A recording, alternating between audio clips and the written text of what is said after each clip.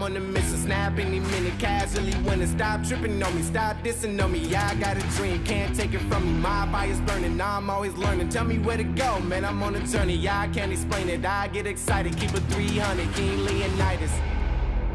Strap in, cause it's gonna be a long ride. Working on me every single day and night. There comes a time when your worlds will collide. If it's holding you back, push it right to the side. Ain't got no time for no fear. I work too hard to get here. Ain't got no time for no fear. I work too hard to get here.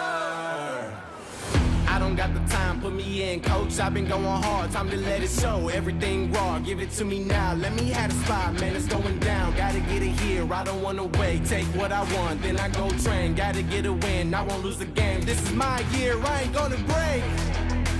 Strap in, cause it's gonna be a long ride. Working on me every single day and night. There comes a time when your worlds will collide. If it's holding you back, push it right to the side. On another level, I will never settle. Mind over matter, get the gold medal. On another level, I will never settle. Mind over matter, get the gold medal. Ain't got no time for no fear. I work too hard to get here. Ain't got no time for no fear. I work too hard to get here.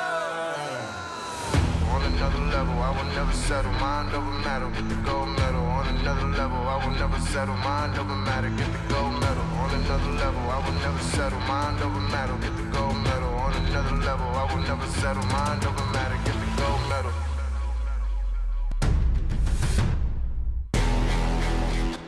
Ain't got no time for no fear. I work too hard to get here.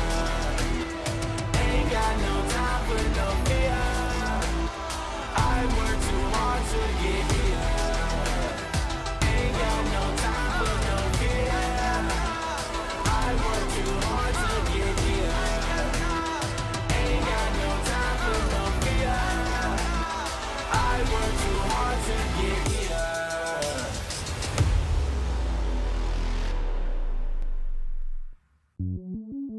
Welcome to the place where dreams come true, where everything you want can be yours, if and only if you're willing to work for them, you're willing to hurt for them, but most of all, you're willing to be first for them. Ha! Look, I'm going straight to the top. I don't know how I would stop, like it or not. I got some goals that I'm hitting. You hear what I'm spitting, it's hot. Look what I got, whole lot of passion and pain. The road to success is insane. Stay out my lane, cause I'm on a mission. I'm getting what stands in my way. Yeah, I'm a beast, I wouldn't play with me, baby. The way that I'm training is crazy and I do it daily. You wanna talk about drive? I got more drive than Mercedes. I've never been lazy. I'm in the room, it's a red alert. You wanna compete? Well, get better first. I got 10 toes in the dirt, push through the hurt just to show them my worth. I'm the best. Yeah, I'm the best. I never stress. I know what's next. I'm who they test, like we playing chess. But I'm unimpressed, so now let me flex. Ha, yeah, I'ma work through the struggle and hurt, cause I know my worth, and I gotta be first. Ha, yeah, I gotta be first. Look, I don't want anyone's sympathy. I understand what it's meant for me. I give my focus and energy. If it's meant to be, then it's meant to be. But mentally, I'm undefeated. They hear that and say I'm conceited, like there's no reason. Like I don't beat them and come back again just to teach them that when you work under pressure, you reach higher measures. They'll try and bring you down, but you cannot let them, and only get better and focus on cheddar. Eye on the prize and you'll become a legend. Like, when I'm in the room, it's a red alert. You wanna compete? Well, get better first. I got 10 toes in the dirt, push through the hurt just to show them my worth. I'm the best. Yeah, I'm the best. I never stress. I know what's next. I'm who they test, like we playing chess. But I'm unimpressed, so now let me flex. Ha, yeah, I'ma work through the struggle and hurt, cause I know my worth. And I gotta be first. Yeah, I gotta be first. They don't know what's gotten into me. How'd I turn pain into energy? Through all the struggle and hurt, remember my worth, and that's why I gotta be first.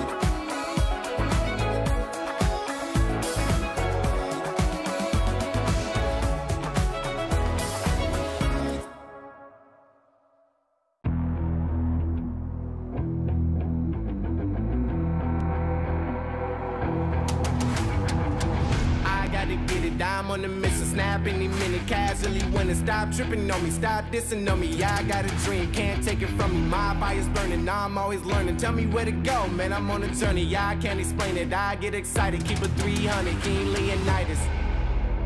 Strap in, cause it's gonna be a long ride. Working on me every single day and night.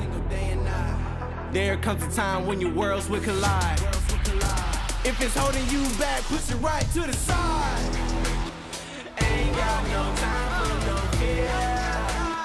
I work too hard to get here. Ain't got no time for no fear. I work too hard to get here. I don't got the time, put me in, coach. I've been going hard, time to let it show. Everything raw, give it to me now. Let me have the spot, man, it's going down. Gotta get it here, I don't wanna wait. Take what I want, then I go train. Gotta get a win, I won't lose the game. This is my year, I ain't gonna break. Strap in, cause it's gonna be a long ride. Working on me every single day and night. There comes a time when your worlds will collide. If it's holding you back, push it right to the side. On another level, I will never settle. Mind over matter, get the gold medal. On another level, I will never settle. Mind over matter, get the gold medal. Ain't got no time for no fear. I work too hard to get here. Ain't got no time for no fear. I work too hard to get here. On another level, I will never settle. Mind over matter, get the gold medal. On another level, I will never settle. Mind over matter, get the gold medal. On another level, I will never settle. Mind over matter, get the gold medal. On another level, I will never settle. Mind over matter, get the gold medal.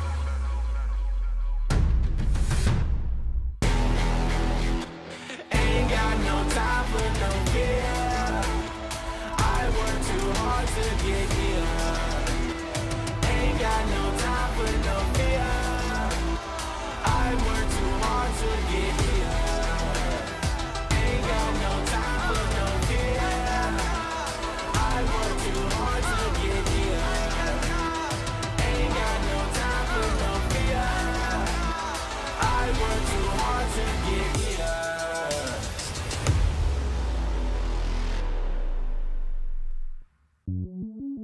Welcome to the place where dreams come true, where everything you want can be yours, if and only if you're willing to work for them, you're willing to hurt for them, but most of all, you're willing to be first for them. Ha! Look, I'm going straight to the top. I don't know how I would stop, like it or not. I got some goals that I'm hitting. You hear what I'm spitting, it's hot. Look what I got, whole lot of passion and pain. The road to success is insane. Stay out my lane, cause I'm on a mission. I'm getting what stands in my way. Yeah, I'm a beast, I wouldn't play with me, baby. The way that I'm training is crazy and I do it daily. You wanna talk about drive? I got more drive than Mercedes, I've never been lazy. I'm in the room, it's a red alert. You wanna compete, well get better first. I got 10 toes in the dirt, push through the hurt just to show them my worth. I'm the best. Yeah, I'm the best. I never stress. I know what's next. I'm who they test, like we playing chess. But I'm unimpressed, so now let me flex.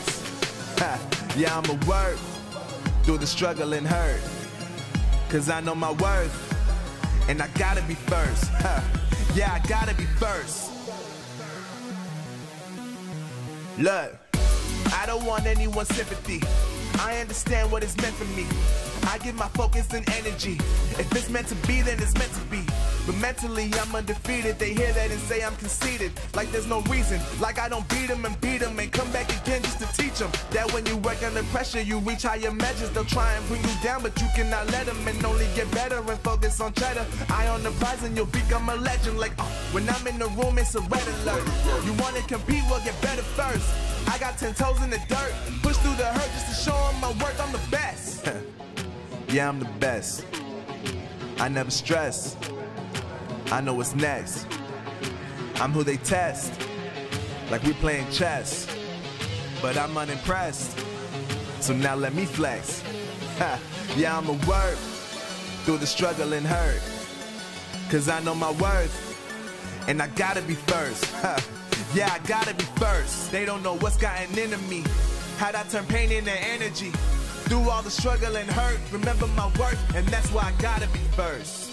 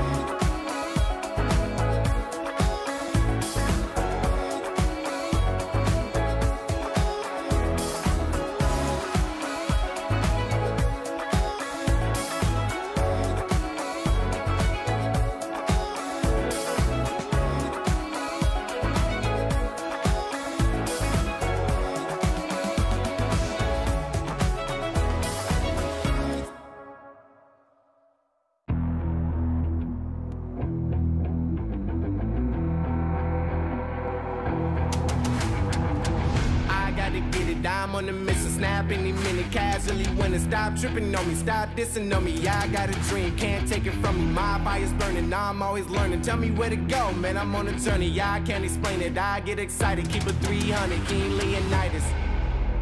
Strap in, cause it's gonna be a long ride. Working on me every single day and night.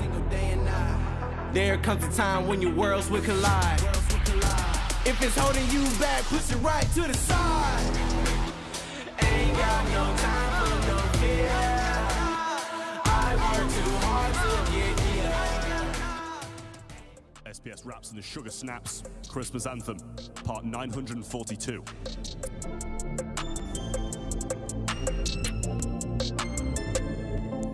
In the digital arena, Foot takes the lead. Unbeatable drafts, strategies with speed.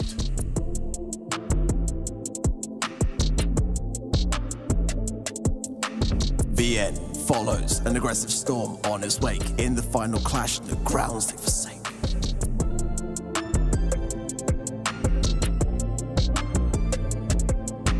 Noun studies foes with an analytical eye, knowing their weaknesses, on opponents they spy.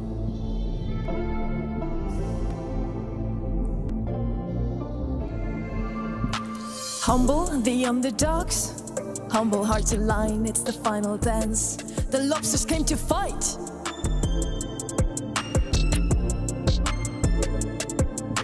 Welcome to the era of everyone. The unannounced, humble, the battle's just begun.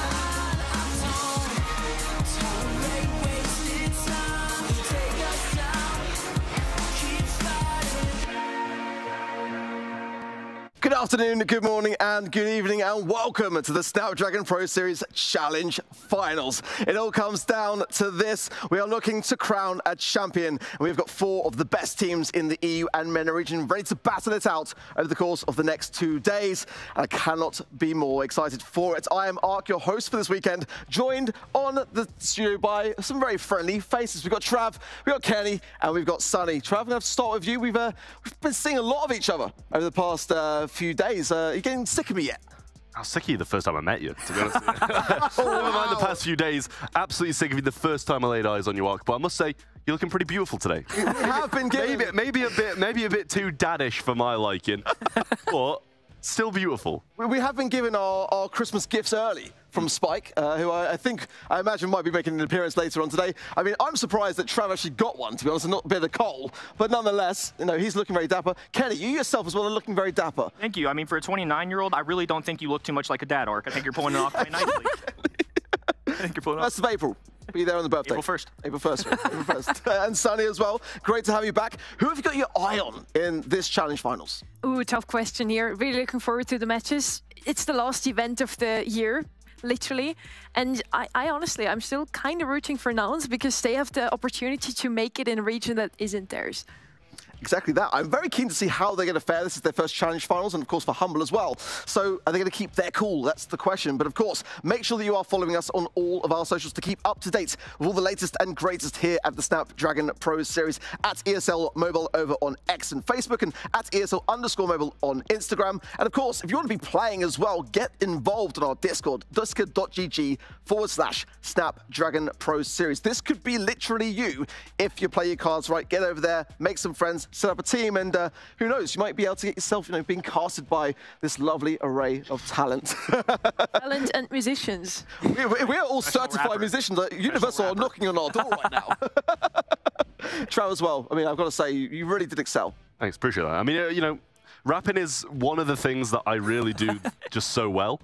Rapping from memory, not the best, but... More of a freestyle kind of guy. Exactly. Kenny went all out as well, by the way. That was his shining moment. Look, I'm committed. I'm committed. This is why we get paid the big bucks, folks. We're professionals around here. Exactly that. Well, Sonny, let's discuss a little bit about our former champions, because in this journey, this season in particular, has had so many upsets along the way and some big names not going to be present, actually. Former champions, it means the teams that aren't playing this weekend. We have Reply Totem winning Mobile Masters and Season 1 and 2. Season 3 then got taken on by Zeta Division. That didn't make it. Both of those teams have not been looking the best in this Season 4. But now we can crown a new champion. Who's it going to be? All 4 teams that we have now, it would be their first win. For esports, came very close in Season 3, and at the Gamescom, they almost made it, got 2nd place. So let's see if they can get their revenge. Yeah, all we know for certain is that a team is going to be raising that trophy for their first time. And like I say, for esports, definitely looking to me like a bit of a favorite there for sure. But let's take a look back as well in the Season 4 leaderboards, Trav, because this season, as I said before, was very unexpected and some big, heavy hitters not involved in that top 4. Yeah, so there's some huge teams. Pretty much all the teams who did well at World Finals aren't in the top 4, Two teams didn't even make it to Worlds, and the other 2 got grouped. So, I mean, our teams today, they might not have been looking too good through the past competition, but they made it here today, and that's what really matters. Zeta Division, SK Gaming both played phenomenally. Zeta Division won the World Finals, SK top 4, and we haven't even seen them anywhere near this top 4. And I think as well, this is the first time we've ever had 3 teams tied in a 5-2 in the Snapdragon Pro Series, which just goes to show, Kenny, how close it has been every step of the way. And for you, was this the Final 4 that you expected? Absolutely not. I mean, we were here week number 1. Barney asked us predictions, and I think you and me picked Zeta and SK. Trav over here looking like a genius, picking Foot and Humble. So, sometimes it's a little messed up. I don't know how it happened. Somehow, some way, Trav was right. But these guys didn't get here by accident. I mean, these are very legitimate teams. They had to beat world champions, international champions in Totem. It wasn't an easy road to get here, so more than deserved. And one of these 4 teams it's going to be new, but it's going to be very deserved. Yeah, and speaking of Totem, Sonny, going back to that final Challenge Day 7, we'll throw out some highlights as well along the way to kind of refresh our memories. But that matchup was very, very important there for VN Esports, and they just gave their way through.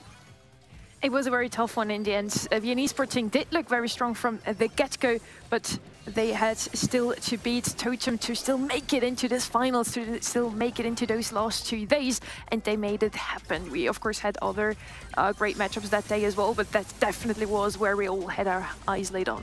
Yeah, I mean, that was the decisive matchup of the day. A lot of, there was still a lot up in the air. I think Humble was the only team who was guaranteed to be going to the Challenge Finals, heading on into that Challenge Day number 7. So it was nice to see them succeed, because to be fair, they've had a bit of a tough year. And seeing them at the Challenge Finals here, I expect them to do quite well, all things considered. They haven't really had the World Finals to focus on, and I think that's probably going to help them, if anything, considering they could have just focused directly on this. VN Esporting going to be in a similar spot too. I mean, both of those teams have been just waiting, studying, I'm sure just pacing their time, taking a little well-deserved time off as well, as the BSC year's been crazy. But to your point, VN and Humble, 2 teams with a little bit of a roster swap in the sense that they're trying new players out. It's still a lot of familiar faces that we've seen in previous seasons, but I would argue that, once again, we saw VN not drop a step. They were still a #1 seed tied coming into this. Humble, somebody that made top 4, that's not something we're used to seeing from them this year. And VN and Humble are both of the teams that made it into LCQ. Didn't quite make it into World Finals, but still had a strong showing there, making it all the way to the golden ticket matches. And then on the other side, of course, we have Nouns and Foot Esports that did play in the World Finals. However, they had very, very tough opponents. Nouns Esports faced off against STMN and Zeta Division, the 2 finalists in the end. And also Foot Esports, very tough opponents. There was Crazy Raccoon and SK Gaming. So all in all, very strong teams here. And I think as well, we've got to discuss a little bit about how this is going to fare, how this is going to go, because for some of these teams, we don't necessarily know. I'm sure there's a bit of gossip going around on X at the moment, but, are these the rosters that we're going to see next year? That's kind of my question, Trav. Yeah, that's the thing. And I mean, some players might have even started to, have discussions with different teams, with different players about moving, and that can affect how teams are playing massively. And I think that can be a really big thing heading in today, whether or not teams are going to be switched on, whether they're going to be focused on, next year and trying to find teams for that. But there's still a lot to play for, a lot of cash on the line here as well. So definitely need to keep all the focus on SBS Finals. I think that's a great point. I mean, there's definitely going to be some roster mania. I'm sure that happens. It's a large region. There's a lot of phenomenal players, and everybody's just trying to do what's best for them. But right now, I'm sure a lot of these guys guys are focused on the here and now. Teams like VN and Humble especially that have had time to kind of settle down, bake this. This is their World Finals in a sense, and this is a huge competition that I'm sure even teams like Foot, Nouns have had in their minds too to end off the year as well. World Finals a big deal, but also a lot of chunk of change on the line.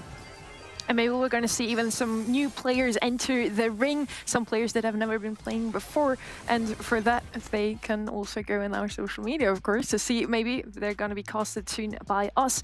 And not only new players, I'm wondering, do we see Charlie today? Finally, it would be her first showing in any tournament. A Brawl Stars debut potentially on the line. Who knows? I mean, crazier things have happened, but for sure, we've got to discuss first and foremost the format, Trav, because in the Challenge Finals, we do things a little bit differently here at the SPS. We do indeed. We got this kind of round robin through the first day today, and 6 games will be going on throughout the duration of today. And then obviously tomorrow we'll be heading into that bracket. One team will be eliminated today, though, that 4th place. If you come at the bottom of the barrel in this round robin stage, you will be eliminated. Then the remaining 3 teams will head on to the double elimination tomorrow. Yeah, for day 2, of course, Kenny, a slightly different format than the round robin that we've got for day 1. Whereas, you know, the elimination bracket can be devastating. We saw it in Season 3 and how it affected teams like SK Gaming. Yeah, sometimes you just need one shot at it, right? SK gave themselves a little benefit, defeating Foot on day number 1, for example. Day 2, they lose 3-0 in the upper bracket. Foot in the lower bracket pull off an upset. Now they're in the grand finals. So it is a really big deal. You want to get as many chances as you can. Sure, there's a little bit of a mental battle in there, but personally, I'd rather be top 2, have an opportunity for 2 lives rather than just 1. Yeah, absolutely. You want to stay in the upper half for sure. We saw SK get a bit tilted last time round, and for esports waiting that lower bracket, they all were ready to lap it up, and we saw then the exchange of words, and we saw then the resolution of that at the World Finals, of course. But Sunny, we got to talk about money. Tell me, what's the prize for? We already had $11,000 up for grabs in the season, and now it's going to be another $39,000 on the line here for the finals. $20,000 alone will be the first place taking home here. Definitely not bad. Not only glory here, but also some cash on the line. Sheesh, some big bucks ready to be had for sure. And of course, everyone wanting their lion's share of it. Going into these round robins, I want to see how the teams are going to be prepared for what is to come, because, Trav, we have got a fierce schedule coming in thick and fast. We do. Did this man really just drop a sheesh as well? He may well have done. Can we bring it back to that? Someone clip it. Who let the old man sheesh, to be honest with you? Schedule. Here it is, though, guys, getting down into it. Foot Esports versus VN will be what we kick off with today. Then Nouns versus Humble afterwards. Foot versus Humble after that. VN versus Nouns. Foot versus Nouns. And then VN versus Humble will wrap up the day. And then we'll see who'll be heading on to tomorrow. And one team will sadly be going home. Some spicy games that Kenny, I've got to ask, you know, is there any specific one that you feel could be quite a special one to watch? I definitely will be looking out for a Foot Nouns rematch. During the regular season, it was a 3-2, came down to the wire and dictate a little bit of seeding coming into this one. I think whichever team can get the best of each other in that one is likely going to be coming out in top 3. I think both of those teams are coming out of this more favored by many, but I don't think we should sleep on some of these teams like Humble that have been really solid this season, only improving. In VN, this is now a second go-around at this. I'm sure they're going to be hungry for this as well. I agree. I think Humble have never looked better. I'm very keen as well for that rematch, that very close affair, that 3-2 scoreline we saw with Foot and Nouns. But Sonny, let's round up things and get into our first match of the day. It's going to be Foot Esports versus VN Esporting.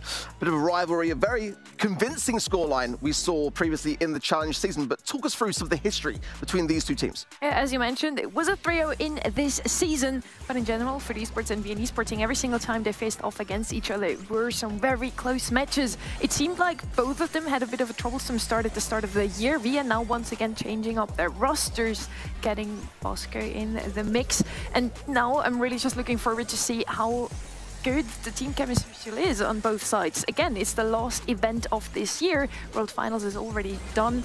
And yeah, I hope Foot Esports still has some juice left. And Trev, this was the #1 seed coming into the Season 3 Challenge Finals, and of course, there they had a slightly different roster, no fault of their own. But today, you know, with Bosco, which I think has been doing pretty well for the most part throughout the Challenge season, as far as I'm concerned, you know, they've got the best possible chance of actually coming out on top now. Yeah, that's the thing. Now that they have this roster that they've been playing with for a while, and as you said, Bosco, he's been playing very, very well. I feel like they deserved a bit more throughout that Challenge Finals in the Season 3. And you know, this time, they don't come in as that top seed. They're actually playing against the top seed first for Esports. And I think it's a little bit worrying for them, especially with that 3-0 scoreline that we did see. For Esports have been looking really strong. I mean, if we you know, discount the World Finals, but before that, they've been looking very strong.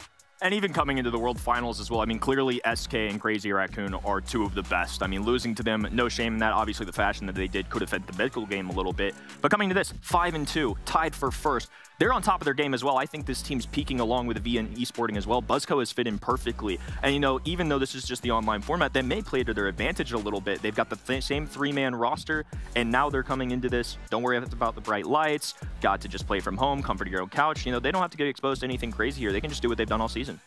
I'm looking forward to this matchup. It's one of the ones that I had my eye on from the very beginning, so glad that we're going to be casting it. Both those teams didn't win against all of the other three. We have none of those 4 teams actually taking the win over the other 3. So I hope this is not going to happen today. We do have a tiebreaker in case this is going to happen. But yeah, let's see if one of those teams really has what it takes to win it all today and already get a good seeding for tomorrow. Well, Trav, speaking about the meta for just a bit as well before the draft will come in, are we looking to see kind of relatively similar stuff to what we saw at the World Finals? Were there any brawlers that really kind of surprised you from the BSC World Finals that you kind of expect to see coming and making a bit of a return? I mean, Kenny's already mentioned maybe you might see some Charlie. Maybe. Hopefully. Yeah, I mean, I want to see some Charlie, same as Kenny, but I think Maisie coming in so much in the World Finals did surprise a lot of people. And, you know, we were talking about just a little bit earlier that, you know, we were just waiting for that moment for Maisie to prove itself. And it really hadn't throughout the season of the SBS Challenge season. And then World Finals, it kind of just came in and all the other regions playing it, showing us how it was really done. And I'm hoping to see a bit more of that, I feel. Yeah, I said for many a time that I was waiting for Macy to have that pop-off moment, and it came from Luminosity, and I was kind of sold from that. Macy, of course, one of those brawlers that has the best charge rate for hypercharge, and brawlers like Lu, I mean, those are prime candidates for me, Kenny, when it comes to those bans in gamers like Hot Zone. You know, we saw as well Chuck having a great amount of pressure to be dealt in gamers like Heist. I mean, in terms of the brawler pool that we've kind of got, it's very, very vibrant when it comes to those choices. And I think that's something I love. I mean, especially at World Finals, we had so many different choices. We had hypercharged brawlers pop off. Lu was the #1 tied with a non-hypercharged brawler who I'm going to expect to see a good bit today. 8-Bit shocked me. He showed up everywhere, tied for the most played at the World Finals. Lu, of course, getting more bans because of the hypercharge. 8-Bit just one of those brawlers that's going to slide through that ban stage a lot of the times just because people are going to be threatened by Charlie, who I don't expect to see today. I think we're going to see 0 once again, but you never know. But 8-Bit, somebody that kind of surprised me a little bit. Yeah, I agree. I think 8-Bit's one of those versatile brawlers that's coming into a bit more of a sort of game mode. A few other game modes it is coming into, of course. But Charlie, you know, banned in every single game in the BSC World Finals. And hello. Oh, he's back. Yeah, we've got our friend back. Spike, great to see you, mate. How have you been? Sweet. Always a big talker, Spike. Thank you for my Christmas gift. Very, very grateful for it. Trav as well would like to... We all are. Yeah. Merry Christmas. Thank you so much. I look really good. Thank you. Well, actually, after Charlie, my biggest surprises were Mr. P and Edgar coming into play into World Finals. Both of them I have never expected to be played ever again. Not in the current meta, at least. And both worked out fine, as TMN showed us how strong Mr. P really is, and Data Vision slept back with an Edgar pick. The only one, 100% win rate at World Finals. Let's see if he can repeat that today. It was a great counter, wasn't it, to that Colt and that Barley pick. It really did hard counter the majority of that comp in Hot Potato. And for me as well, you know, that's what I think is so important when it comes down to draft, is just being able to look through the weaknesses within those cracks and trying to capitalize down on it. And I feel as well that that's where some of these underdog teams like Humble coming into this competition can really thrive if they've done their homework. And I was so impressed by them specifically throughout the challenge stages, because it was really their moment to shine. And if they can go all the way, I mean, that would be huge for them, Trav. Yeah, I mean, this is the thing as well. Like, because even though they came in at 4th seed throughout that challenge season, it's a round robin now, so the seeding isn't really going to matter until tomorrow when they can go through. And one team will obviously be dropping out today, but we are going to be getting into the draft. Last stop is going to be the first map we go towards for esports. Early ban to the Piper, the Charlie and the Lu, and then the Meg, the Max, and the Tara over the other side. Nani as the first pick. Yeah, and of course, we're going to see Charlie on the foot side of the bans, and if we can infer from the World Finals, every time somebody has that second pick, they will be banning Charlie. They don't want the other team to grab that Charlie, so they're going to go ahead and prevent this. I think it's a good call. Charlie is still so strong, and obviously we haven't had any insane balance changes or anything yet, so I expect the meta, like we've said, to be relatively the same. I think Nani, though, actually a very sneaky good pick here, having the long range, the teleport if they wish, is a very good option. I agree, Nani, one of the best mids you can have on any single gem grab map. I kind of expect the Colette still to come out because those three, Charlie, Lou and Colette, were always either picked or banned. Let's see if she's actually going to be good on last stop. We have a lot of control already from the side of FUT Esports. Very big area control with the Otis and the Lola. Lola also not too shabby against the Nani. We haven't discussed the predictions, so maybe on the way to the desk, guys, you can give us your thoughts when it comes to that. I'll find out from the predictions master backstage as to how he is feeling, but you're going to take the lead on this. Head over to the casting desk, take it away. And action. Well, let's get into it. I'll start with predictions. I think this is going to be a tough one to call, but you know what? I'm going to get a little spicy with it. I'm going to give VN Esporting a little benefit of the doubt here. I feel like they've been working better and better as we've moved along. And I'm curious to see what Spike thinks about this. I guess he can share predictions with you, but I'm going to go with VN Esporting here. Maybe you can tell me. Maybe a little point. He thinks it's going to be a 3-2 once again. Does he? Is that what he said? For FUT Esports? Yeah, that's speak the language. Exactly what he said. Yeah, you agree, right? Mm-hmm. Yeah, he agrees. Okay, I think 3-2 for FUT Esports. It's going to be a close one. Okay. I go along with whatever Spike said just now. Oh, I get it. We're going to have Eve coming out of the side of VN Esporting this time around. Also some control there. And Maisie, we talked about her. Probably a good pick, right? Yeah, I think Maisie is honestly in a very solid place as well. Maisie with the hypercharge, of course. We talked about it a little bit in the pre-show, but I think Maisie really impressed me at the World Finals, and even for ARC. I've had a lot of educated Brawl discussions with ARC. Couldn't quite sell him on Maisie, but once the hypercharge kicked in, once we had the World Finals, and he saw some pop-off moments, I think it proved itself. So even ARC got convinced that Maisie has its right to be in the current meta. Buster coming out of FUT Esports, no surprises there. They love to play this brawler. They just put Lena on it and it works out more often than not. I do like the FUT Esports comp a tiny little bit better even. It's very rounded off. It looks like a FUT comp on the side of VN Esporting. It's very balanced. I didn't see the Eve coming out that much on this map, but honestly, I see where they went with that. They just want to push in together with those hatchlings and gain back some control over the map. Yeah, a little extra supers. It can traverse over multiple objects, has the gadget that can jump things too. So as a gym carrier or an aggressor, I feel like it can kind of blend into that role a little bit. Of course, FUT can be kicking things off with a very aggressive composition as well. They've got the Lola, they've got Otis to shut down those tankier options. Of course, it wouldn't be a little FUT without some aggro on the left-hand lane. A little aggressor coming in now as well. Semantic winning right-hand side as Rama makes a trade here. Lenan going to be battling with Buzzco, and to kick things off, it's going to be FUT Esports with a small gym lead. 2v2, Rama low falls in the end to Drage there. We have FUT Esports already with the 4th gem picked up. Now VN Esporting needs to get back some mid control, and that's where the hatchlings come out. Ledge already gets rid of them, but still it gave VN Esporting some time to come back into the lane. Semantic has been falling again, and VN Esporting can slowly but steadily catch up now, 4 to 3 gems.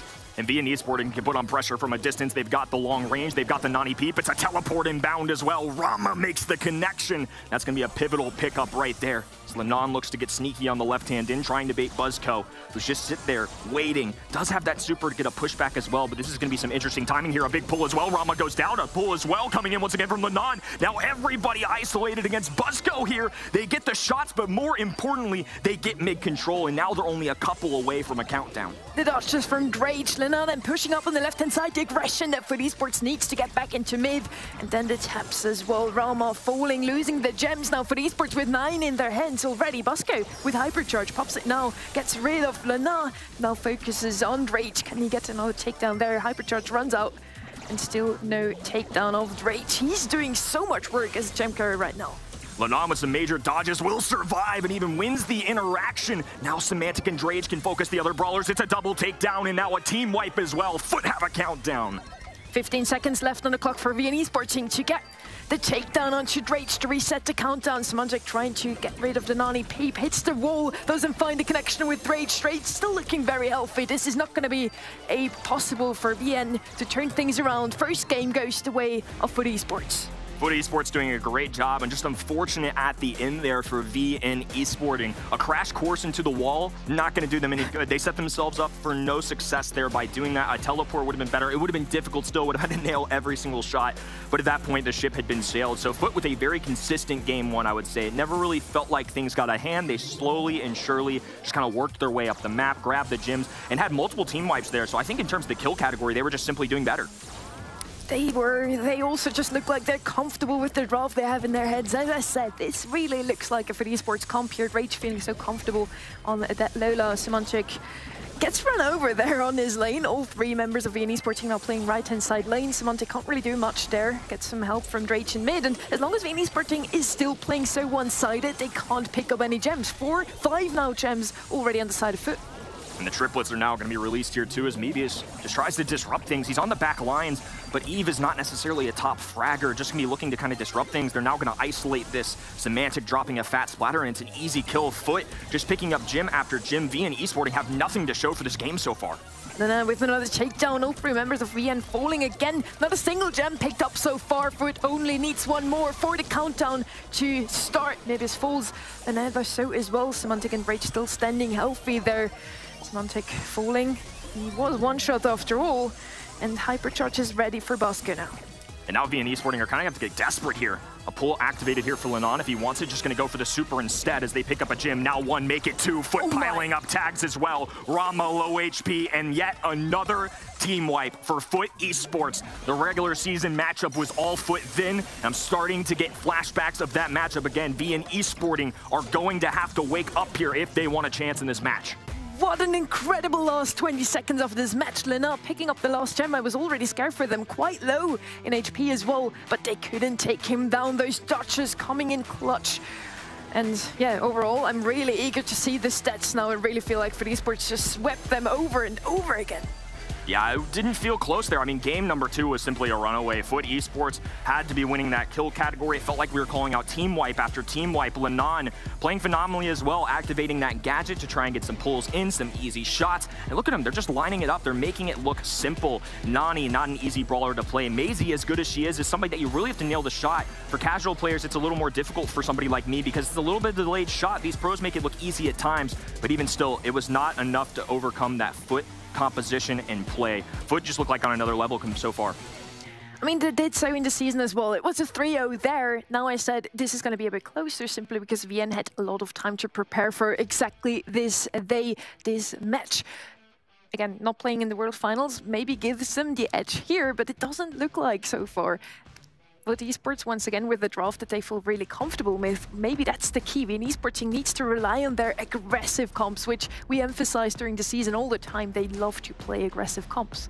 Yeah, they pick up the Maisie there, but it did kind of feel like they were going for that longer range, and they're a very much kind of W-key team. They want to be up in your face. They want to let you know that they're present. So I think getting back to the roots might be good for them here. They got to change something up. It's one that you just kind of got to throw in the back of your mind. They're better players than that. We've seen them do way better than that. I think that is the floor for them. I think if they put that behind him, draft like normally here, they can move ahead and maybe pick up some sets. VN is one of those teams that usually needs a little wake-up call. They tend to lose the first set every time and then come back even stronger. So let's see if that is gonna shake up their minds. Charlie banned out once again by Foot Esports, meaning first pick goes the way of VN Esports and going here with a tick pick. Now Canal Grande, is that the brawler you want to have? It's a lot of area control, but it's also very squishy. Very squishy, and in return, Foot's now going to go with a Rosa, but it seems like VN Esporting wanted one thrower for themselves, and they're going to ban out the other 3. Yep. No Willow, no Barley, no Dynamite. Maybe they can get creative on the Foot side if they really want to sprout, but I would be surprised. I think Tick going to be their best choice from a thrower standpoint. As a first overall pick, it's something that's probably not sliding back to them if they really feel that way. I'm a little surprised. I mean, in the olden days of Brawl Stars, early 2022, 2021, this was the norm, but now it's a much more aggressive stance. And so they're going to go with Cordelius, who's a counter to Rosa, a counter to tanks. They're going to take a hypercharge brawler and just get up in your face. I do see the idea that VN Esporting have behind their comp, banning out the other throwers, going with Tick, which is the best thrower into tanks usually. Maybe Willow could be argued. Anyways, not banning out any of those tanks that Foot Esports is shining on time and time again is very dangerous, and Foot Esports seem to take advantage of that. Exactly, going with the Cordelius and Rosa. Now, VN does have an answer, again, coming out with the Maisie, but Sandy, not that much damage output. I don't know if that's going to be enough to get rid of the Rosa. Definitely gives them a pathway back into the mid if they ever get pushed out. Sandy's an interesting one right now, too. At World Finals, actually had a 71% win rate, which is pretty ridiculous. Top 10 brawler that was played. I think partially because it's a better brawler with those balance changes we've had more recently, but also the gadget, having 4 times a game where you can put somebody to sleep, whether to get aggressive or to put yourself out of a sticky situation. Say Rosa or Buster is aggressing. They throw a Sandy gadget and can walk away, get some distance, and it's harder for those brawlers to kind of punch you in the face. So I think that's going to be a little bit of the influence here. They're going to go right back to Maisie. I know it didn't work for him last time, but it still is a great brawler. They have a little range. They have some aggression with the super as well. So I actually don't hate the Canal Grande comp that they've picked. I just think Foots is going to be overly aggressive, and if they don't shut it down quickly, it's going to get out of hand. I'm really scared for VN, not gonna lie. They only have the Maisie that can really do much against tanks, and for esports, taking 2 tanks in their hands, it's gonna look even better than it sounds already with the Buster and the Rosa. Lena, of course, is going to be on that Rosa on the right-hand side, already pushing up very aggressively. They certainly get the blue star there. Immediate mid-control. What can VN do? And Foot are just trying to attack right now. They trade for now, but Drage closing in. A tick head already inbound, so Drage gonna have to push away for now. VN Esporting regrouping, but most importantly, the blue star was attained by Foot, and now VN Esporting are still gonna have to be the aggressors despite this being tied, and they don't feel like nearly as aggressive of a comp. They're not gonna want to be in people's faces. Amazing gadget there by Lenan. That Rosa slowing down. Maybe it's his attempt to catch them off guard here. Maybe it does have a super ready. Gets taken from Symantec in Shadow Realm. Great stun coming out of Bosco there. Gets rid of Symantec. For now, VN Esporting taking over the lead. But Lena clean sweeps them. 2 kills in a row. That's going to be for the Esports with the lead once again. Rosa's just so tanky, and now let's double it. Let's add another tank. 10,400 HP for Drage, who gets a double pull as well. Maisie ending that idea very quickly, but things could have gotten out of hand there. Foot Esports are just going to take their time, group together, and make one push as a unit. If they do that, even with the Sandy gadget, they're only going to be able to shut down one brawler at a time. They've only got so much ammo and shots, and Sandy and Tick are not going to be nearly aggressive enough. They're going to have to play this very smart. Mebius having a hard time here now as well. Low HP, a shot to the Shadow Realm, but Symantec, I think, just going to play the distance. It's going to be a little bit of a reset here as both teams try to get themselves squared away. Symantec shutting down Mebius' attempt once again, at the same time saving him in a way. Mebius was one shot, couldn't get taken out by Foot Esports. It's still only 1 star, the blue star, that gives Foot Esports the edge for now. 1 single kill on Symantec, and VN takes over the lead once again. Ticket coming out there. Lena and Rage just looking to closing the gap there between themselves and their opponents. And now they're backpedaling here, Foot on the offensive, trying to get up in their faces as Drage drops the shield on the right hand in. Sandy trying to approach this, a kill for the VN side. Mebius all alone, that's not the brawler that they need though. Tick Mine going down and Cordelius falls. It's actually going to be a VN Esporting game, and they needed that one badly. As convincing as the start looks there, Foot Esports can't take the win home in the end. VN Esporting winning this first game, and that's exactly how they can do it. Foot kind of over-aggressed at times, straight on the right-hand side, 1v2ing, going down in the end, giving them the lead back. That's exactly what VN Esporting is hoping for, just to work on every single mistake Foot Esports might make. Once again, Foot Esports grabbing the blue star. They're having a harder time approaching this as well. They've already been chipped down a good bit. Drage with less than half HP. Lenon recharging as well, getting up in the phase. Mebius with a pushback, a super coming in from Rama as well. Lenon barely surviving. Symantec in trouble though, dragging one to the Shadow Realm, and both are going to be weak here. They're going to stick together as a unit. Symantec tries to get a little tricky with this, and it was not worth it at all. This is going horribly wrong for Foot as a triple kill goes down, and VN are excelling early on. That was scary for Esports. All 3 members low from the get-go. 300 HP on Symantec, 100 on Lena, and all 3 members falling. Now they try to fight back here. Symantec once again is one shot, has to jump over the wall to survive that one. Gets the takedown. With that, for Esports, closing the gap slowly but steadily. Only the blue star now gives VN still the edge. Drage with a very big clutch super on that left hand in. Lenon was one tap from Amazing. The shot was lined up, but he threw that shield up for a teammate, reflected it right back. And so they were able to hold on a little bit. And that 1 star again, blue star makes a huge difference in this game mode. And I think for Foot Esports, they're going to be playing their cards right here, looking to go for a last-second push and want to put VN Esporting in a vulnerable position. I see Lena with Hypercharge ready. He tries to go in aggressively to get the super there as well. Gets pinched by Bosco, and Rama though falls in the end. Lead still with VN Esporting. Now it's even a greater one. Symantec Shadow Realm together with Rama. He does get the takedown there. Taking over the lead now as Drage gets a takedown as well. 13 to 10 stars. 25 seconds left for VN to turn things around and claim that set. Oh, and Lenon with a beautiful gadget to give themselves the lead. They're able to hold on to this. 5 stars were very vulnerable. Drage with a massive gadget here as well. They're 1 star away from hitting the 20 threshold as Symantec drags one to the Shadow Realm. Rama alone can't get this done. 10,000 plus HP, and now a shield on the left hand end as Symantec keeps Mebius in the underworld as well. 1 kill gonna make the difference, but not enough time on the clock. Foot Esports hold on and tie things up. And with that, we yet wait for VN to take the set. Foot Esports looking a lot stronger now all of a sudden, at least in the second half of this game. In the first one, it really looked like VN had the exact knowledge on how to be that aggressive comp coming out of FUT Esports. Let's see if they can shut them down from the get-go, and then they need to hold on to mid control. Double tank right hand in, Semantic creeping up to that blue star. I think Lenon's going to be able to grab this if they so choose as well, but I think they're going to focus on the positioning before they go for that blue star. Once again, about half HP, but a double pull as well, a pushback. It's going to be a close call, and Sandy squeezes by with the kill. Blue star still remains on FUT's side though, so they'll hold the lead for now. It was well played there by the Rage. They still have the blue star, still have the lead. FUT Esports needs to fall back now though, as Rama's just tripping them down with a tick. Shots, double stun once again, double takedown from the Rage. Only Mebius still standing there, falling now as well. FUT Esports extending their lead for now. VN still has more than enough time to turn things around, but is it going to be possible, Kenny? That gameplay was perfect there from FUT. They take both of their tanks, they walk it up with Drage's super, and then they have Lenon there as the boxing botanist to get up in their faces. It's going to take up all of VN Esporting's utility to try and just get one takedown just due to the sheer amount of health points on the other end. One kill, not enough. Still down 2 here with a minute to go. So VN Esporting are going to have to play it patiently. As a stun goes down, they're going to be wasting even more time. The Navi super ready, no hypercharge yet, but they do have the lead. They just need to survive the last 40 seconds of this game. Bosco, no Sandy super as well. Himself and Mebius need to close the gap between themselves and the tanks now to get the takedown on anyone really, and they would be able to take over the lead.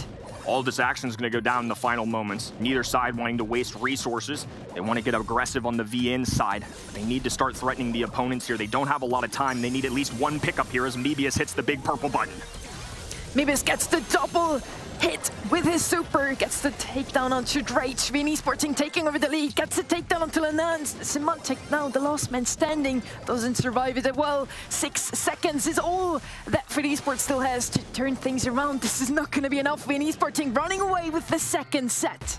Nicely played there and well timed, especially for a composition that's not meant to be in your face like the FUT Esports comp. They were down 2 stars, they waited until the final moment, they have all these supers and hypercharges ready, and with about 15 seconds to go, they know they want to be the last ones to strike. If they get the kills, great. If not, they were already losing. What's the harm in trying? They'd rather be the last ones to go out than try and end things early here. They didn't have to put themselves in a spot where they were backpedaling to their spawn, and these big brawlers on the other end, just like plays here, couldn't bully them anymore. They stuck together, they fired their shots, and they picked one off at a time, which is huge when you're playing the high health point brawlers. The most important thing every time you play against a tanky comp is not to give them the death cycle, and VN Esporting did just that. As you mentioned, they waited until the very last moments to get those takedowns, so even if FUT Esports can respawn once again, they won't have the time to go up into their spawn once again. FUT Esports this time around not victorious. It's 1-1 now. VN Esporting evening out the score. There's some great plays from FUT side as well. I felt like they were certainly still in that. Obviously, it came down to a 2-1 setting and in the final moments as well. But they just simply got outnumbered there a little towards the end. It's a game of patience and pacing with Bounty, and sometimes that's really hard to time, especially when your team is relying on complete offense. There's no real holding back. They can't passively charge a super. They can't lob up tick shots or anything like that. They can't fire from a distance like Maisie, so it's all or nothing for them, and unfortunately at the end, it ended up being nothing. Just as Bounty is a game of patience, we're now going to head into Heist, which is kind of the complete opposite of that. We do see a lot of just base races, and I'm really eager to see what those two teams are going to show us. Here, it's definitely a map that we have been seeing a lot of times also at World Finals. Hot Potato is going to come out here. Do we see an Edgar again? Edgar's a world champion. I mean, I don't blame them if they wanted to bring out the Edgar, but this is a kind of map and mode in the recent days of Brawl Stars that I feel like has played into that more aggressive comp. You know, sometimes in the professional level, we see this be a real game of area control, and especially in the olden days on things like Safe Zone, the longer distance maps, everybody's just firing sharpshooter shots from a distance, just trying to charge up utility. In the last 15 seconds, everybody goes berserk. Not so much in this day and age. Everybody's looking to fight, get aggressive, charge that utility early, and just win out as quickly as they can. Utility not only means supers now, but also hypercharge. And hypercharge has been featured quite heavily in any single Heist map. That's also why we probably have Charlie and Colette banned out once again. Louis open, the controlling brawler. Colt as well, also one of those brawlers that has just great damage deal potential. And then Bull on the side of FUT Esports that they want to bring out so desperately, time and time again. We're going to have Ems as the first pickup here for VN Esporting again, banning out the throwers. They don't seem to be too keen on those. Yeah, especially Dynamite and Barley, they can just dish out so much damage, and depending on the strategy they want to go for, unless they want some wall break in their life, you know, those throwers are going to shine. So Colt, Chuck on the other end, I actually think Chuck's a good shout here in terms of just getting damage. Once he sets up those posts, he can run rampant. It's just a matter of getting to that point, because otherwise he's not the highest damage dealer. You know, he has a little bit of distance that he can work with the smoke. Colt's somebody, though, that's only been getting better in the meta, adding a hypercharge, tearing down those walls if they want. They have options now. So I think for Foot, they've kind of left themselves with a little extra range compared to something like Ems, and they don't really feed into the counterplay. Ems is going to benefit off playing into those tanks, and they just go the opposite direction. And still, it's going to be quite an interesting pick for me here, because we usually see Chuck paired with two very defensive brawlers. We just take our time, let the two brawlers in the back defend at all times, and let the Chuck do his thing. Every time he goes in, he at least gets 10% or something. Now paired with the Colt, FUT Esports seems to be wanting to play even this comp very aggressively, which is not something I'm surprised to see. Yeah, they're going to have two brawlers so far that are clearly going to be attacking. Colt, not necessarily somebody I'm going to want to be playing on defense. Carl, an interesting shout, and one we really don't see too often. Colonel Ruffs is somebody that we've really kind of pushed out of the meta more recently too, but he does bring utility. He can bring wall break if they want. He can power up his allies as well. So I kind of see it. I feel like this is a very old-timey kind of comp from being esporting, which surprises me a little bit because, again, something we're used to seeing is them putting their foot to the gas pedal and being in your faces, but the compositions they picked today have been quite the opposite. They play very defensively against a team that is just as aggressive as them. I don't know if that's going to work out. We have another aggressor here for Esports, again bringing out that Buster. When is VN Esporting finally banning him out? I mean, it did work out for them in Bounty, even though FUT Esports had this brawler. But against this pure aggression, once again from FUT Esports, I don't see how VN can ever reach the safe. They just need to defend at all times. Carl, you mentioned it, one of those picks that we only ever see from VN and Team Queso, actually. Yeah, it's interesting. I mean, Carl just hasn't been played nearly as much, I feel like, compared to other brawlers. There are just better options. I don't think he's poor by any means. I think right now, though, FUT have very much committed to, we are winning if we're on your safe, and if not, we're losing. The other side is all area control, so it's really going to come down to, can VN Esporting defend enough? And I think the issue they're going to run into is just the damage they can get. They have to send Carl, they have to get Ems up there, and Colonel Ruffs is really not going to be able to deal a ton here. So it's going to come down to a good defensive effort from VN, and then making those pushes count. FUT, I think, are just going to continually push up the map and try and get as much damage, and Semantic already starting that out early. We're going to have a great start here from the side of VN Esporting. They do have some control once again. Semantic is still on safe though. He has his post set up. The last one is going to follow now, and that's when Chuck comes into play. He knows he can go down now. He can easily close the gap between himself and the heist safe. FUT Esports for now takes over a very small lead by 3%. Chuck's going to be a major X factor. They're going to go ahead and delete that wall real quick as Chuck trains his way on over to the other end. It's going to be damage going down for both sides. Buzzco trying to play defense. Lenon eats him up. Huge magazine going down that high safe. A little pull here from Drage. Going to be a close one to see who holds on there. And it looks like Rama getting the best of him as Buzzco finally gets a moment to breathe on the high safe. Drage now back in the defensive lines, trying to push up once again, together with Semantic potentially. Lena also has a hypercharge ready. Semantic already goes in alone. He's being left unsafe as well. As you said, Chuck isn't the greatest of damage dealers, but he does get things done every single time. He does rush through, he gets some kills, he gets some damage onto save. FUT Esports still in the lead here, and it's getting bigger. Yeah, Semantic's going to be able to get damage just by being left alone. The more opportunity and time, of course he's going to be able to land those shots. The Super doing more than anything as well. Another 5% trickling down as well, and well over 50 on the other end. One last train conductor push, and it's going to be enough for FUT Esports to take game number 1. Things really got out of hand for VN Esporting as that game continued on. FUT Esports taking the first game here again. Let's see if VN Esporting can shut them down once again. It really seems like they need those wake-up calls, as I mentioned, not only in sets, but also in the game. Let's see if they can turn things around. FUT Esports definitely did a great job at holding on to controlled Rage there in the backlines, even as a tank, doing a great job at defending, and then Semantic and Lena with the damage. About the halfway point in the game, VN was very much in that. At one point, they even had a lead, so I need to see them get back to that if they want a chance in this set. Starting off much more defensive this time as Semantic tries to rock his way up the map. Not going to be enough there. Rama trying to pace himself, actually looking for damage, preferring that, and actually gets the pickup as well over Drage. Pop-off from Rama, playing this tank counter very well. Semantic this time going to take a different approach. It goes down the left-hand in. BB is still holding on to the mid, and another post going down as well, so an opportunity here for FUT to grab some damage. Drage trying to shut down Rama. VN Esporting did do some damage there, but is it going to be enough to take the win, take this game in the end? But Esports still in the lead. Semantic just going back and forth as you do, with Jock getting a super, getting some takedowns, and others of coming down on the save of VN Esporting. I don't know if that is the comp really. They need to defend, and otherwise they have no opportunity to do anything this game.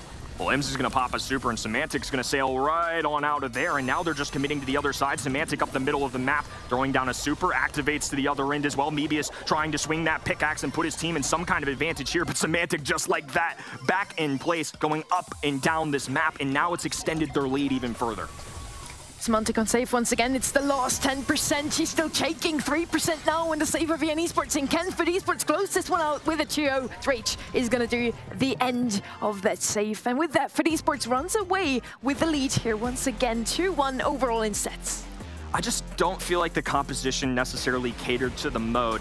It's really tough to counter out Chuck. We saw Cordelius hit that ban stage, which I'm sure was a big influence for Foot feeling very comfortable with that. At the World Finals, we saw brawlers like Lou, and not on this map necessarily, but in other modes, just kind of cycle out supers, line up the snow cones, you could get the freeze, so Chuck was rendered useless. We saw Tribe Gaming really excel with that. But this was not the case. I didn't feel like Ims was a direct answer. If you pop the super, he's just going to super away.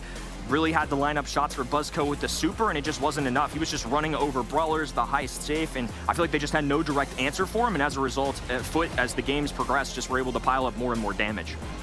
I mean, we mentioned it, Heist usually isn't the patient game. You want to have those base raises, and Foot Esports played for just that. On the other side, VN Esporting picked something that they need to have full control over the map at all times, which you can't really do against the Chuck. He will find a way through you, even if it's through you, literally, getting some kills along the lines as well. I didn't really see how VN can win this one, and it was a 2-0 in the end. Now, question is it going to be a 3-1 overall, still the better score than what they had in the season, or can they actually still turn things around? VN is one of those teams that has what it takes, has the strong mental that you need to turn things around. I think so too. I don't really think they've wavered this season. I mean, they've impressed me once again, back-to-back seasons, tying or taking first place in the regular season. Come the postseason, they're going with the composition and brawlers that they've had the whole time. They're playing from home. Nothing's changed for them. It's just another day in the office, and I think that's something that'll play to their benefit. I feel like they'll wake up, and even if it doesn't work out here, they've got multiple opportunities. We've got a round robin going on. I expect VN Esporting to still finish quite well. This is definitely a team I'll have my eye on, and for now, they got to keep their heads in the game here too. I mean, on field goal, it's 2 sets. They're more than capable of doing that. They've clutched up before, obviously going to be tough into Foot, but their brawler of choice to lead them off here is going to be Hypercharged Brawler Lou.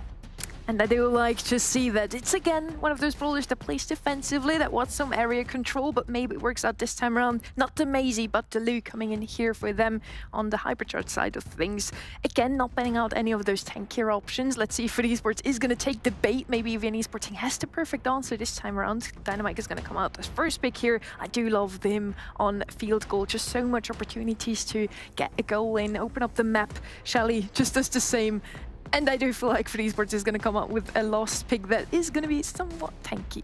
Yeah, they really come out swinging here. I mean, they go Dynamite. We've seen VN Esporting multiple sets now ban out these throwers, and the second they get an opportunity to take one of their own, Foot Esports grab Dynamite. I love him on this map. I actually think he's a very slept-on kind of answer. Interesting to see him on that 2-3 turn. Usually it's very easy to counter a thrower with something more aggressive. They have Lou on their end, so they have kind of that mid composition, a hypercharge brawler, and the answer. So they can pair this with Maisie safely, anticipating that maybe Foot aren't necessarily looking to go that aggressive anymore. They grab the Shelly, who has, you know, the sniper shots in there. And again, more Maisie. This is a brawler I expect to see all day long, along with Lou.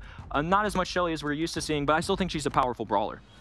And Foot Esports didn't take the bait so far. VN Esporting still going to come out with 2 hypercharge bowlers and 2 tank counters. I love to see that, honestly. They have so much damage output. They can literally just run through the side of Foot Esports if they do it right. Dynamite can be a problem there. He does have a stun after all to get rid of their momentum. Barley is going to take care of that Dynamite there. I do like the draw for VN Esporting right now. Yeah, we've got our Lou, who's likely going to the mid, kind of be able to be our point guard in this situation of dealing damage to just just about everybody, gaining some area control for the team. Maisie can get up your face, and I think in terms of goal-scoring opportunities in this mode, the pushback that she has with her super is really going to allow them to try and get those free goals. Something like a Sandy gadget is something we know in Brawl Ball as something that can utilize that. Barley going to be an option as well, but Gray going to be a good response, at least into the Barley. Typically that teleport gets you free access to the top of the net, but more importantly, it gets you up close in the face of somebody like Barley, who's very squishy, doesn't deal with punches very well. That's definitely true. We do have some flashy brawlers here. I say flashy meaning we do see some great plays coming out of them, some trick shots. We have the Gray on the side of FUT Esports, also the possibility to open up the map last second, which is always good to watch on the side of VN Esports. And once again, it's a bit more control-based. They can't really open up any part of the maps on the side of FUT Esports, so they need full control once again, but they have the best 3 brawlers to do just that, in my opinion. Yeah, very much an area denial kind of composition coming in from VN Esporting. They're not going to want to see the map blow up whatsoever. They're going to want to let their throwers shine and Lou have some room to work with as well. Interesting start here as Foot sends 2. The walking cane doesn't connect. Mebius just tanking for his brawler as Semantic brings out the sniper here early for Shelly. So 1 gadget already down the tank as Drage creeps his way up on the right-hand end. It's going to be a thrower v thrower matchup, and neither side yet to claim this ball. Herbal Tonic coming out of Roma, still not enough to heal Busco up. He does fall, he does have a super ready on that Lou, though maybe he can come into clutch later on. Roma falls as well, maybe it's the last man standing on the side of VN Esporting. FUT Esports doing a great deal of just holding them back, pushing them back into spawn already. Only 40 seconds into the match, and FUT Esports has complete mid control. A Dynamite super, Lena with super. This is surely going to be a goal. And I think Drage was maybe looking for a super and then a regular shot through, but something misconnected there as he bricked that ball right into the net. Now Rama getting overrun, but actually makes a trade, and a good one at that. Buzzco just left to deal with Semantic, who does have a hypercharge available, and it's going to take all of their mental capacity to focus on this Gray as well. So many opportunities for sneaky plays through Dynamite supers, through Gray teleports, and now they're going to be able to pop off there as well. Drade's not afraid to get in the face of Rama here too. Super going down, teleport through, Lenon with a wide open net, and Buzzco can't respond in time. Early bucket here for FUT Esports. Well played there, Lena, seeing the opportunity to score there. I said this is surely going to be a goal. I said it a bit too early there. Unless, yeah, Drage not hitting that single super, and still they're 1-0 up now in the end. Can they take this first game, or is it not going to be possible to hold off the aggression that VN Esporting is showing them right now? Again, VN can't open up the map. They need the kills. They get the takedown onto Semantic. Drage falls as well. Only Nana is still in the way, and he's not going to be enough to deal with the aggression of VN. 40 seconds left, and we have an even score. Phenomenal response there for VN Esporting. A couple purple buttons being popped now. Buzzco flashing the super, looking for the insta-freeze to teleport away, though, and the walking cane barely off the mark. Semantic with a big blast up the mid here. Drage and Lenon sheltered into the bottom right-hand corner, and Barley's just lining up shots. And now it's going to be a close call. Lenon just trying to get out of harm's way, and both sides still continuing to fight for this ball, and the walls may be coming down here pretty soon for overtime. The battle for the ball is still in mid there, untouched. Then now looking into picking it up, placing it in a better position for when the walls break up. Finally, in 4 seconds, it's going to be it. Mebius gets the better out of Semantic there in the left-hand side. 3v2 situation now for VN Esporting. This could already be a goal. Hypercharge pop from Mebius, super at his hands as well. Then trying to save it with a teleport. Just a tiny bit too late. I was about to lose my mind if Lenon teleported that perfectly with a prediction. Yeah. Very hard one to line up, just off the mark a little bit, and the Gray just overextended it slightly. VN Esporting, though, taking a game here, again, very important. They haven't put foot in a match point situation, 1 away from dragging us to a set number 5, and we could be kicking off our very first match of the day with fireworks. Let's see if FUT Esports can still make it happen, or if we're going to see the 5th and last set here. VN Esporting pushing up a bit more aggressively now than in the first one, getting the takedown onto Drage. Semantic on the left-hand side does the same. Revenges his teammate, getting the takedown on the left-hand side. 2v2 situation now. Lena gets rid of Busco. FUT Esports with an opportunity to push up now. That was a pivotal pickup, as now they have complete mid control. Rama, though, taking advantage of this right-hand side and these indestructible walls. Drage doesn't have enough range to move forward, and now Lenon will close in as well. Teleport goes through as Rama's going to be out of shots. Now a dribble up the right-hand end. Lenon positioning himself, does have another super as well. Goes for the walking cane, the missed shot, and doesn't necessarily get the pass in there as well. Buzzco overwhelmed right now. Mebius somehow survives, and all the brawlers other than Semantic going down. Has the super in hand, a big blast. Rama intercepts, though, and they will survive momentarily. Little sidestep from Rama, saving the day there for VN Esporting. Still not a single goal has been happening in that second game of Brawl Ball. Symantec still in the side of the opponents, now finally gets taken out. The Esports with another push-up with EUR&MENA and Symantec both falling. Rage doesn't really have the tankiness to push up once again, but he still holds some control against Bosco. Barely a miss there by Buzzco, and that was a hypercharge as well. One super just kind of wasted there. I mean, they gained some control, so there's something to be said there, but no pickups, no takedowns, and 2 supers now available in a hypercharge for Symantec as well. He's going to activate that now. Shotgun blast going through. Sniper Shelly on the prowl as well. A teleport in from Lenon, and it's a team wipe here as Rama's going to get wiped off the face of the map, and an easy walk in forward for Symantec. FUT Esports just laying it all on the line. What a timing there from FUT Esports, getting the takedown of all 3 members of VN Esporting in the end. And yeah, if only they still had the hypercharge ready from the side of Bosco. Now VN Esporting trying to revenge, trying to turn things around still. They do still have 30 seconds. It could be enough, but Rage doing a great job now against Rama. Last Turbo Tonic coming out. No, he even has another one. Bosco and Mimis now both with hypercharge. This needs to be a goal now in order for them to still turn things around. And as good as Shelly is, the freeze is going to be even better. They don't end up making the connection there, though. A super going down, but Mebius still survives. 7 to go. Super pass to the right-hand side. Mebius now charging forward. The dash as well from the gadget. And a buzzer beater for VN Esporting. We're going to overtime. What a gadget in the very last second. Turning things around here, evening out the score. Overtime hits now. 50 seconds left on the clock. Who will take this game? Bosco far away from his super. Just used it. Mebius far away from hypercharge. And Lynette just slots it in with that teleport. How beautiful. 1-1 now in this set and match point for FUT Esports. What was that goal? That was insane. I mean, you have to keep your eye on the prize. Lenon is somebody that you can't let slip by. Gray makes those flashy plays, and if you let him get one glimpse of that ball, all he had to do was grab it and lob it up. There was no way to intercept it at that point. That was a fantastic heads-up play from Lenon, and now it's going to get them to match point.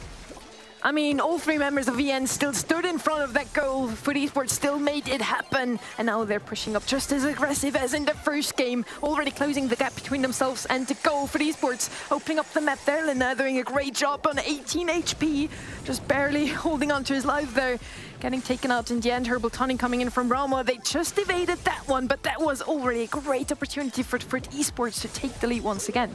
FUT Esports, while they don't have positioning now, they have opened up that goal side as well, so they have many more opportunities. They are a composition, though, that kind of needs that wide open for Gray, but for somebody like Shelly and Dynamite might be a little more difficult. There's definitely a little chess going down with how the board's playing out right now. A continued battle here as Rama's going to be victorious on this one.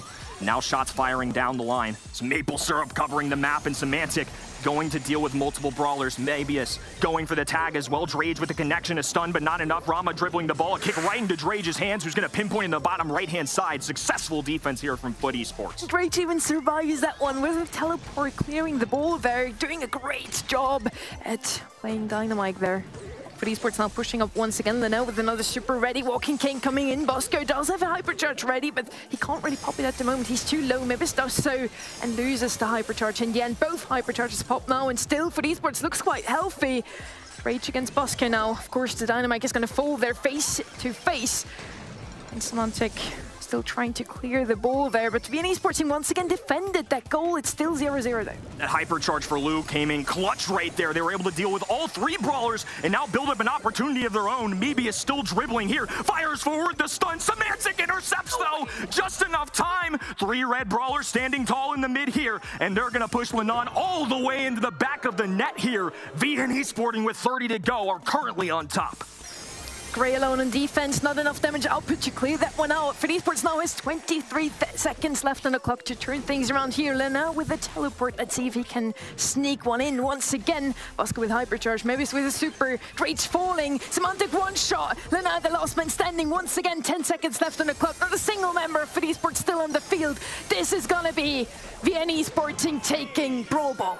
Despite the insane flashy play from Lenon there to get us to a match point, VN Esporting stood their ground. The defensive effort there throughout that whole match was insane. It's really easy to crack under the pressure of Lenon teleport, a Drage stun, and just a Shelly that's right up in your face. Semantic was a problem throughout that whole set. It came down to very small plays, though. Ones like that first one where Lenon was just barely not having enough space with his super to make a defensive stop there. Look at this right here. Semantic all alone has a big shotgun blast available, but Rama kept his eye on the prize. That ball dumps it away, and they were finally able to deal with Semantic, even though he took out 2 brawlers along the way. It was a great technique, standing close to the wall, hugging it so Semantic can't hit him to catch the ball out of his hands, with some great plays from all 6 members. Honestly, Drage popping off of the Dynamite, Semantic doing so much work, opening up the map. Bosca and Mebius both with Hypercharge ready every time they needed it. Rama healing up his teammates with the Herbal Tonic, giving them so much area to move on, to dodge on. And in the end, VN returns the favor here, gets another set, and prolongs into the 5th one. I feel like VN really found it there in that 4th set. The blend between what's been meta and playing to their aggressive style as well. They had somebody that could get up in your face. And again, they've really been taking advantage of Maisie, who is a great brawler right now. Lose somebody that just cycled those freezes as well onto the tankier brawlers on the other side. And they were just able to hold off just enough to get those counter pushes. Really impressive stuff. And we're already kicking off our very first match of our round robin stage for our finals with a 2-2 situation. And once again, Charlie going to be hitting the band stage. And there's the man I've been kind of looking for. On Ring of Fire, it's going to be surprising to some people, I think, but I do think he actually works here. The teleport available, the long distance, and a ton of HP is really all you need. I mean, my friend Spike and me both said it's going to be a 3-2, so there you go.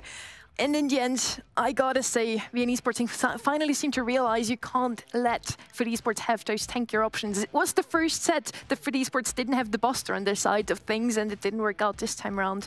Just either banning them out or going with not only the Maisie, but with the second tank counter. Gonna decide to go with, again, a Maisie. And the Bell, of course, one of the best brawlers into the 8-bit. Usually either Bell or Squeak have to be on your side if you play against this brawler, just to get rid of the turret.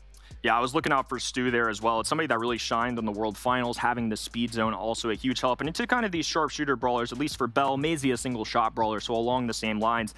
Stu can kind of just cycle super in and out and dodge those shots a lot easier. It's really hard to pinpoint with brawlers on the other end that they've got right now. Maybe Buster as well for a little tankiness, that foot light, and also having those reflective blows from the super that can kind of bounce back any Maisie or Bell shots. Still obviously another answer that they have to think about from the VN side on that pick 6. But I think Stu and 8-bit is about as good of a start as you can get. I agree with you. Stu and 8-bit, one of the best synergies you can have in the game. Then also Eve with the hatchlings, giving them the opportunity to push up very aggressively every time they have an Eve super ready, and closing the gap between themselves and the Buster that is going to come out now from the side of VN. Now, we don't really have that many tank counters on the side of FUT Esports. Maybe they tapped into their own trap there, but they do have an 8-bit, and it shouldn't be too hard for him to get rid of the Buster. Ring of Fire, only a single zone. Do you feel like Buster is going to be the key for VN Esports in here to push in? It's definitely one of those pop-off brawlers, right? Somebody like Bell's not going to really be able to hold her own when push comes to shove. If Stu's up in your face, difficult situation. I think ideally they're going to kind of use Buster as this way to get themselves in, and they're going to be looking to cycle brawlers. Sometimes it's not about the kill category on this. It's about time spent in the mid. Buster, even if it's 5 seconds, even if it's trading out a brawler, as long as he's able to accomplish his mission of getting aggressive and pushing the enemy team back, it's more about paving the way for your allies. It's just going to be very difficult to get up close. Somebody like Semantic and Drage, who have those easy access of teleporting away, jumping away, especially with an extra speed zone as well. It makes 8-bit even more threatening here already. An early kickoff here for FUT. They're at 15+%. And FUT is playing for the objective here, even though Drage is very slow from the get-go, doesn't really have the best movement speed in the game. He does collect some valuable percentages here already in the lead. FUT Esports now gets pushed out of the zone though. Rama, one shot maybe has fallen. FUT Esports pushes back immediately, not even taking over the lead here. VN Esports falling, having to come back out of spawn now. Lenon, I don't know if it was on purpose. I think it might have been, though. Trying to trigger those mines while it's kind of quiet on their end is a good move. They would much rather get rid of those early so that when, you know, things are happening, actions unfolding, they don't want to deal with that. Mebius with a very early hypercharge pop, almost using it to threaten the other team, but he hasn't really laid down any enemy fire. Rama able to help clean this up, though. Semantic, the last brawler remaining, and despite the kill category maybe favoring FUT to a degree here early on, it's now evened out a little bit more and even expanded a lead here for VN Esporting.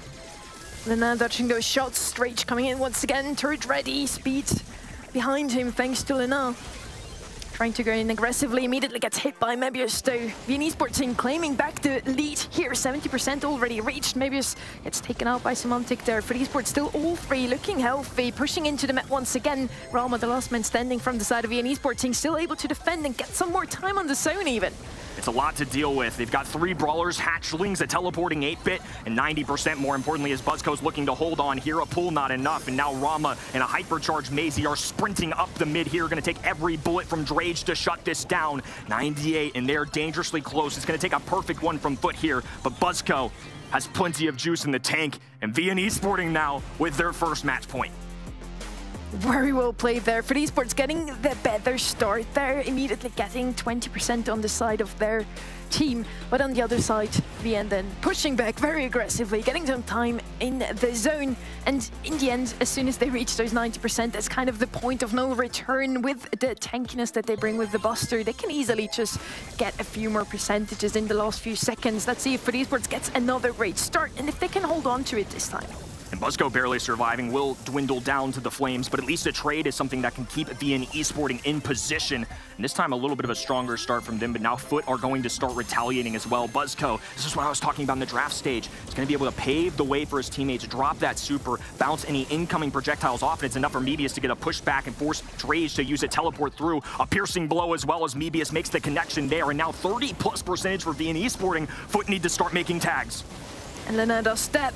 Gets the takedown to Mebius, gets immediately taken out himself. The Rama and Buzzco both one shot, one's falling to Drage, the second one has a super ready, surviving just long enough for his teammate to come back. Mebius now with a super and hypercharge, still falling there. For Esports, slowly but steadily crawling back. Now they have positioning, which is very important. It's hard to overcome that on this map. They do have Mebius with a dash and super available. This time, no, he's just gonna go ahead and click the big purple button, looking for aggression, and picks one up of his own. Buzzco now moving in towards Drage. Lenon falls as well, and a team wipe for VN Esporting. They might just do it here.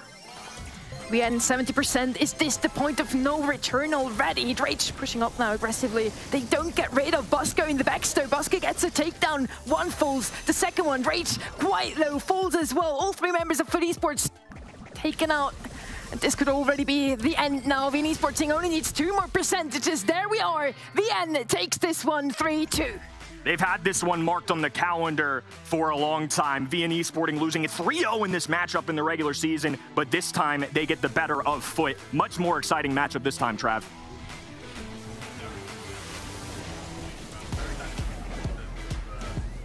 To set, at least, but in the end, kind of seemed like Foot Esports just didn't have what it takes to close it out. And I mean, that just seems like a recurring thing for them throughout this year. They get sets on the board, but VN Esporting always come from behind. I'll be honest, it did feel a little bit reminiscent of the BSC World Finals where we saw that matchup, Foot Esports versus SK Gaming, just not able to tie up where, in my opinion, they really should have. Brawl Ball for me was that moment where Foot looked like they were in that same instance in the BSC back in that matchup of Hot Zone. Well, what a match of Brawl Ball that really was. I mean, we were watching from the sidelines, me and Trav, and we were just getting so excited. Some clutch potential saves on the cards from Lenon that just didn't quite manage to make it, but nonetheless would have been insane. But I mean, we got to talk about Mebius in that matchup as well, because Mebius for me was the man of the match. Kenny, your excitement, we could feel it from the other side of the stage, and it was quite a match.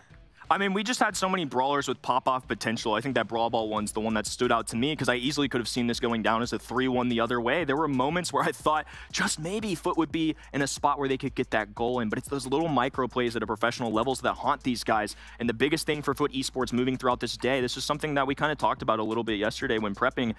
You can't get in a spot after that World Finals where you start to have a creep of doubt. They need to come into their next match and really get a win, because if they go down 0-2, it's already looking bleak as it is. You only get 3 matches on the day, but they can't doubt themselves now. They have to play with confidence, and after losing a close call like that, I'm a little worried for them. I gotta say I resonate the same opinion, and Sonny, I gotta ask you the same question. You know, was that for you where things went wrong? Was there things in the drafts of Foot Esports that could have been better?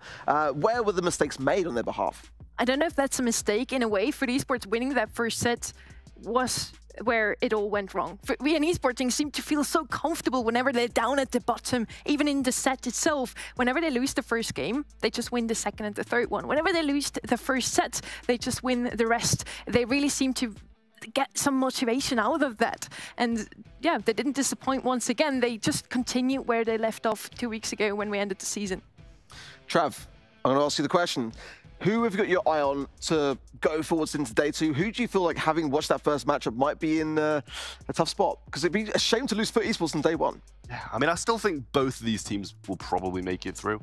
Seem like, you know, 2 of the 3 stronger ones, in my opinion. FUT Esports, you know, they only just lost. You know, it's 3-2. It's not like they've had an absolutely crushing defeat against the hands of EUR&MENA Sporting. It was still very, very close. And we know EUR&MENA Sporting are a very capable roster. So I'm not feeling too sad for FUT Esports just yet, but EUR&MENA Sporting very hopeful. Looking very, very good. Well, a 5th and final set banger to start the day 1 match down. Plenty more still to come up after the break. Nouns Esports taking on Humble. Do not go anywhere. Be right back after a very short break. Welcome to the place where dreams come true. Where everything you want can be yours. If and only if you're willing to work for them. You're willing to hurt for them. But most of all, you're willing to be first for them. Ha! Look, I'm going straight to the top. I don't know how I would stop, like it or not. I got some goals that I'm hitting. You hear what I'm spitting, it's hot. Look what I got, whole lot of passion and pain. The road to success is insane. Stay out my lane, cause I'm on a mission. I'm getting what stands in my way. Yeah, I'm a beast. I wouldn't play with me, baby. The way that I'm training is crazy, and I do it daily. You wanna talk about drive? I got more drive than Mercedes. I've never been lazy. I'm in the room, it's a red alert. You wanna compete? Well, get better first. I got 10 toes in the dirt, push through the hurt just to show them my worth. I'm the best. Yeah, I'm the best. I never stress. I know what's next. I'm who they test, like we playing chess. But I'm unimpressed, so now let me flex. Ha. Yeah, I'ma work through the struggle and hurt, cause I know my worth, and I gotta be first. Ha. Yeah, I gotta be first. Look, I don't want anyone's sympathy. I understand what it's meant for me. I give my focus and energy. If it's meant to be, then it's meant to be. But mentally, I'm undefeated. They hear that and say I'm conceited. Like there's no reason. Like I don't beat them and come back again just to teach them that when you work under pressure, you reach higher measures. They'll try and bring you down, but you cannot let them, and only get better and focus on cheddar. Eye on the prize and you'll become a legend. Like when I'm in the room, it's a red alert. You wanna compete? Well, get better first.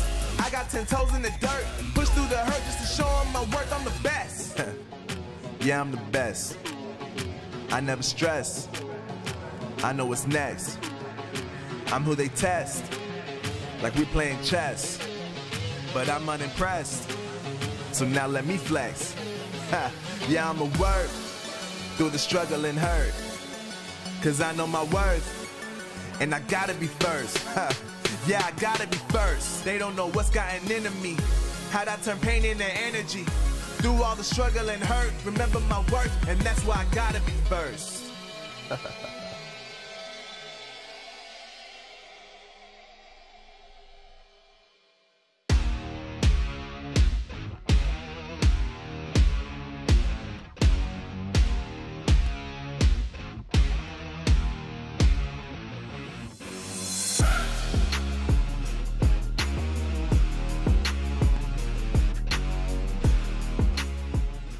The Snapdragon Pro Series powered by Samsung Galaxy is brought to you by Snapdragon Elite Gaming, Samsung Galaxy S23 Ultra, Monster Energy, and DHL. Welcome back to the Snapdragon Pro Series powered by Samsung Galaxy. What a match to start the day. It really, really was a banger. Up next, Nouns Esports taking on Humble. Going back to our challenge day 5, where Humble took it very, very convincingly, Sonny. And let's talk about Humble, because we were just discussing things behind the scenes in that break period. And I've got to say, I've got my eye on Humble to potentially be in that grand finals at the very least. Yeah, we named them the underdogs, but honestly, as I said, the Lobsters come out to fight, and they can very well still turn things around here and prove to us all that they have what it takes. And also, we had a 3-2 just now, and you know how much I love it. Oh, I don't think this is going to be a sweep. I don't hope for it. Fan? Why didn't you mention it? It's going to be a very close matchup once again. We have the 4 best teams of the season here now, and they're not going to make it that easy. No, I think that they have definitely set a precedent for me in this this challenge season. I think that it's definitely been Humble's best results to date. And I've got to ask, Trav, is that largely to do with the rosters, or are they just drafting better? You know, what has changed, in your opinion, to really elevate them to that next level? I mean, Filippo just seems to be the difference maker, to be honest with you. Like, he's really been making a huge, huge difference. You know, to start with, first game day of Season 4, we kind of thought maybe he was just, you know, subbing in, helping out, as he did in the previous season before that. But he really just started to look so, so good. And, you know, I don't blame them for bringing him in permanently, because he really was that difference maker in a lot of the games, playing those aggressive brawlers, making the big plays, and obviously getting a lot of wins on the board for Humble as they made it to the Challenge Finals.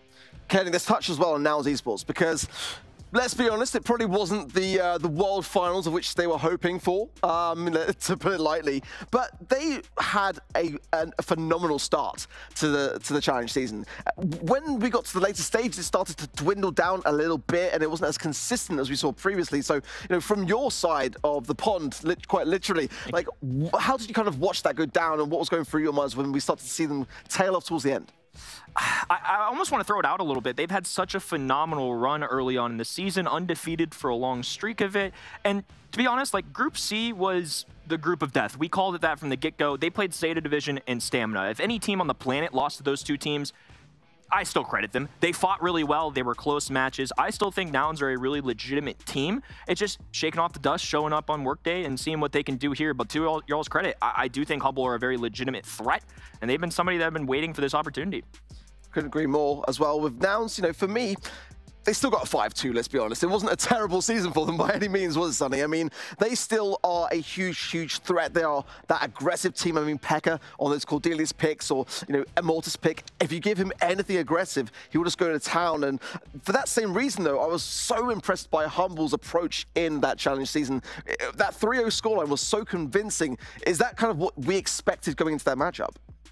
Again, I hope not for a 3-0 once again, but yeah, I'm very scared of Nouns Esports. They seem to know very well what the opponents want to play. Every single time in the draft already, it really seems like they have studied their opponents to the last little hair. They know exactly what Humble wants to pick up now, and I'm really scared for them, actually. Do they have any ace in the back of their sleeves, or is it going to be Nouns Esports just predicting every single thing they want to bring to the table?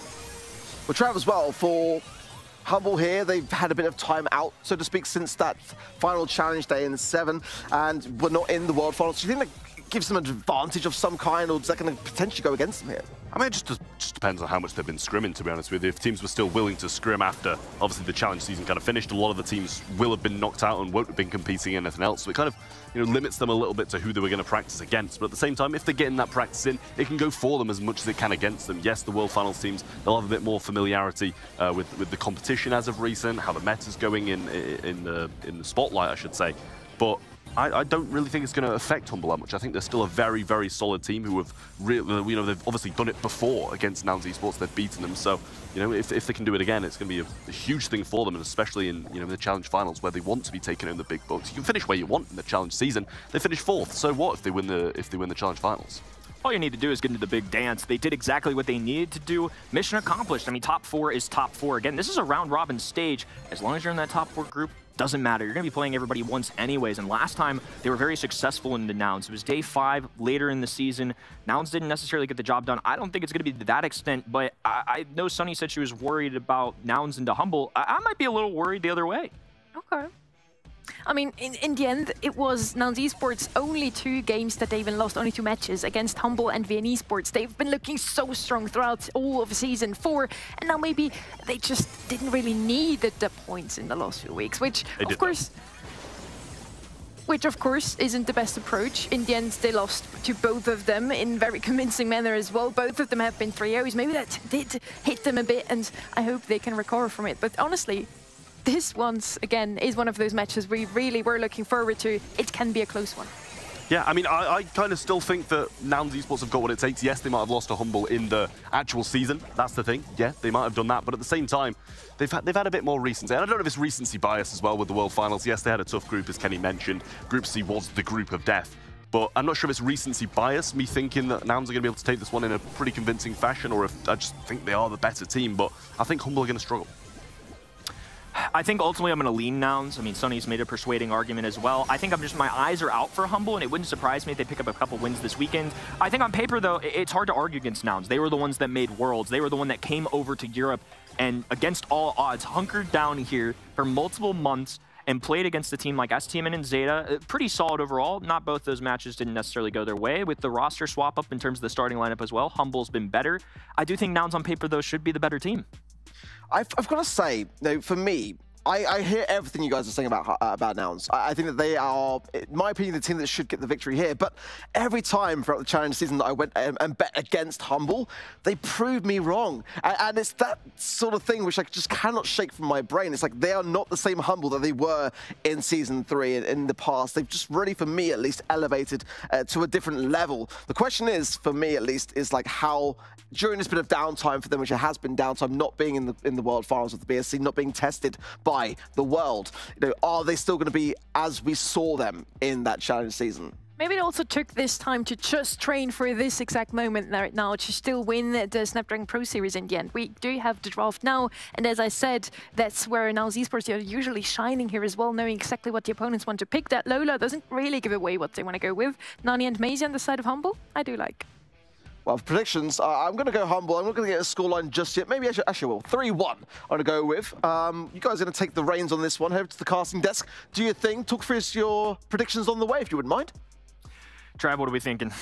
I'm going to go for a cheeky little 3-1 Nouns, I think. 3-1 Nouns. That's kind of what I'm thinking too, but I'll get a little different.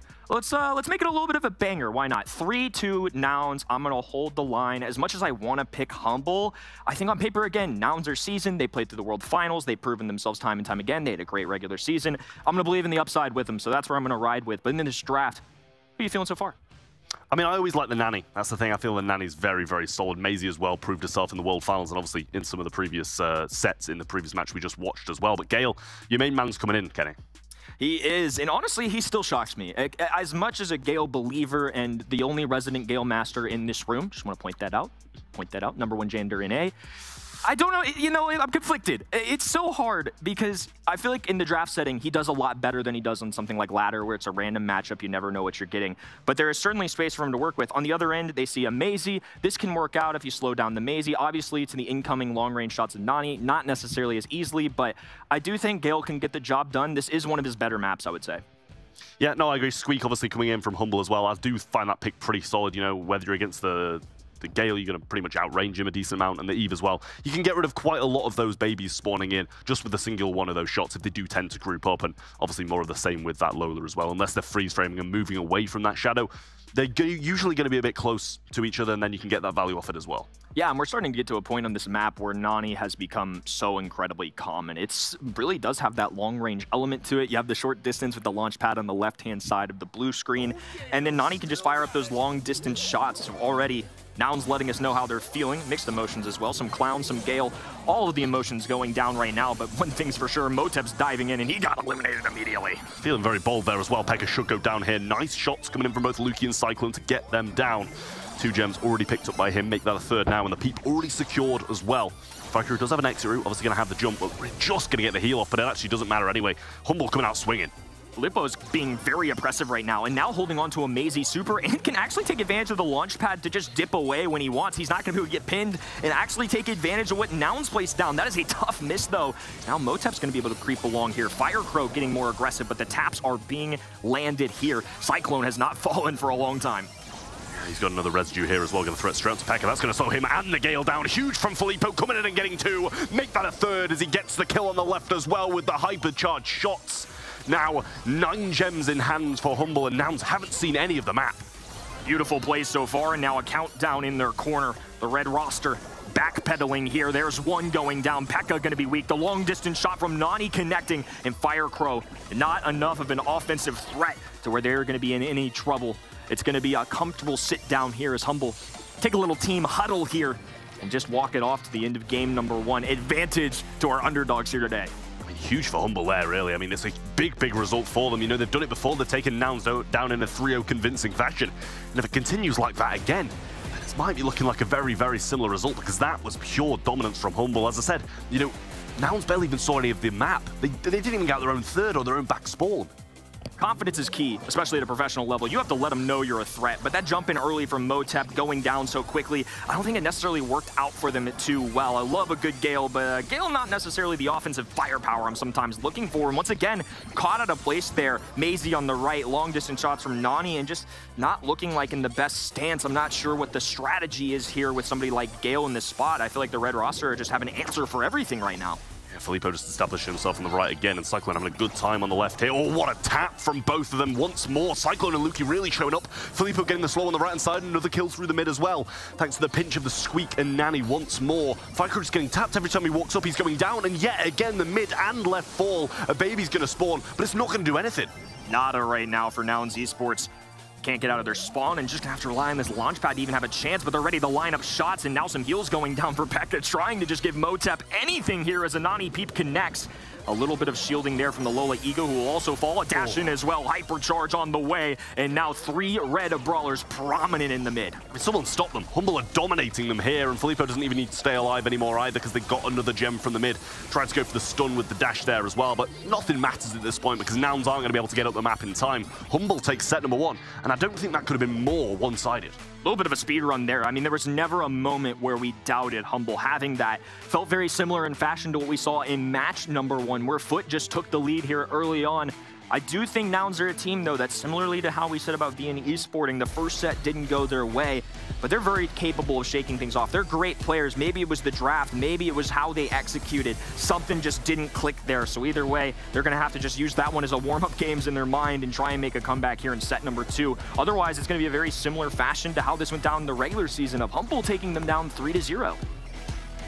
I mean, Nouns Esports really need to pull something out the bag here because time and time again, Humble were just dealing with them. They're pinching, they're playing well as a team, and, you know, not just Humble playing well, but Nouns aren't playing well as a team at all. There wasn't any pinches at all to really get those, you know, get the takedowns 2v1. It kind of just seemed like they were just running up their lanes, getting tapped by 2 players, and respawning. I think that's a great point. It didn't feel like a team effort. It felt like 3 solos kind of running at each other. And I think what really lets those brawlers shine, especially somebody like Gale, he can't do it alone. He's not bringing enough of an offensive presence. He really needs to slow down the enemy and line up shots for another teammate. And it just never really felt like they were making those pinch plays, tapping brawlers at the same time. It was just everybody kind of doing their own thing. It felt very scattered to me, at least by the looks of it. I'm sure in the comms there's a lot more going down, but whatever it was, Nouns got to shake it off here on Canal Grande because just something was not working there. I mean, that's the thing as well. You know, Gale's a defensive brawler, but you've got to be in an offensive position to play it defensively. You know what I mean? Like, the Maisie's got to be pushing into you and not the other way around, otherwise you're going to be getting dealt with quite swiftly. Canal Grande, as you mentioned, is up next. The Eve, the Lou, and the Charlie going to be banned out by Nouns, and that means Humble have the first pick. Jackie, Rosa, and Mortis, 3 aggressive brawlers banned out by them, and who can blame them against Pekka? First overall pick's really going to dictate how things go here. It's once again going to be Tick, which is something we saw a little bit earlier. However, on the other end, this time we have more thrower options. Instead of 3 throwers being banned, Humble said, we want Tick, and so to deal with that, we're going to ban with 3 of his biggest counters on the map, a Gray and a Buster on the other end. I love having a teleport from Gray to get across the canal, to go up the map, whatever it is. Plenty of options to deliver Buster to your front door so he can just get you right in the face. Yeah, I think this is a pretty solid pick here from Nouns as well, but, you know, the same from Humble. You know, if you can't shoot into that Buster shield, shoot over it, you know, bring a Tick in, something like that, and I don't mind it. Obviously, they did have that as the first pick, and Buster was picked into it, but still to Tick, I don't hate it on a map like this, even with the aggression of the Grey and the Buster coming towards it. They should have, obviously, the next 2 picks coming up now, and with Jackie banned out, with Rose banned out, it's quite hard to find a good, aggressive counter to this Buster. They choose to go with the Nita, something a bit more defensive. Buster's going to be walking pretty much in a straight line towards them, so Nita's going to get a lot better. Yeah, Nita's definitely a good candidate. Somebody like Cordelius is somebody I'm looking out for just as a way to answer those tanks and just really get an isolation play out. You can drag somebody to the Shadow Realm, eliminate that, but you do need somebody with high DPS at this point after picking both Nita and Tick. Somebody like Sandy we saw a little bit earlier, I don't think does enough there to really get the tags necessary. I kind of want to see them go for something that can be a little more aggressive, something that doesn't have to lay on the enemy lines and maybe can play a little defense for them. I think somebody like Maisie is kind of a good blend of that, has the long range shot, also a hypercharge for the big pop-off plays. I think Humble round this out pretty well, to be honest with you. Yeah, and obviously we just saw it work phenomenally well for them as well. Just to top it off, they played this beautifully in the previous set, so, you know, why not bring it in again, try and make the same things happen, because if it goes the same way as the first set, we're going to be seeing quite a swift game, I feel, here. Dynamite going to come in, though. I don't hate it. Obviously, I feel like they kind of felt like they needed a thrower against the Tick, something to kind of play against that, but Dynamite is going to be what they choose to go for. Going to need some good stuns and some big damage coming down, otherwise I feel like that's going to be dealt with at range by the Tick. That's an X-Factor kind of brawler for me, too. Similar fashion to how Maisie needs to make those pop-off plays. We need to see Dynamite doing the same. If he's getting overrun by somebody like Maisie, he's just a sitting 2 stars for the other team. But if he's getting those stuns, if he's cycling those supers and making huge connections, Dynamite can be the reason you also win a match as well. So I think Nouns have that potential. I see the outcome where they can really pop off here, but a very well-rounded composition on the other end, too. Humble obviously coming into this confident here, so Nouns need to really wake up. Humble might repeat what they did earlier in the season if they're not careful. Yeah, well, Luki now just trying to search for this first star. Cyclone getting some shots through against Motep here, bringing a few of them quite low, and Tick just spamming down this pathway, allowing Luki to pick up this first blue star, and that means that Nouns are going to aggress into them, and Amazie's not going to complain about that. No, and I don't think this is a team that necessarily hates being on their back heels. Somebody like Nita can deal with multiple brawlers at once. They can cycle in Bruce the Bear. Flippo already with a super as well. Going to be right in Motep's face. His Cyclone gets the flank. Motep goes down early, and P.E.K.K.A can't make the connections necessary to take down a weaker Cyclone. So just like that, Humble are the first to strike. The Bruce ready to roll as well. Another follow-up shot from Luki, and Motep choosing to come up the right-hand side this time. Get a bit of a pinch in. Bit of a pincer move, but the Bruce ready to go and ready to counter out what Motep's going to bring to the table. I think if he's running faux fur as well, it's going to be able to take a lot more of those shots, throwing it onto him now and pushing forward. It's actually going to be the stun, but the stun is going to be missed. Cyclone feeling like he's wasted a bit of a bear there, and he's not really too pleased about that. 3 brawlers all corralled on that right-hand end as Nouns try to group up as well. Still no kills on their side. It's been a slow-paced game, but they definitely have a nice flank here. Firecrow on the top. They're just trying to push all of these brawlers together. P.E.K.K.A can make a big boom with his super. Motep can walk it in and tag multiple brawlers as well. But for the red team, they don't mind just buying their time here. They're the ones that don't need to get aggressive. They can just play this out, look for stars, but that's a nice pop-up there as Luki's going to be looking for a follow-through, a teleport away to safety, but it is a wasted super nonetheless. You can't blame them for it. Wasted hype charge. Now comes the Tickhead, and that's a good kill coming in from them. Firecrow's going to TP as well, but not going to get a lot from it. All 3 of them survive, and only Motep on Nouns is going to be left standing. Pull comes back in. It's 2 of them as well, but the last are knocked back. Beautiful stuff from them, and a wasted shield in the closing seconds is not going to be helpful. Now they have to waste resources on Bruce the Bear. Cyclone now feeling confident, doesn't have to hold back here, has 4 stars, but they have a big enough lead to where he can afford this. And with 5 to go, and once again, a super in their faces, nothing they can do. Humble, another game fully in control, and now 1 away from taking a second set. So confident. Humble just looks so good. You know, there's times where Tick could shoot up and bring the grey low, but they know that they can deal with it if he does choose to come in. If he tries to walk in Kane back, that's exactly what he did, but the teammates covered for it. Even if they had to expend the hypercharge, even if they had to use their supers to stop that from happening, you can't blame them for it because he was just stopping the pinch, and that's what they need to do. They know that Buster wants to come in round the back, pinch them in, but if that option's shut off, then Humble are going to be controlling the match. Yeah, Nouns just aren't getting the kills necessary. I mean, it's as simple as that. Early on, they lose the blue star, they lose a life early. This time, they're much more aggressive, though. Now looking for a stun, no tap there. Cyclone, Luki, and Filippo are just dancing around this, making it look easy right now as Motep's going to be falling weak once again. Just going to be forced away as Firecrow and P.E.K.K.A, his teammates, are on the other end. It's blue star this time, so Nouns don't necessarily have to W key this. They can just hold back, but it's not necessarily the easiest composition to work with on defense. Well, Cyclone trying to move forward now because obviously the blue star isn't in their favor this time, and Motep's had his shield standing by his teammates. Firecrow with the TP available too. Walking Kane in hand, which means he can have that kind of gene pull effect if he executes it perfectly. But it is hard to do, and definitely in a fast-paced, aggressive push, which is what we're going to be seeing from either Humble or Nouns. It's going to be very tough to do. We'll see if the enemy does choose to make a move, though. Filippo has this Tickhead, going to be able to tank some shots, but into all 3 of them, it's probably not the best move to throw it down. They're just buying their time here. All about the timing here in this kind of game mode. Everybody just looking to be the last to strike. It's still no kills for either end. A missed walking cane as Cyclone's trying to take advantage of the opportunity, but a teleport away will keep him safe. He's just going to be able to heal up as a result. And now it might be an opportunity here for the red roster to get aggressive. Luki now diving in, a misconnection. P.E.K.K.A going to get taken down there. They're forced to waste resources on Tick's super. And now, once again, Nouns going to be in the spot where they have to come back. They control with them now. Bear's going to be thrown down as well. Not going to get the stun. Super comes forward. Luki goes for the hypercharge 2, and they are behind once more. But P.E.K.K.A's low almost goes down to the shots of Filippo, but this is a great pinch for them. They've got the position on the map that they need, and the Tickhead's still available as well. P.E.K.K.A's so low, but they can't find the kill. And he's going to barely survive for now. Cyclone doesn't even connect the shots either. With 10 to go, Firecrow dueling on the right-hand end to thrower. Not able to get the best of the single-shot brawler. Luki moving up the map, seeking out that blue star, knowing they have to have it at a bare minimum, but they line up the easy shots. And finally, a little life from Nouns Esports. I mean, I feel like that is a game that Humble probably should have won, should have got some kills in there somewhere. Everybody seemed so low at some point in the game on the side of Nouns Esports, but commendable performance for them to hold on to that lead and not drop down. Can't help but feel like it was, a bit of a Humble misplay rather than a Nouns good play, though, and, they're going to have to bring some of their own good plays if they want to make another win against Humble here, because they lose this and it gets a bit out of hand. That bottom left-hand side was something they definitely needed to connect on. Now a stun going through, the beautiful teamwork there, and Nouns make the connection early. The first one's to strike for the first time here.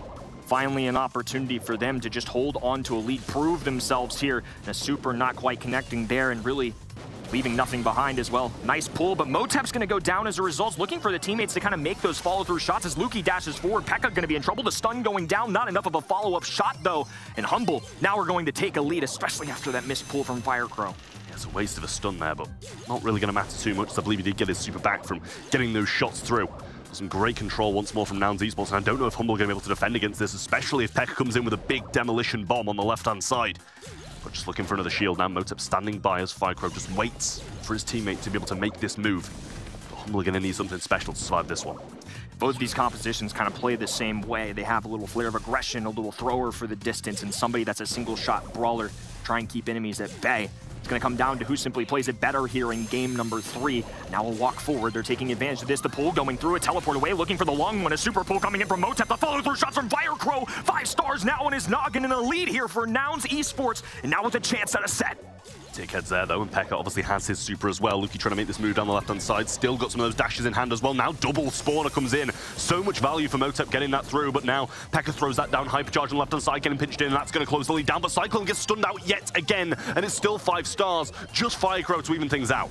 The man to look at is going to be Firecrow. Most stars on him, and also that blue one. But for now, they're going to have to deal with Motep, who's playing bodyguard. Pekka picking up a kill here as the countdown begins. Firecrow, ease of access to get out of any harmful situations as well. He's just going to leave it to his 2 teammates to play this out. Luki looking for any desperation tag. Pekka with another follow-through kill, and plenty of stars available for Nouns Esports, who persevere and take a set. Well played by Nouns there. Humble not able to get the second set in the bag, especially after that explosive start. A brilliant game 1 in Canal Grande. You expect them to be able to take that one home in the second. But 2 follow-up games from Nouns Esports pretty much played perfectly, exploiting Humble's missteps. And obviously they made a lot of them as well, because there were so many times where Buster just getting the pull in and a bit of help from his teammates pretty much sealed the deal. Yeah, game number 1 really felt like it was Bruce's world, and Nita was just able to cycle in so many supers. But game number 2, I think this was some of the mistakes that we saw go through. We had about 100 HP on Pekka down there. Luki had to make one little tap. They didn't have a Buster super necessarily to defend that, and they were just able to escape it. It's really hard to line up those mazy shots sometimes. It's not a straightforward shot. You got to lean into it a little bit. There's a little bit of delay, and sometimes it gets the best of you, and I think that's a big reason why that game number 2 didn't go Humble's way, and Nouns just put on a clinic in game number 3. They finally seemed to click, picking up kill after kill, and this is more what we're used to seeing from this team. Yeah, I mean, there were so many moments where the team play just came together, and that was what we kind of felt like we missed in the first set a little bit, where they weren't playing that team play. But with some of the Buster pulls, some of the Dynamite stuns, it all kind of came together perfectly for Nouns in this one to be able to even it out. And, it was a big ask for them as well, because Humble, they're playing so well. The team play was great, the draft seemed pretty good, and after that first game, we kind of thought, okay, well, it's going to be 2-0, maybe even a 3-0 and a repeat of history. But this time, Nouns Esports fighting back. Yeah, it feels like it's going to take everything for Nouns to get over this team. I think Humble played 2 great sets. Obviously, it didn't work out for them in the second one, but they were in it nonetheless. Nouns just have to be on top of their ball game, and it felt like they started to get into that. Maybe they just need a warm-up. It happens. Things are weird. They have a little bit of a break coming into this. Time to get in game mode again, and clearly, set number 2, they played their strategy a little better. It did really feel like they had 2 very similar compositions in the sense that we had a single-shot brawler, a thrower, and an aggressor. So I think it really just came down to who played it better, and Nouns made, more importantly, less mistakes, I think, than Humble did. Well, I was going to say, I'll give you a guess as to who's got first pick, but Neat comes in quite swiftly there for Nouns Esports. Obviously, the bands being the Barley, the Lou, and the Chuck from the side of Nouns Esports. Charlie, Chuck, and Colette from the side of Humble. Can't blame them for it either, as obviously Nouns having this first pick. They choose to go for the Nita, take that out the hands of Humble, who were clearly quite capable with it in the previous set. Yeah, Sonny and I discussed it a little earlier too, but taking out somebody like Colette here makes a lot of sense to me. It's a hypercharged brawler, and just in Heist in general, has the range to deal with tanks and also pummels that Heist safe. It's unbelievable how much damage Colette can do. One simple super can do about 10%. Now let's add in a hypercharge, a damage gear, whatever that may be, and we're just adding on to the list there. On the other end, it's going to be an IMS in response, so we're going to see this brawler again, and clearly both sides looking at each other and saying, don't you dare go a tank. Yeah, it seems the play from both of them here with the draft so far, but I do like the Ems. It's worked a lot on this map, whether you look at the start of Brawl Esports or you look at the now. Throughout some of those World Finals, we saw it being played, and it did work quite well in some of them. But as you mentioned, Hypercharge being banned out on the Colette there, same with the Lou as well. Two brawlers who have been so prominent on this map. Colt, another one who's been so prominent, and is actually returning this time for Humble. Colt's a high skill cap brawler too. Does have a hypercharge. Obviously, he's been powered up a little bit more recently in our meta changes. But nonetheless, it's not the easiest thing to do. Obviously, you can line up shots on the high safe, but in terms of getting kills on the enemy end, you have to be on top of your ball game. Humble are going to have to choose somebody to pilot this and do excellently, because that's one of those brawlers that's a make or break kind of deal. In a pro player's hands, they can win you a set, but sometimes they can also lose you one too. Yeah, and I mean, that's the thing. It's the damage dealer, well, at least the damage dealer from range. Gems can still do a decent amount, getting just that little bit closer. But at the same time, it's going to be quite difficult to play it perfectly, and we've got to hope that Humble are able to do just that. Cordelia's coming in next as well. Obviously going to be able to take Ems into the realm, stop from using super, stop from using gadgets, and it makes that quite an easy matchup. And the same with Colt as well. If you take him into the realm, your movement speed being made that little bit higher, and that ability to evade and still use gadget and stuff as well is definitely going to be helped out a lot more against that Colt. And now we've got a little interesting composition coming in from here for Nouns. They bring in the Cordelius, which doesn't really feel like a direct answer. I think it's just a great brawler, and maybe it's trying to prevent Humble from going a brawler they don't want to deal with. They pair it with Jessie, though, so now we've got Bruce the Bear that can touch down the map. We've got the turret that can go down, not to mention she has a hypercharge available, so we can get big, beefy turret, which is also really scary. So I think Nouns could really overwhelm Humble if they're not careful. I feel like there's going to be a very tough time picking one brawler that's just a great answer at everything. Spike, though, is somebody, again, that I feel like is just a very solid one in the meta, has a hypercharge, too. I think he's kind of a sleeper right now. Yeah, I mean, Spike always slips through, It's kind of that brawler who's so diverse, can play against tanks, can play against mid-range, has a bit of a say in some of those long-range fights as well with the life plan. But popping pincushion is so deadly when it gets towards that safe. If you let him go, if you let Colt go, if you let Ems go, it's going to be devastating for the side of Nouns. But at the same time, they have those same brawlers. Hypercharge with Jessie. They got the Bear coming in with obviously that star power that's going to be dealing a lot of damage. Hyper Bear. And Cordelius, doesn't do the most of the safe, but it's quite an easy route if you just get going. Yeah, and he's going to be somebody that's looking to take one-on-ones and maybe remove enemy threats as well. If somebody's mid-Colt supering or M supering, it's like, let's just drag it to the Shadow Realm and just, get rid of any of those ideas. Cyclone trying to survive here off the rip. It's going to be Nouns getting very aggressive here, despite going to the Underworld. It's going to be Firecrow. Going to make his presence felt. No connections there for Colt as well. The close range not doing him any favors here as Firecrow gets the first pickup. Motep respawning now looking for a big super. If P.E.K.K.A. and Bruce the Bear can touch down on the map, it's going to be a real problem, but it's going to take charging those supers, and for somebody like P.E.K.K.A. and Jessie, it can take a while. Yeah, he was going for that safe. Filippo does get cleaned up, not without dealing a decent amount of damage, but Hyper Bear on top does even more. Firecrow just waiting for him to come out of this invulnerability to be able to get him into the realm once more. He does just that, and that should be a takedown onto Lukey. This movement speed is just so strong, and damage gear activated as well for Firecrow, and he's getting so much damage down. 31% now left, and Cyclone uses his super quite defensively there, not even really getting the benefit from that 1v1. This is the first time Lukey's really played the game. I mean, honestly, Firecrow's just isolated him and just picked him off twice now. Having that extra buff in the Shadow Realm helps him out too, but this is going to be a much better matchup for Humble, keeping the distance with Spike, the curveball, clipping him there. Now an opportunity here with a hypercharge, getting a kill as well. Super on the map, gadget going down as well, and Spike exploding on this ice save here, making it a much closer battle now. Up top though, Nouns still doing damage as well, a minute on the clock, but let's not pretend like it's even going to get to that, because Firecrow going forwards, Mushrooms spawn once more, getting some heals off that, and Filippo going to be damaged by them. Maybe does pick them up, but still just choosing to evade them, trying to stay out the way. Jump forwards though, should be able to get the kill, but P.E.K.K.A. does get the finish off. Hyper Bear now coming in, but Super and Lukey should get a lot of it down, and they do have the lead, and Motep's still alive in a good spot. P.E.K.K.A. gonna be able to pick off Lukey there as well. Now a hypercharge and a big beefy turret on the ground as well. Less than 10% to go. They eliminate it immediately, but Firecrow slips through the cracks. And the offensive firepower of Cordelius is a big reason why they were able to win that game.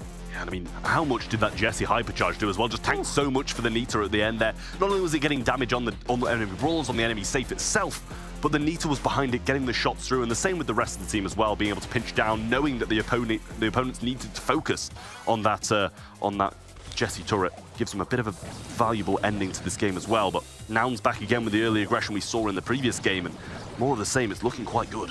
Firecrow making a trade, and I think it's worthwhile as well. Having Spike removed is going to allow Motep to kind of play defense against Cyclone. Pekka getting really aggressive there. I think just honestly looking to cycle out his life and go for as many tags as possible.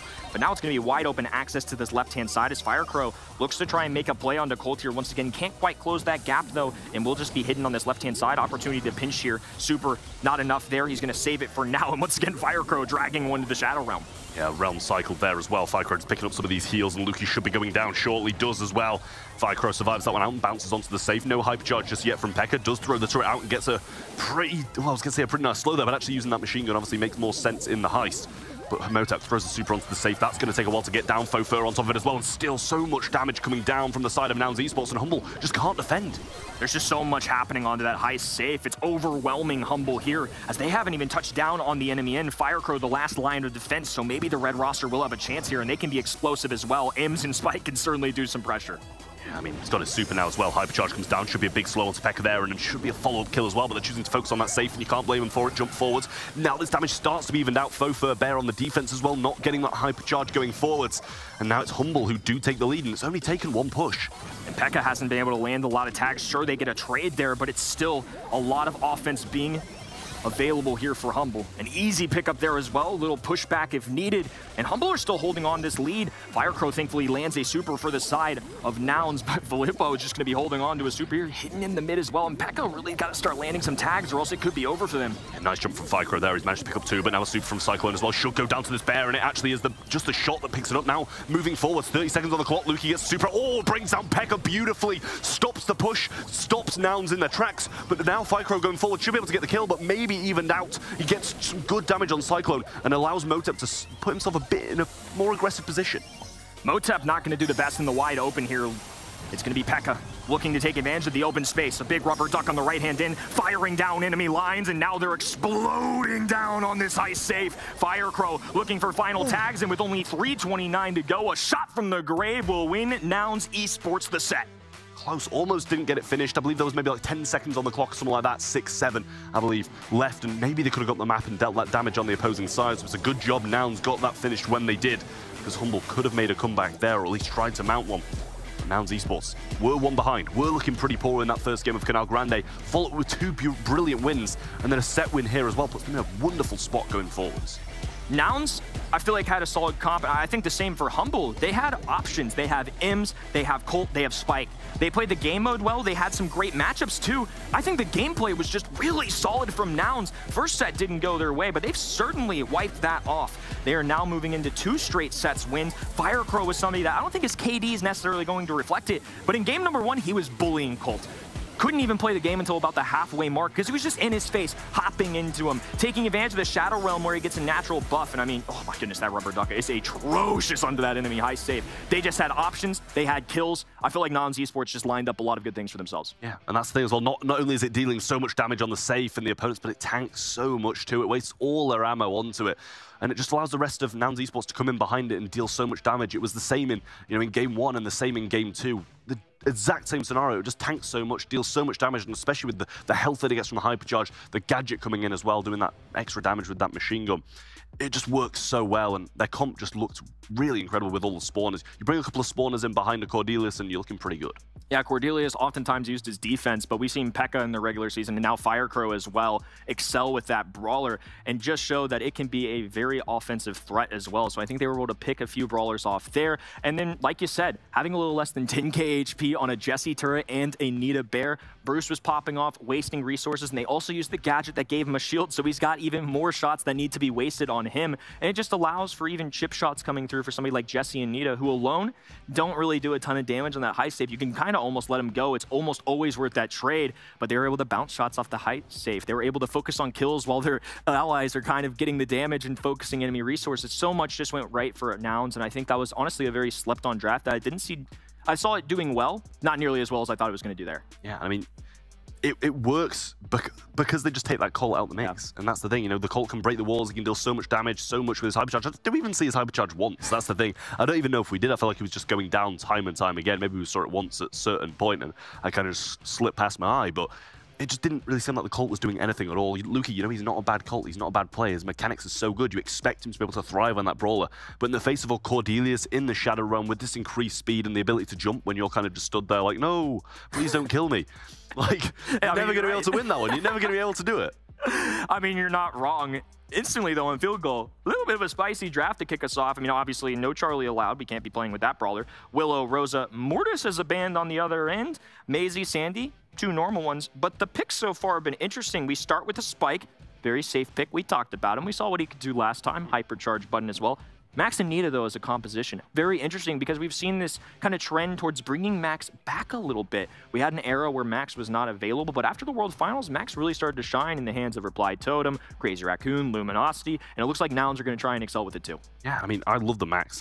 I'm so pleased that it's, you know, clawing its way back into the meta because it's just so exciting to watch, and obviously going to be able to get Nita into a much better spot. The thing she struggles with is the range, is getting that super. Once you've got the Bruce, you're in a great spot, and you know, with the Max's help with that speed, it puts you in a brilliant place to be able to get that super. Stu going to be on the other side though as well. Obviously, the mobility, you need to kind of match it. If they've got a Max, you need something that's going to be able to move around, evade some shots, not feed those supers, and Stu's that brawler.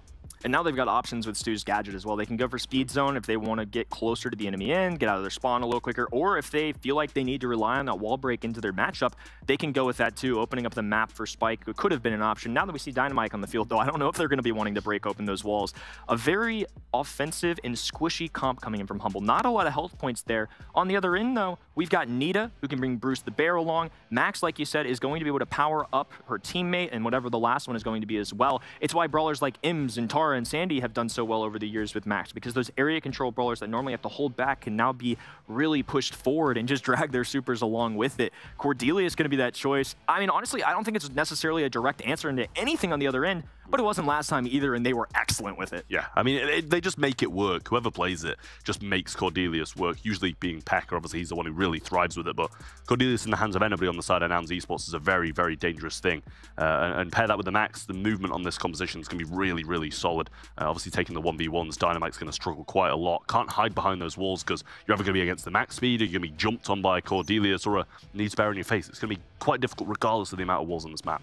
Yeah, it's going to be difficult, I feel like, for Humble to play defense, but if they can gain themselves an early kill or some positioning, I think they're going to be able to sprint down the map and just go for these early goals. So now it's Humble, after a perfect first set on their back heels here. Cyclone, though, moving up the middle of the map. Motep trying to play ring around the Rosies, and the phase shifter not enough. Cyclone with the wide open net. Misses the ball a little bit, but won't matter. Gets the pickup anyways, and no super shot needed. Early strike here from Humble. You can't ask for a better start, can you really? That's perfect coming out of Humble there, and Cyclone just getting the kills and putting himself in a good position.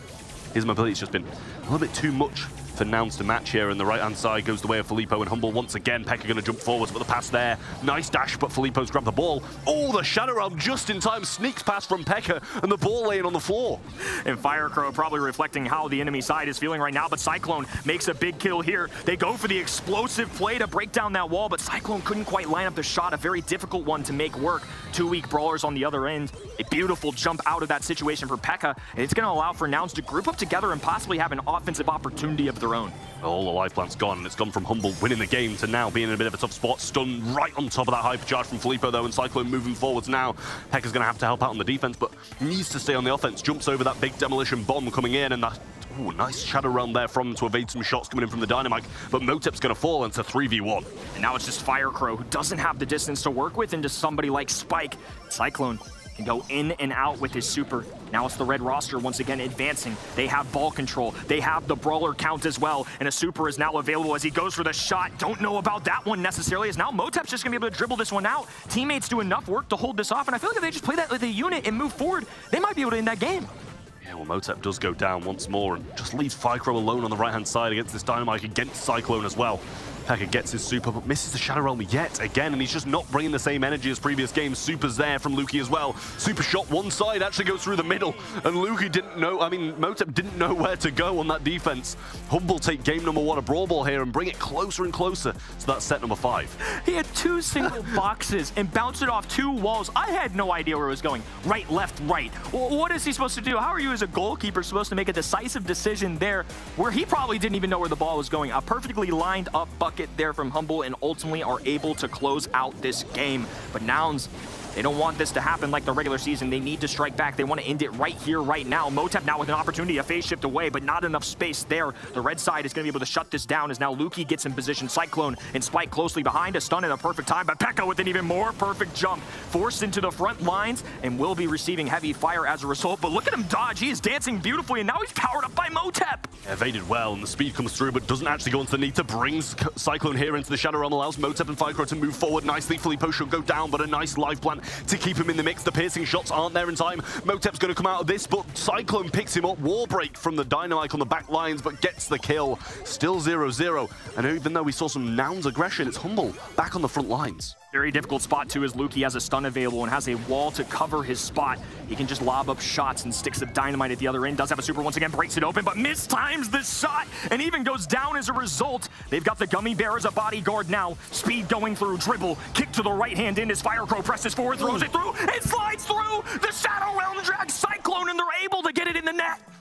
Beautiful from them, but I'm not sure if it was even the Shadow Realm that actually got him out of the way. I think he might have just dashed straight through the ball. Hypercharge there from Filippo, looking to try and even the score now. A little bit embarrassing for them in the previous one, but Motep going to corner this ball, and it's a 3v1, just trying to hold off until his team can respawn and help him out on this defense. Speed's there, doesn't get, he does just sneak Firecrow into it, and it allows Pekka to go aggressive, but another Shadow Realm missed.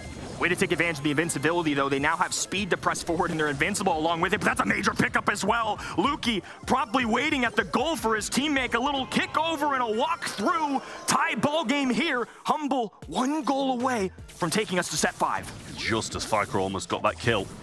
But now, Nouns just playing it slow. It's 1-1. They don't have to really risk too much, and especially with Dynamite heading into overtime, it's not going to be the most favorable of things. But obviously, with Stu's ability to just kind of dash around without having to do too much is going to help them out quite tremendously in these closing seconds here. Motep evading some of this curveball, going forward, speeds himself there as well, but the Bear going to be thrown down, trying to stop Cyclone in his tracks, does that, sends him back to spawn, and now Nouns establishing themselves once they head into overtime. Motep, beautiful moves here. The super powering him up, able to dodge all of that, gain as much time for his teammates as possible, but even still, it's not enough. He grabs 1 kill, but he needs more, and they're looking to drag this to overtime. The walls are going to come down, and the ball is now pocketed top left-hand side. I mean, Nouns are going 1 by 1 by 1, and it's just not working for them. They need to play this as a team, get Cordelius the super, get that play forwards, but speed comes in now. Motep takes a shot straight to the face, hypercharge, and the super comes down, shuts off a lot of this pressure. Firecrow's so low up top right, and just Pekka on the defensive side plays this Shadow Realm. The ball's all the way back in the corner. Luki comes out, stunned there, but not quite, as Pekka gets 2 and tries to look for the 3rd. When things are good, clown emo. When things are bad, clown emo. But he really made him look like a fool there. Filippo couldn't leave there. Pekka made him feel the pain, and now it's a lot of pressure from Nouns. Speed going through, and they're going to be relying on the mechanics here. A slowdown on the left-hand end. Firecrow trying to march his way forward, but it's not enough. Super shot available for Luki. Cyclone has one as well. A super pass. Cyclone lining up the shot, bottom left-hand side, gets it through the back of the net. Welcome to set number 5. Beautiful play there from Humble, getting the job done, bringing it to set number 5, and they've been looking like they're going to do it since that first set. Maybe should have even taken the second, third, definitely didn't go their way. Seemed all Nouns, but a great bounce back for them to bring this back in the 4th. We saw some moments from Nouns, but it just seems more of the same. They're just not playing that team play that we've seen them win with. Whenever they play as a team, they win. Whenever they don't, they seem to lose. I think the Nouns composition was a much harder one to use as well. Oh, I can't get enough of that shot. What a bounce. So quickly they can line that up as well. Impressive from a pro player standpoint. It'd take me about a minute to be very precise with lining up my super and making sure it bounces in, but these guys make it look easy. Max, Cordelius, it's a tough combination to make work, and Nita as well. When those walls come down in overtime, they're outmatched no matter what. No matter what the enemy comp is, it's going to be pretty impossible to deal with that from a long range, and they just have impressive positioning. But they also just have to rely on mechanics. They can't line up easy shots. They have to phase shift, use the max super. Cordelius has to be able to maneuver his way around, get up in your face somehow. And I feel like as good as they played, Humble just didn't necessarily need to do as much craziness. And I think even despite Humble making some mistakes with grabbing goals, they still had enough time, a good enough defense to where it just couldn't work out for Nouns. Yeah, I mean, Humble made mistakes, but Nouns just made way more. So many moments where they're just going in on their own, trying to make that hero play when it just doesn't really seem like it's needed. Yes, they're going to need these speeds. Yes, they're going to need these big plays from the Cordelius, but you've got to do it within the comfort of your own team when your whole team's pushing up and not trying to do it on your own. Yes, in overtime, we saw Cordelius making some big plays. He got 2, but then after that, still nothing came from it. And I think that's the big issue that we saw Nouns have in that one there. Ring of Fire is up next, the Colette, the Gale, and the Cordelius bands from Nouns Esports, the Lou, the Bell, and the Charlie from Humble. And who can blame them, as the first pick did go Nouns' way, and it's Maisie. Despite Lou's win rate not being the best at the World Finals, I think his Hypercharge is still worth a ban on this map. His super already covers the entirety of that middle ring, so it's just really easy to kind of want to avoid that situation, especially if you don't have the first pick. That's an easy one to lock in, but because of that, you know, you always have to lock up Charlie if you have that second pick, so that's one ban no matter what. They go with Bell, which is a little bit of an interesting one. That's clearly probably a brawler that's catering to something they want later down the line, but as a result, somebody like Maisie is going to slip through, who's going to be an excellent brawler here. Again, another staple of Brawl Stars coming through, though. It's going to be Spike, consistent, can play into just about anything, so there's really no risk of playing him. Yeah, it really isn't. I mean, same combo coming back, obviously, with the Spike and the Stu. Can't blame him for Humble at all. Maybe like something a bit different than the Spike here. Yes, it seems all right, but the Rosa's going to come through, and even into the Spike, they're going to commit to it, even though the Hypercharge might be coming down, the slows and everything. Rosa's still going to be played, and if it can get in those back lines, it's going to be devastating for Humble. I wonder if we get like a... that wasn't what I was going to say, but Gray makes a lot of sense to me too. I was kind of looking out for like a Sandy or a Tara here. Tara Pets and the Pool do really well into both Spike, who has the life plant, piercing shots as well, and then Stu can really struggle into Tara as well. It's somebody that actually got a lot of play time in the World Finals, and Sandy's been around as well. It makes sense though. I have no complaints about Gray. They now have an easier access point to get back in the mid, especially when you pair that with somebody like Maisie and Rosa. I think the name in the game is just kind of sending in brawler after brawler and wave after wave of offense in order to get there. But to meet them on the other end, it's going to be a giant shotgun along with it, Shelly. Yeah, I mean, you can't blame Humble for it at all either. You're playing into pretty much 2 tanks, so we're going to be using that TP, as you mentioned, to get in. You just put Shelly on the zone, put Spike on the zone, and so much damage is going to be coming down. And obviously, Stu's going to be able to run away from the Rosa, run away from the Maisie as well if they do get that little bit too close. If he steps out of line, he can still make up for it by getting away. But the Shelly and the Spike should be quite good at shutting these down. And I'm a little bit scared for Nouns, but at the same time, I don't hate it. You know, if they can get in the back lines, if they can stop, you know, Humble from getting out the spawn and stop them from getting anywhere near that TP point, then I still think Nouns can do this. In terms of playing the game mode, it makes a lot of sense. I mean, the strategy they were working with is high health points and getting their brawlers in and out. And they're even going to be able to cover this map up a little bit with grass that'll utilize their kind of skill set. They want to be up close and in your face. Pekka going to be trying to take advantage of this and get sneaky. They haven't really been able to touch down yet.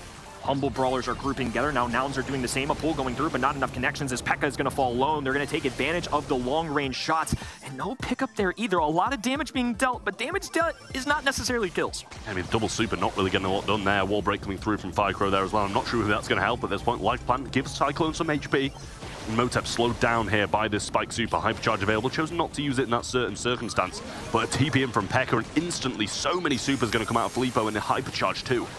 Filippo had 2 supers and a hypercharge off 1 Rosa. That is a crazy number. 60+ percentage points now, and hypercharges on the other end as well. Beautiful tags there from Firecrow. Not some easy ones to line up, but again, the Buck Blast is going to shut down any idea of Nouns getting involved here. Again, perfect counterplay. Sniper Shelly going out, not quite enough. Cyclone looking to try and finish this off. Motep now in the zone. It's going to take a perfect defensive effort here from Nouns. Motep knows he has to play defense. He can't even get in a spot where he can go in the mid here. He's just going to have to rely on his teammates. I say no Clay Pigeon from Filippo, but he goes forward with this Hypercharge now, gets on the zone. Good kill coming in as well. Pekka going to add some HP and damage to the zone too, but not really a lot of percent. 96 to the side of Humble, and only 4 more needed before Nouns get 40. And now they're just going to blast a shotgun shell at them. They made it look simple. Humble's composition, again, is simpler. Nouns, I feel like, are going with confidence pick, with aggressive brawlers. We've seen it back-to-back sets now. The drafts that they have taken, not easy to play. It's almost like they're making it harder on themselves. I get relying on yourself and being confident, but Humble's composition just isn't as difficult to pilot. It's going to take a perfect couple games here from Nouns of rotating brawlers in and out, hitting every distant shot from Motep, Firecrow lining him up, and even then, Shelly's still tough to deal with.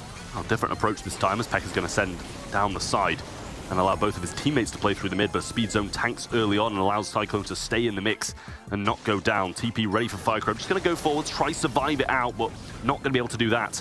And a super wave from Filippo ready to go, but Pekka's going to be able to bait that one out as his teammate does go down. Grass now starting to be established, and a much better start from Nouns, and that's saying something because they're still down. Yeah, Noun's still down, and they have to hold on to this. They can't let go. It's going to be a trade, but even that might not be enough, especially considering a super available for both sides. Easy cycles as well. Pekka pops the super, holds on, but now Luki right back in action with a hypercharge, a purple button on the other end to dash forward. Motep with a triple here. It's going to be a few tags now, a double kill for himself as well, and finally Nouns with a little bit of a lead. Burned down, and he does fall in those offensive lines, though. Walking came back, and Filippo might go down, but he does get his super, gets his hypercharge along the way as well. Pekka falls, no super available there to be played in time. Motep TP's in, but a great prediction super there coming through from the Luki, who managed to put that down and stick around, goes onto the zone, but another TP from Pekka, and it's just respawn cycle. This is what we expected, but this time it's much better from Nouns rather than Humble. Pekka going to be a waste of a hypercharge there. No kills available, and now both tanks taken down. Firecrow can't do anything here. Nouns with a continued lead, but Nouns with a continued lead, but it's going to be tough here for Humble. They're just shutting every single brawler down. They need to do this as a composition. Again, this is something we've seen all set. Do it as a unit. Don't go about it alone. Cyclone's really moving now as well. TP comes in, but Pekka's going to go down once more, and now Humble back in the lead. Match point as well, obviously. Firecrow going to TP and has another one to be able to TP out to. Gets a lot of heals from as well, but all three of them surely got to go in now and try and make something happen. Hypercharge to really predict them there, and Pekka the only one on the zone now. Pull backwards. Great walking cane there to punch straight into the arms of Pekka, but still kills coming through from Humble. Red roster fully available here, shotgun blasts available, and Shelly with plenty to work with here. Nouns Esports came close, but Humble once again take this matchup, and one of the underdogs of EMEA might be able to give themselves a little inch further until Championship Sunday. I mean, Humble looking so good right through that. They started so strong, but from there, they kind of dwindled a little bit. But it just took that little bit of a push. They didn't want to lose against Nouns. They beat them 3-0 in the season, and they played brilliantly, Sonny. And they win once again, and the only person that saw it coming was Ark, actually. All three of us said Nouns will take this one. It did seem to be like they were looking like the stronger team on paper, but in the end, Humble showing us some great plays, popping off time and time again. Filippo on that spike time and time again. Luki now in the last match, and it does really seem like Spike is a brawler you might need to ban. Humble, my goats. But I was not expecting it to be as close as that. I said 3-1. I mean, I think that for me, Nouns are still looking very, very dangerous here today. I mean, especially Firecrow on that Cornelius pick. Just dodging and weaving his way entirely around the situation. Brawl could have genuinely been Nouns, I feel. Like, that really could have gone either way. And I think a lot of credit has to be handed over to Humble to be able to survive that one out.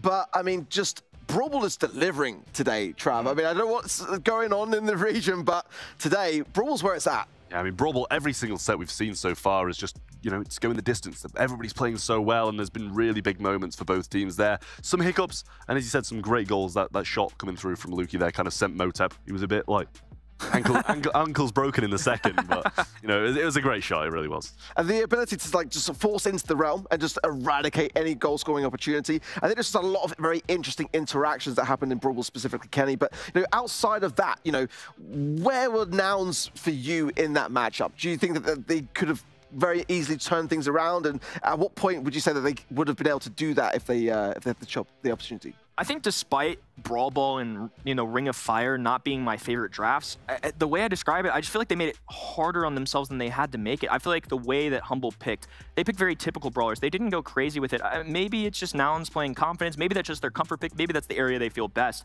But I feel like to make those compositions work into the brawlers they were playing against, it was hard on themselves. So for me, it kind of kicked in at Brawl Ball. I still feel like they could have won in Brawl Ball despite all of that. But especially on Ring of Fire, once those picks came through on paper, I see what they were going for, getting the brawlers in their faces, trying to cycle in as many brawlers as possible with the teleport. But it was just so easy to shut down with one simple Shelly pick. Well, Sonny, we're watching from the sidelines, enjoying every minute. I believe you got some clips to show us on the telestrator. Take it away.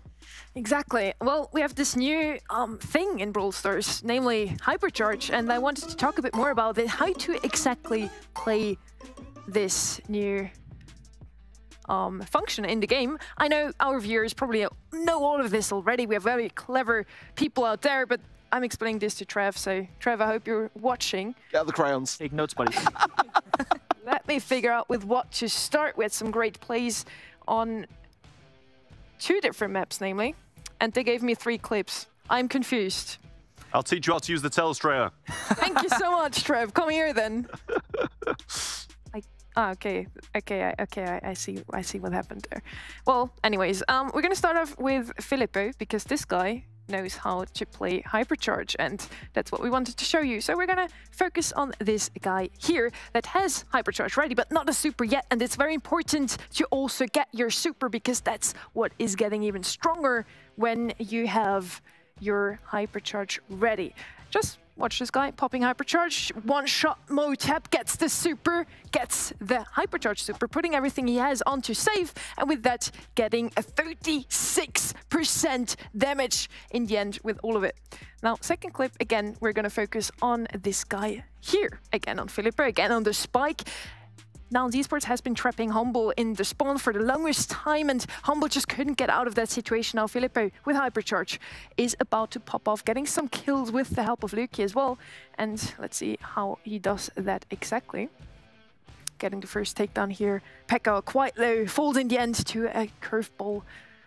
Firecrow also 120 HP, gets taken out by Filippo as well, waiting for him to get out of the Shadow Realm. He does have his Hypercharge, waiting for the very last second to pop it, to also get some control over Pekka and Firecrow there. Falls back now to stay alive, because Hypercharge is just so valuable. He wants to use it as long as possible, getting some more save damage, and with that, Humble takes the lead in this game as well. Some very great plays here, and then the last one, not really a Hypercharge clip, but what everybody has been talking about.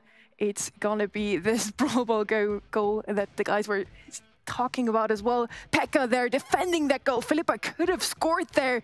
Pekka taking it in the Shadow Realm. And now we want to focus on Luki over there. Just wait for this man to confuse Motep. And those bounce shots are a true poem. Well, with that, I hope Trev got it. I hope you at home got it as well. Hypercharge, not that hard. We're gonna get some few more in the next update. Brawl Talk did tell you which ones. Thank you very much, Sunny. A perfect display of breakdown there. A beautiful bank shot, really, wasn't it? I mean, it really, really was for me. And Humble, again, that team that just keep on surprising. I mean, it just never fails to surprise me every single time how, when they're up against the biggest of threats, they just seem to come out on top still, Trav. I mean, how are you feeling about them going into their next matches later on today? I mean, I feel like you got to feel the same as the first game. I feel like you got to feel pretty good about both of those teams, to be fair. You know, it was close. Yeah. It was a 3-2. Some of the drafts were pretty solid. And I think, you know, more of the same should be coming. Some very, very close games inbound. I think Humble, though, if they can, you know, carry on beating these teams, and, you know, obviously they've been focusing on the SBS quite a lot when other teams have been focusing on other things. You know, the World Finals was a big thing for a couple of our teams here. And clearly, it's paid off for them. Well, Humble, just taking that win, are going to be up next against Foot Esports, who took the loss in that first match. So a very, very important one now for Foot to be able to make a comeback in this Challenge Finals. Do not go anywhere. We're going to be right back after a very short break.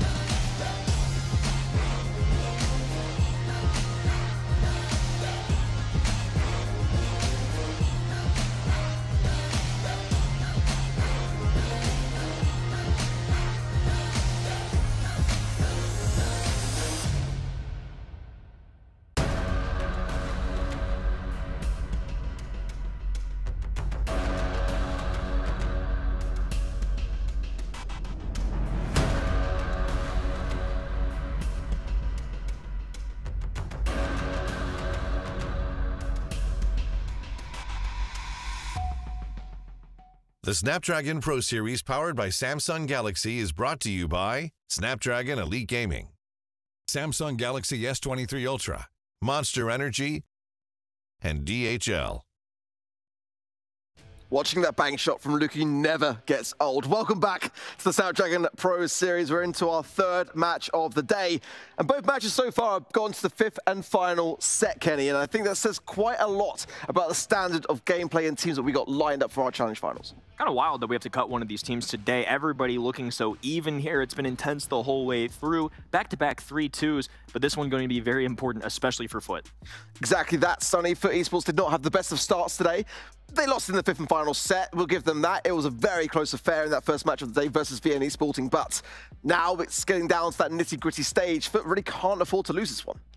And they couldn't really afford to lose the first game already because World Finals is still in their back of their minds. It's going to be a very tough one on their mental now to still step up now, taking the momentum they had in the game. It was a very close one after all, and now winning against Humble would be important. Well, Trav, going back to our Challenge Day 7, this was the final match, actually, to finalise the entire season. But, Foot Esports did get a convincing win, a 3-1 scoreline. So, with that in mind, it's looking better for them in terms of the historical background. But, what do they have to really do for this to knuckle down and make sure that they can get this victory?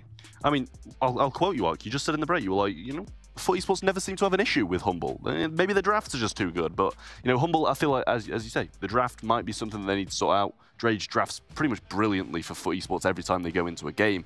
So that's something that Humble have got to watch out for. But even with the drafts now, if Humble are playing as well as they have been, then I think they can still overcome it. Like a draft only does so much up to it. Well, I mean, it does quite a lot, but still only does so much. It's what happens on the field in the gameplay that can really make a big difference. Yeah, in regards to that, Kenny, as well, you love to do your VOD reviews and you love to go back through the matches. And where in this specific matchup do you feel like either side might have a bit of an edge here? Foot are that really aggressive, in-your-face kind of team, but as are Humble, is it because these teams are very similar for that reason that they're kind of inside each other's minds, or what is it that gives them that advantage? It feels like Foot have just had their number in the past. It hasn't really been a team on paper that they've struggled into. Foot have this nice blend of just really unique drafts. They play to their play style. They pick things that not everybody is willing to go. They've kind of been the team that's more daring, and sometimes that catches teams off guard. It felt like, especially in that last matchup we had, Humble just went with what was safe, what was consistent, very well-rounded, not overly offensive, but just kind of a blend of everything. And I think Foot are just going to do what they always do. They're going to draft what's comfortable with them, and I think that could catch some teams off guard. Definitely. I mean, Humble, they did win against the other two teams we have still on the board for them. Only Foot Esports were able to beat them, and I really feel like this is going to be the opponent they're most scared about. And this is the question now. Can they still have the mental to beat them today? After all, taking the lead above the other three teams, because whoever wins all of those games is going to have the first seed tomorrow. On the other side, Foot Esports, they have everything what it takes to beat Humble. Let's put it down. On paper, they are the ones that have to win this one. Yeah, I mean, definitely. So it kind of comes to the fact that, Foot Esports, they need a win. Humble, they'll take a win. They want to be up in that top part of the bracket tomorrow. And, kicking things off as they did with a win puts them in a great spot to be able to head to day number 2, sorry, and get in that top 3. But Foot Esports, they've still got a long road to go, and this is where they've got to start it. They need to get this win on the board early, well, not early on because it is the second game, but if they don't manage to get this, they're 0-2 down. And that's not a position you can come back from very easily at all. You've got to rely on other opponents, doing badly rather than doing well, and that can put you in a really tough spot. But I mean, Humble, they looked incredible in their previous game, and although Foot Esports have a history of defeating them, I'm quite scared for Foot at the moment. It was great watching back some of those highlights. I mean, that final Challenge Day 7, although it didn't have the biggest of impacts in terms of the teams that would make it through to this stage of the competition, like watching this Chuck interaction specifically for me as well on Split and also on Heist, I mean, that's something that Foot have in the back pocket. But, in that same idea though, Kenny, is that going to potentially go against Foot? Are Humble the team that can learn from those kinds of mistakes and come back more polished, more refined, and more kind of structured in their thought process and in their drafting process from those losses that they've conceded over the competition? Humble's somebody that's grown all year long. I mean, this is peak Humble gameplay, and credit with Foot, obviously they're playing just as well as they ever have too. But for Humble, it's a little bit more of a dark horse. We haven't seen those top-tier performances from them yet, and I think after all these learnings, they're going to be able to come to this draft and hang in pretty well. I do know for a fact that Meg is a brawler that Foot really likes in these more aggressive, bounty, knockout kinds of game modes. So much HP, so much firepower, just a very well-rounded brawler. They used to combine Meg and Byron back in the day. I kind of wonder whether it'd be something wild as that. Not ready for me now in this meta, but hey, it did work for them in the past. Tikkum are going to come in as well for Humble, which could be that kind of susceptible brawler to some more aggressive ideas. Max on the cards for Foot potentially. RT, though, a very safe pair of hands for Humble, that kind of brawler, which just is a bit of a glue brawler for me, at least in bounty and shooting star. But so far, I know Trav's probably sneering down to that Meg pick. I don't necessarily mind it, but it's kind of how Foot are going to kind of combine with that to have something of a more aggressive nature. But Sunny, Trav, you're going to take the lead on this matchup. Head over to the casting desk, talk us through it, and give us your predictions while you're at it. Oh, prediction-wise, I'm going to go for a cheeky little 3-2 Humble, I reckon. Might be a bit bold, I'm not sure. I mean, is it bold? We had 2 3-2s today already.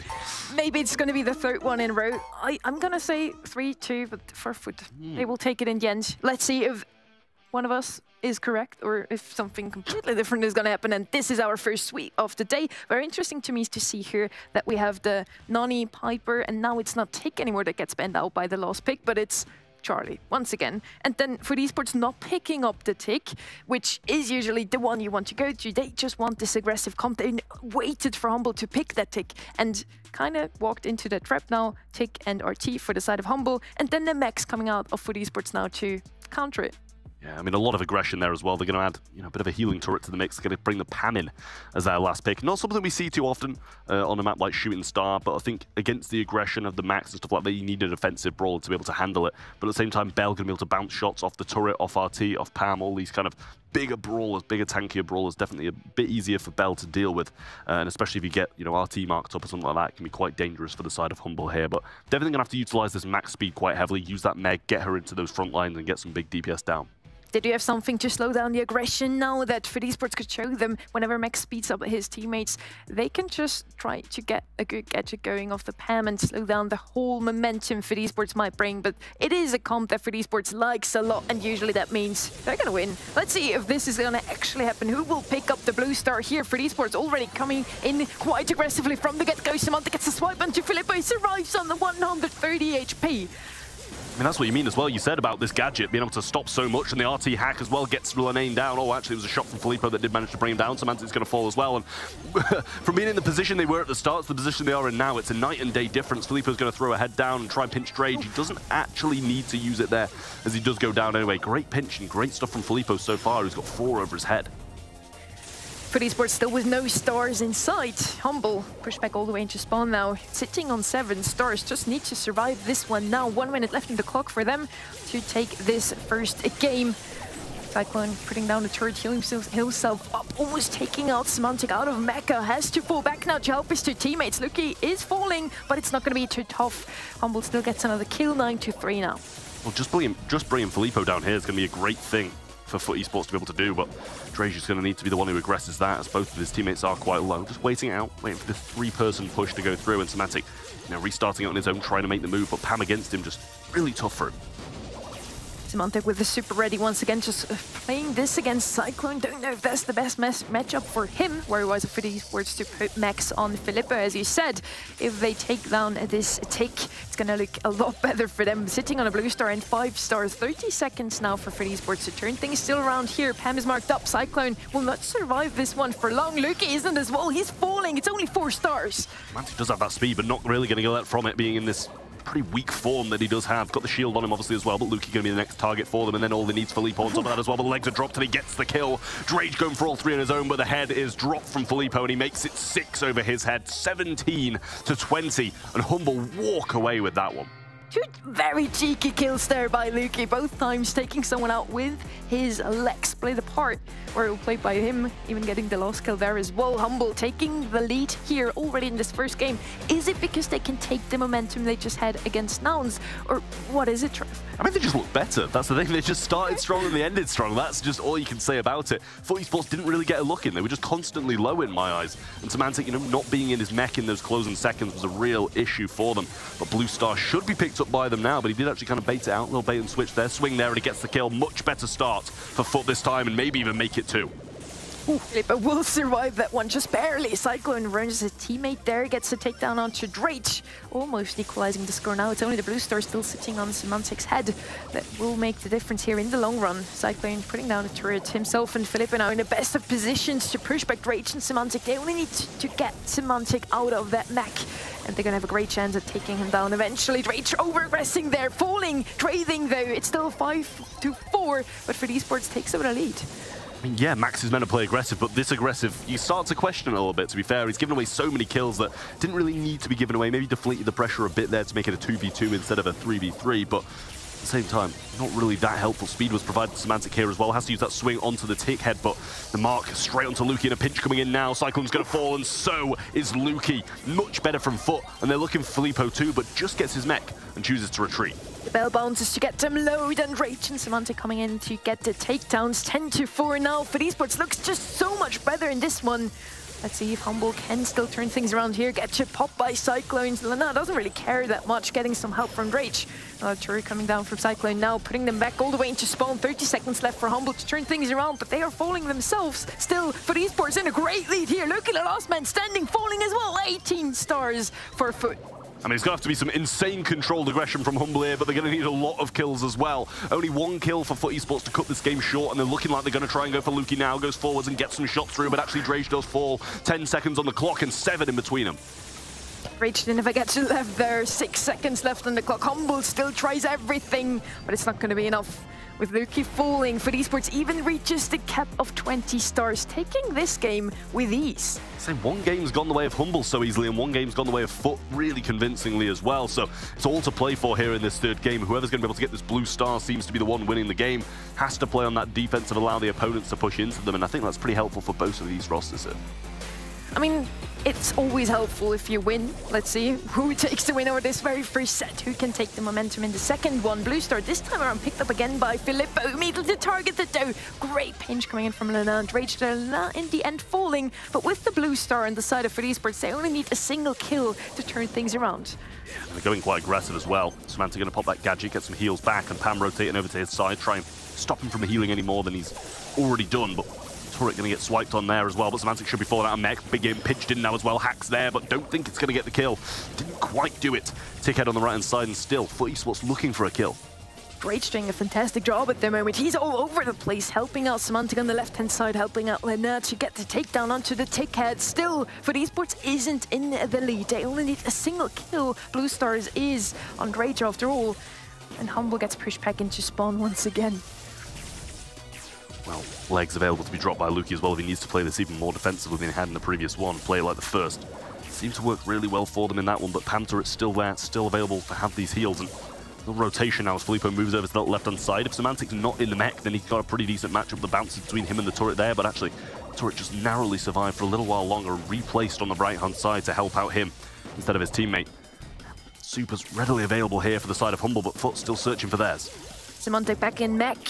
He can push up on the left-hand side now. Lena and Rage try to do the same on the right side. 30 seconds left on the clock. Let's see if Luki gets another pop-off in the end. Let's see if Humble can survive this one. Rage pops the super. Lena himself sped up.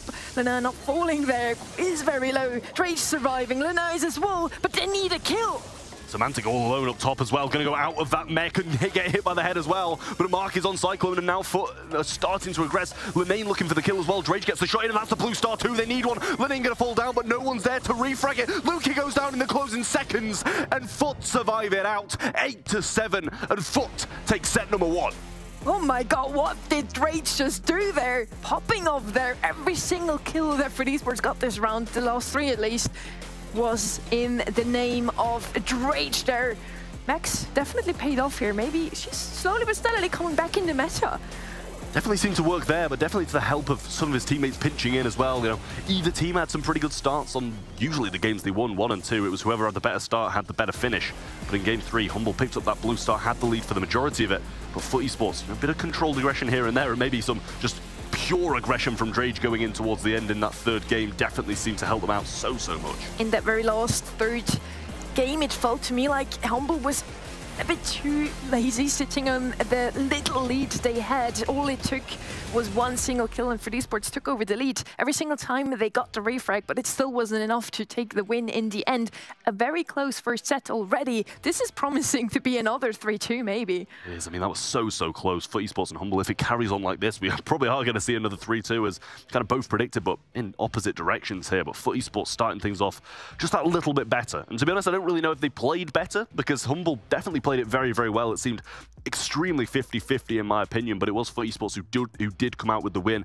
Maybe some certain circumstances just went their way that didn't really work out too well for Humble, but in the end I definitely feel that was a 50-50, and I don't really call a team, even with FUT Esports having this lead, to be able to win this.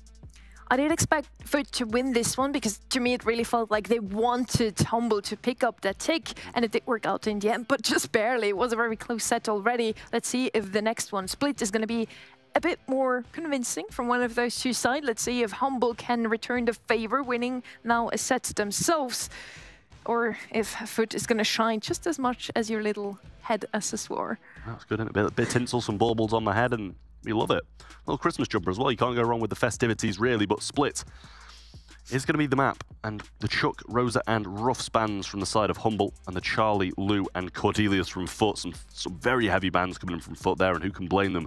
So obviously Humble had this first pick and chose to go with the Stu. Do like the Stu pick up in the hands of Humble, always a great asset to have. Also, again, with the speed turret, so easy to get into the zone that quickly. With the break, it always helps on Split to break up the left-hand side, which is usually the gadget you want to have in your hands. You can so easily get also into the zone that is a bit harder to take. Always the right-hand side lane. You just defend the left-hand side. You need to get those percentages in. And another brawler that helps getting the left-hand side lane is Gale. You can put down your jump pad and play a tank probably as last pick here, as seeing that most of them are still open. FUT Esports is going to have a great time. Yeah, that's the thing as well. You know, you place the launch pad and you can just kind of rotate wherever the tank is on the opposing side if they do choose to play one, and you can defend that really nicely with that knockback that does come along with it, the blustery blow for the side of Gale there. And it's going to be amazing coming in from Humble, sorry. And I don't hate the pick. I don't really love it that much. It's got, you know, certain angles that are going to be able to work pretty well for it, but I think for the most part, if you're playing it, especially down this right-hand side, if you want to play that tankier side where you want to push forwards, it's quite hard to find the angles. Very true. They do have something against the Barley now, breaking up the map with Stu. Then they have something against tank if FUT Esports decides to go this synergetic comp with Gale and the tank. But what will they play to aggress themselves? So far, we don't really see any of those brawlers on their side. Grey would be an option here, and they do actually go with Grey here. Just one of the best brawlers on this map, because it's also the only hot zone map. You have 2 zones to catch, and with Grey, you can easily teleport to wherever you need to be. And I mean, pairing it with the Maisie as well, it's kind of like having the jump pad on the left-hand side. If you really want to set it up, you can just do that. Allow the Maisie to just go forward over and over again. And you said, even switching between the zones if you need to do that on the fly as well. It's definitely really solid to have that that Grey pick. And obviously you can use it a lot more times than you can on Launchpad as well. So Tara's going to come in as the last pick from FUT Esports. We know I love that. Tara was played in World Finals, especially by Chino, just so beautifully, and I just couldn't wait to see more of it, so I'm really pleased to see FUT bring it in here. It's going to be Stu against Tara. Let's see which brawler's the better one, Trev. I do like both pickups here. We don't actually have a tank on the side of FUT Esports, surprising to me, but also a great answer to what Humble brings up against them. Stu, Maisie, and also the Grey are going to struggle a lot with the shadows. Yeah, they really are. Those single projectiles do seem to have a bit of an issue against these support from beyond. But as you said, you kind of expected a tank to come in here. Maisie maybe deterred that a bit more than we kind of expected for the side of FUT Esports. So they had to pivot a little bit, and you can't really... I'm never gonna be sad about Tara, we know this. So we'll see how it does play out, see which side managed to win this one. Will it be 2-1 to FUT, or will Humble manage to bring it back to 1-1? We're going to find that out in the next 3 minutes. Cyclone on the right-hand side alone against Tude. Rachel are now both holding back Luki in mid as well. Cyclone already falling low, has to fall back there, does get his first super, probably rocking Gasser heal here, so can go in aggressively as soon as Lena is out of gadgets at least.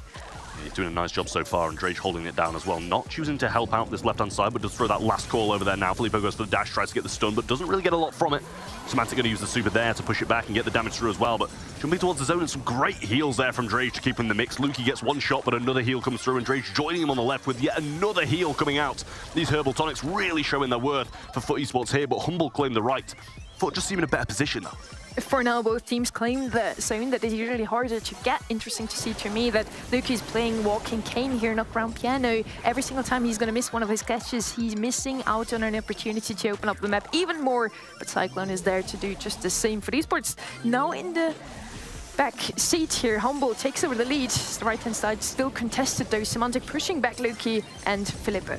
Yeah, the Bloodstreak Blow already again, and Filippo choosing to try and go in here. Did use the super there, I think. I didn't see it really being used, and obviously it did go from around him, so not the best for him, but 6% is all that's needed for Humble here, and Foot starting to push back, pull ready, but the support from beyond not there from Lene, going to have a huge issue. Last call from Drage, going to throw this out, try cover out this side, but another super from Grey, and this could be over. Foot needs to defend the right-hand side now. Still needs to claim a lot on the left-hand side. Humble knows that as well. For now, just defending the left-hand side. Cyclone just barely surviving that one. Filippo ready with a hypercharge. And Foot Esports can't really get to that side at the moment. Humble doing a great job at defending, with so is Foot Esports. Humble only needs another 6%. Now trying to get in with a hypercharge. Filippo and Lukey both standing in the zone. The last percentages are claimed, and Humble claims this game.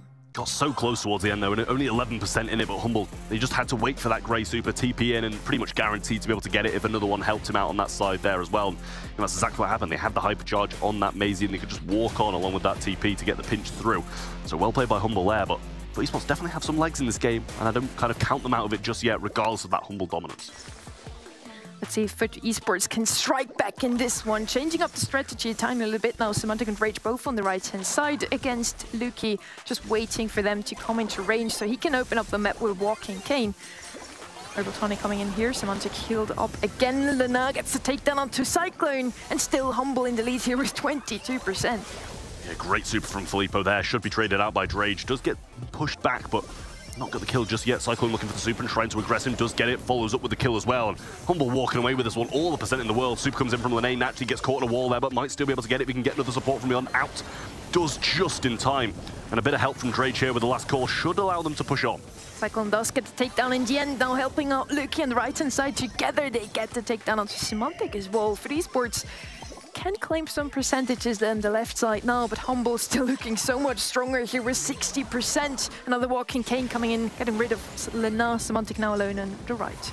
Getting that pushback as well, but TP in from Cyclone does get the burn on Semantic as well with the super there, but I think a heal came out somewhere. Walking Cane gonna get some work done, but not really too much here. Filippo's gonna come with the super hypercharge too, gets one and follow up. Drage jumps in. Humble clean up, and that should be the set going to them. 1-1 surely should be following here as Semantic's in a 3v1, and the percentage continues to tick up. Trev already calling the set here, only 6% more. Lena throws his super in the void. Nobody gets sucked in there. And with that, Filippo claims the last few percentages. Humble now just very dominating, taking this second set and evening out the score overall. I mean, Humble looked so good in that one. They just seemed in control of the map pretty much the entire time. And you said they pretty much needed a tank for the side of Foot Esports, and I do feel like that's what they were missing. A bit of, something on the zone to just be able to try and hold it out, regardless of a Stu pushing in. You can tank some shots and move on, but with a Barley, with a Gale, they just seem to both struggle when they had brawlers in their face, and even the same with Tara some of the time as well. Support from beyond in the first game pretty much expended so fast, and there really wasn't a lot they could do after those were used.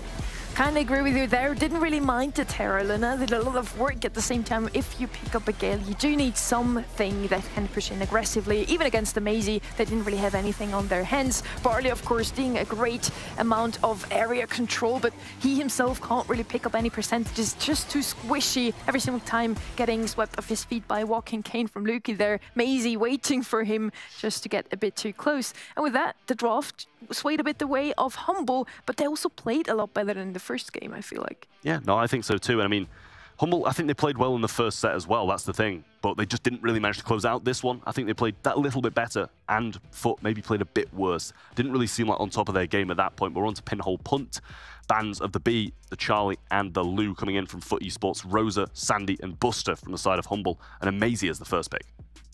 We do have a Charlie and Luben once again. Colette, the third in this roster that is still open. Let's see if she's going to get picked up here. Pinhole Punt, a very closed off map once again, where you just need bush control after all, and Maisie definitely going to help do just that. Also banned out 2 of the tanks that FUT Esports love to play, and I love to see that. You need to react to whatever your opponents want to play. Yeah, I mean, that's something that FUT Esports tend to do pretty well, though, when it comes to draft. The draft seems to be, one of the best in the world, and Otis is going to be their pick. Just try and mute out this Maisie when it's coming aggressive, when it's trying to use these supers and gadgets to get further up the map. And I don't mind that from FUT Esports. I feel like Otis has definitely kind of drifted out a little bit as of recently, but I'm quite pleased to see it come back in. Stu's going to be joining it as well. Bit of mobility in the mix. Do like to see that. Otis for the area control, Otis for the bush control in the middle, and then Stu for the aggression that FUT Esports likes so much when the 2 tanks that they usually want to play are banned out. Stu definitely still a great option for them. Now, Humble still has a lot of options to get some more mid control themselves, to get some more damage potential in their hands. Spike still one of those options. We talked about him a lot today already. Usually gets overlooked, doesn't get banned out, but is doing a lot of work on pinhole punt. Yeah, I mean, Spike's going to come in as well, and that's a brawl that we've kind of always flies under the radar, but today has really been very, very prominent, played a lot, especially in those first couple of games that we have seen. Spike just been making so many moves, hypercharge really solid, and obviously that live plant as well has been a big, big thing for this brawler. So I'm quite pleased to see it coming back once more, and Humble have utilized it well in the past, so I'm sure they'll do the same again. Yeah, it's lovely to hear that you're listening. We're going to have FUT Esports now with the last pick. Humble still has 1 pick to go. A lot of control already. Let's see if they're going to bring out some aggression. Would do them well, since Stu doesn't really have the damage output to do so. But they're going to go with even more area control with Spike and Squeak in their hands. FUT Esports will have a tough time to even walk into the mid here. Yeah, well, Squeak is definitely going to be able to cut a lot off with that residue, so I think that's a pretty solid point. And then following up from that, FUT Esports, they're going to have to go something. Cordelius is that aggressive brawler that they kind of needed. Life Plant obviously going to be able to do a decent amount against Cordelius when it does come in, but Maisie really not going to have the best of times against pretty much any of these brawlers. Stu can run away from it quite nicely. Cordelius takes it out of the mix, and Otis mutant out. I think that's it's pretty solid for the side of FUT Esports this draft, I feel. I agree. At the same time, I like the comp of Humble just a tad bit better. The Cordelius, in my opinion, doesn't really have the range to deal with any of the brawlers on the side of Humble. Of course, he has the movement speeds to deal with it. We have the bushes in the middle that nobody really can break up here in this mix here. So maybe Cordelius does work out better than I imagine. At the same time, I just love the area control that Humble brings to the table here. Let's see if they can eventually also get the lead over this one. Well, Lane pushing down the right-hand side instantly, getting in range pretty nicely here off the start. And we're going to see Filippo fall pretty early on. Ball maybe passed over to the right-hand side. An opportunity here with some great follow-up shots from Semantic too. Drage going to move this ball up, but Lenane, Semantic still looking for the mute, still looking for the Shadow Realm, and this is a wonderful position early on for FUT Esports, looking for it now. Drage possibly trying to find the trick shot here, but nothing just yet. Shadow Realm now coming through, and Filippo has the super to try and defend it out, and that's well deflated here. Beautiful stuff, but a nice mute coming all the way across, but it's just Drage alive to get this work done. Cyclone trying to defend here alone. Squeak is not going to be alone for much longer, though. Filippo coming back into the range now, as well as Luki. They just defended this one, but FUT Esports is mad. They're playing it so aggressively, and it does seem to work out. Filippo overextending there at the start, immediately gets taken out, and ever since then, Humble is pushed back into spawn for good. Nice dash from Luki there to avoid the Shadow Realm of Lenane coming in. Filippo does fall low. Semantic might be able to get this finished off. Fat Splatter just misses him, and he's getting healed up nicely there as well. Luki with a little bit of a spin in the spawn, knowing that's kind of paid off nicely for them. Lenane moving up and gets the Shadow Realm onto Filippo this time, makes it a 1v1, but the ball still sitting in those back spawns. Some great shots from Filippo. Might have picked up a mushroom in the mix there as well, but some nice pushing coming through, and all of FUT Esports toppling down like dominoes. 1, 2, and 3. Humble clean up, and now they're on the aggressive. Filippo on that spike again. Once again, Hypercharge ready to pop, waiting for the perfect moment to do so. Humble in the best of positions now to eventually score this one. Super coming down, getting rid of Semantic. Drage is the last man standing in front of the goal, and now on the left-hand side can't reach that goal in time. And that's going to be Humble catching that first goal. 1-0 up now. Speed zone place, and Drage now dashing forward, wants to get some revenge in here. Missed that shot onto Cyclone, though wants his super back from it. Filippo's going to get pinched in as well. Nice shots from him, but Drage does go down. Great shots coming through from Humble. Jump little play from Lenane there, gets the ball. Beautiful play from him to even the score. I don't know how he just did that, just as he did in the first round here with the Grey, now doing the same with the Cordelius, sneaking in those goals that seem to be impossible. 20 seconds left on the clock now before we hit overtime, before those walls fall. Humble again with the aggression, 2 supers ready for them. Yeah, I mean, now putting his team in a bit of a tough spot. Drage did over-aggress quite heavily there as well. No fat splatters left for Semantic, and he's going to fall too. Drage looking for the ball, just wants to defend this off, wait for his team to come back in. And as we head into overtime, definitely at the moment with the positioning favouring Humble, but Foot starting to push out. And Foot has control over the ball there. Lena going down, Semantic all of the sudden left alone. Filippo with another hypercharge. The pass will come through eventually when the Super's gone. The mute was there, but in the end, still Humble is going to be the ones to score here. Very tough chaos there in the last few seconds. Humble comes through, 1-up. I mean, massive back and forwards there from the side of Humble, from Foot Esports. I mean, getting the mute onto him, getting the shot through to get the ball topple into the floor, and then the Shadow Realm did the exact same thing, dropped the ball, but there's just so lucky there was 3 of them there because almost kind of fumbled that goal in those closing seconds, and Foot might have been able to mount a comeback off the back of that one. But residue there onto Drage, and he's having a real tough time finding any shots or any supers at all. Eventually gets it, but instant waste to be able to retreat back. But Esports starting off the first game so aggressively, trying to do the same now, but Humble knows to shut them down now. Semantic, the last man standing, just pushing up all together now, body blocking each other. Luki gets the goal. That was 20 seconds, and Humble already with the first score. Speed zone now being placed down. Mute missed by Semantic yet again, and that just seems like a recurring thing at this point. Needs to make more use of those and be able to up the map, because a nice double super coming there from Luki, gets the cycle off it as well. Hypercharge coming through, nice shots. Filippo puts the stick around down on the left-hand side, but Cyclone can't really find the killing blows. Does get shot on Semantic, but just heals up in time. Double super in the mid though, and that's not looking good for Foot. Rage pushing up on the left-hand side. Semantic has been falling. Lena and Rage both very low. This could already be a 2-0 here. Luki just needs to wait for the ball to get to him. Great pass coming in there, and the shot following up. With that, Humble now 2-1 in the lead over for the Esports. Is it hurting their mental too much? Losing a single set, and now for the Esports doesn't look like they're themselves anymore. Yeah, for Esports, they had some decent moments, and especially that play from Lene, it was really, really beautiful, but overall, it just kind of seemed like Humble dominated them over the greater map, had the moments, and Luki had some brilliant supers, especially in that last game there as well, to make the big plays, to be able to get the goals in. It was just cycle after cycle, and here's the big play from Lene. Gorgeous stuff from him, evading so many shots whilst jumping over. A lot of ammo slots were wasted as well. But this almost brilliant. Had the mute, ball drops on the floor as Lene gets the shot through onto him, then Shadow Realm does pretty much more of the same. Both of them one shot there, but just not enough for Foot Esports to be able to get their defense through. And Humble just continued their run after that and just kept on scoring and scoring and scoring. That overtime goal, Humble was lucky to still catch that ball there, stopping it in the end. And yeah, you were right. We had some great plays also from the side of Foot Esports, but Humble, every single player has been pulling their weight in that one. 2-1 up now.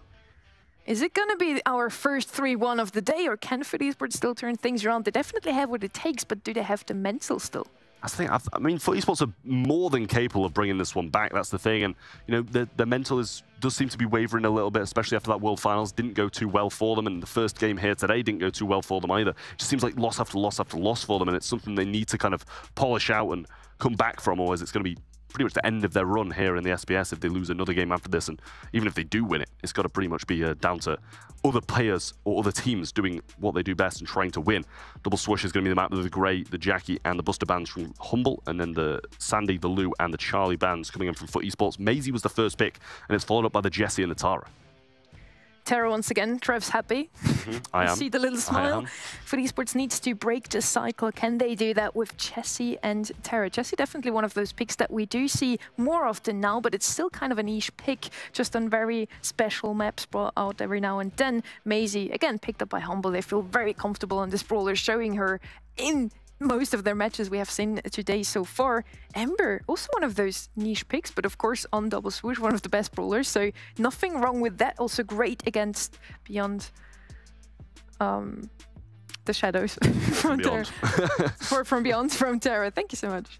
No worries. Well, Cordelius is going to come in as the last pick from Humble here, and I don't mind it. I don't hate it. You know, it can pretty much make these 1v1s, and if you're against a gem carrier, unless the whole team, the opposing team, circles their gem carrier, and obviously they know where he is as well, then the gems are going to topple to the floor, and you're going to be able to pick them up quite nicely if you are the Cordelius. So definitely the team play has to be there for the side of Foot Esports if they want to make this work against the Cordelius. But the team play seems to be what's lacking at the moment, and that kind of makes me a little bit scared. I mean, if not now, For esports is going to lose this one, so they need to pull themselves together. Now Crow is going to come out as the last pick for them. A lot of area control with the Jesse turret, with the Terra Super, and also the Crow slows coming in here. They definitely have a good draft in their hands. Crow, one of the best counters to the Ember as well. Cordelius this time around on the side of Humble. Can they pop off just as much as Lena just did in Brawl Ball?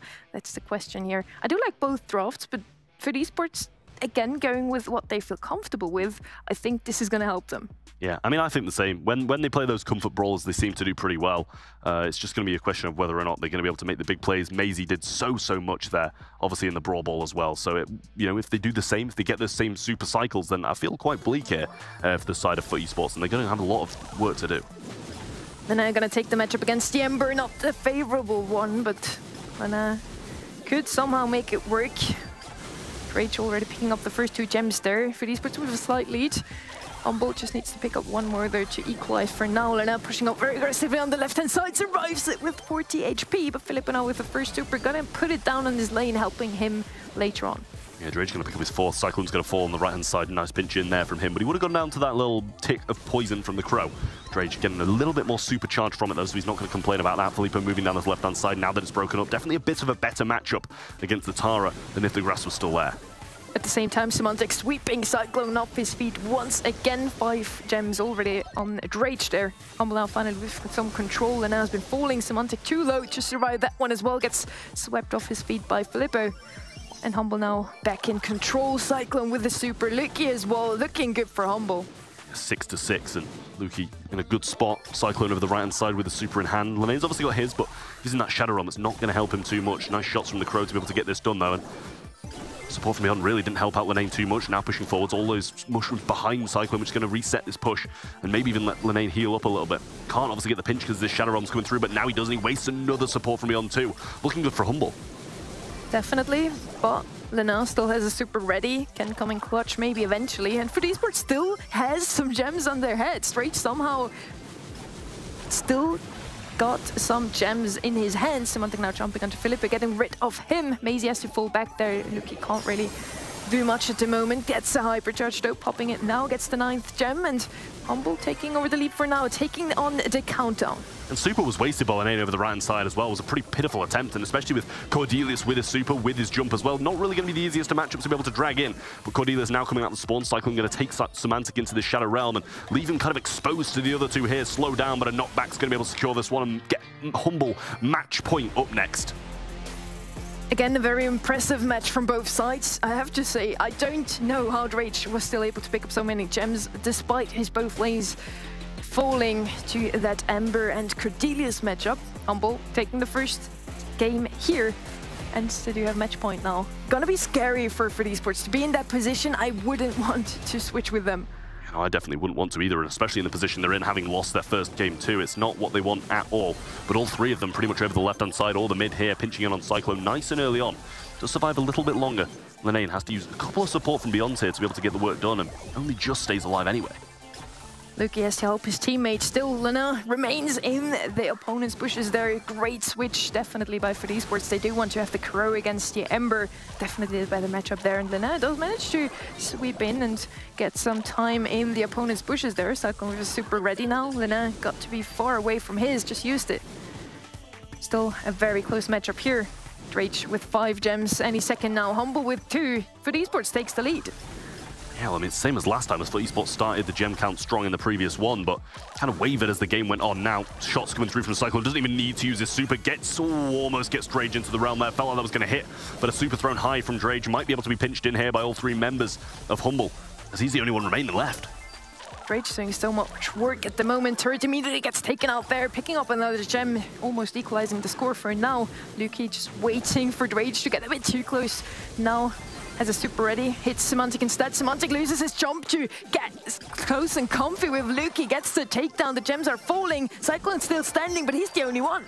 And he got Drage down as well, allowed all the other gems to drop on the other side, but Cyclone now flanking around this left-hand side, pulls there as well. But a realm there, nice from Cyclone to be able to bring Semantic out of the way of Luki and try and let him claim some gems from mid to start this count, but he's rotating all the way over to the left-hand side, allowing Filippo to be alone on the right and trying to win that matchup. Pinch coming through now, but Semantic still stands, but Filippo with a great pinch through here. Lena with another Chara super ready. This time around it needs to hit for FUT Esports to still come back from this one, still reclaim victorious here over this set. Luki with 9 gems, only needs to pick up 1 more. FUT Esports looking strong as well, only need to pick up 2. They can still reset the countdown if they get the gem. Cyclone taking Rage into the Shadow Realm, all the gems now on Lena. Lena being burnt down, but jump comes in from Semantic, gets taken down as well. Humble, everybody falls on the side of FUT Esports, and the 12th gem picked up from Humble. No reset ready for FUT Esports, and Humble are going to walk through this game 3-1, and FUT Esports 0-2. Humble now 2-0. Never underestimate Humble. Kenny, I hope you just witnessed that and know how strong they are today. They're the first ones to claim 2 matches. I'm really impressed with Humble. This is a team that I think coming into this, a lot of the people at home may not have necessarily thought as a front runner. Right now, they're kicking things off 2-0. I'm impressed. FUT is a legitimate team. They were a world's contender. There's somebody playing along the whole time, and they were making play after play. Humble's just been consistent today. What an exciting matchup. I mean, that really was strange. That final set just absolutely tapping. Cyclone, for me, man of the match in that particular game. Just going all out on that Cordelia's pick, and despite Humble sometimes having dropped a couple of gems, they didn't really ever seem to lose control. You know, it's like Felipe coming in to pick up the slack, to kind of keep that aggressiveness from those side lanes, forcing FUT to not be able to contest the mid, and time again, suddenly, I just felt like, for me, Humble are the team to beat at the moment in this competition. It really seems like it. Humble is ready to take everyone down today. Let's see if they're actually going to manage to pick up 3 wins today. They're the first ones for 2. And as you said, it always seems like Filippo is the man of the day today, at least for me, MVP. Cyclone coming in very aggressively with the Cordelia's, taking down Lena time and time again. I didn't think the matchup was that bad for Lena on the right-hand side. Yes, you have to push up against the bushes. The right-hand side is the harder one to take, but still so many good plays from Rage. I kind of feel bad for him. Yeah, his backpack was pretty big today, I'm not going to lie. He really was doing wondrous work on that Jessie pick, and we were chatting a little bit about Jessie, and I feel like it's kind of almost dropped off a little bit for me, despite her hypercharge actually being an addition to her kit. But, I mean, let's wind it back, though, Trevor. I want to talk about that first set of Bounty when FUT turned everything around. And, you know, I feel like that could have been the moment that would have maybe given FUT the lift, but they just didn't seem like themselves, regardless of that first win in that first set. Yeah, I mean, Drage, you know, he said his backpack was huge, so he made it happen in that first set, bringing it back in those closing seconds. And yes, it was a good pinch round, but Drage got a couple of kills, stayed alive, allowed the pinch to happen, and he really made the moves. But the kind of rest of his team just seems to be slacking a little bit behind today, and I feel like that's kind of the big issue for FUT Esports here, and it's something they're going to have to iron out because now they're 0-2, and that's not a position you want to be in at all if you want to head to that day number 2. It's getting down to that nitty-gritty stage now for FUT Esports. I mean, yes, they've got experience behind themselves to be able to bring themselves back in this matchup. Kenny, we were chatting beforehand, and these are 2 teams which they beat in the Challenge season, which they've now lost to in the Challenge finals, and Nouns were the only team which they lost to out of the 4. So, regardless of that, we've just talked about the clip. I know that you've got it on the telestrator lined up and ready to go, so let's wind it back and enjoy it for what it was. Yeah, I mean, it's interesting, right? Humble were the team that looked so good throughout that, but I felt like FUT made some of the biggest plays, and I think even in that first overall bounty, it's kind of where I thought the biggest play was. I mean, you're going to see it come through as well. We're going to have an interesting clip here from bounty of Shooting Star, FUT Humble.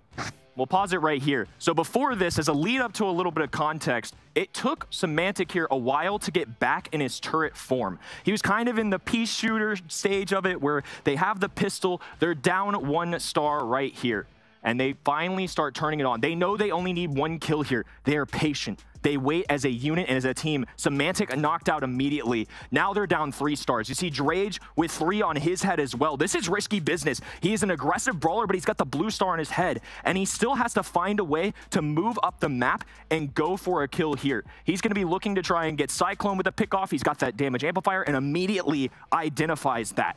So they're going to play this out. Going to relying on mechanics here. 10 seconds to go, by the way. Lenon half HP. Drage being focused by the entire team. A big blast right there. A nice tag. Even has a brawler on his side. Goes down, but still makes the play happen as Semantics creeps back just in time. This is the team that Humble beat, by the way.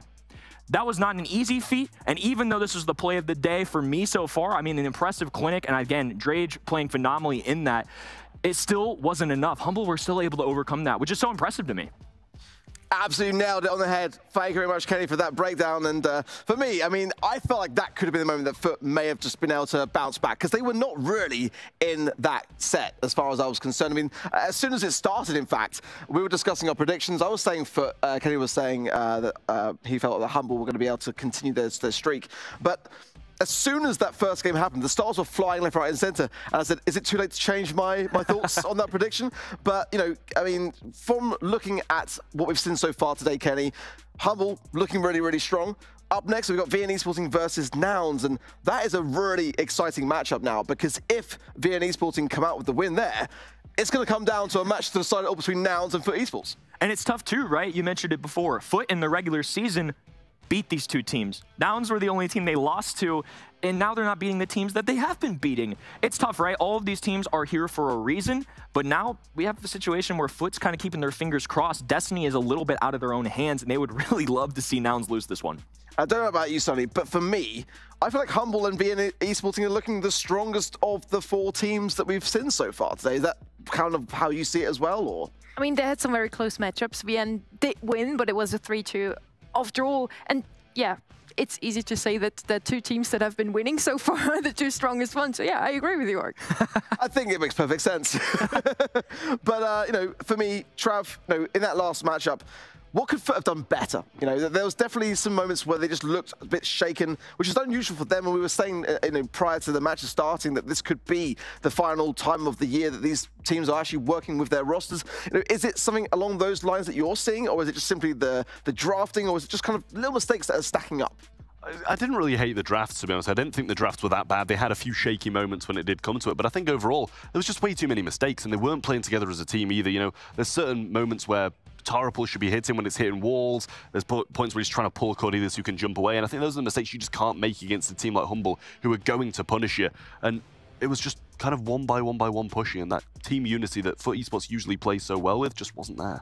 Wasn't there today. Yeah, exactly that. Well, we're at the halfway mark of today, and now we're really getting down to finding our final 3 to go through today too. Up next is VN Esporting versus Nouns Esports, a very, very important one. You do not want to go anywhere. We'll be right back after a short break.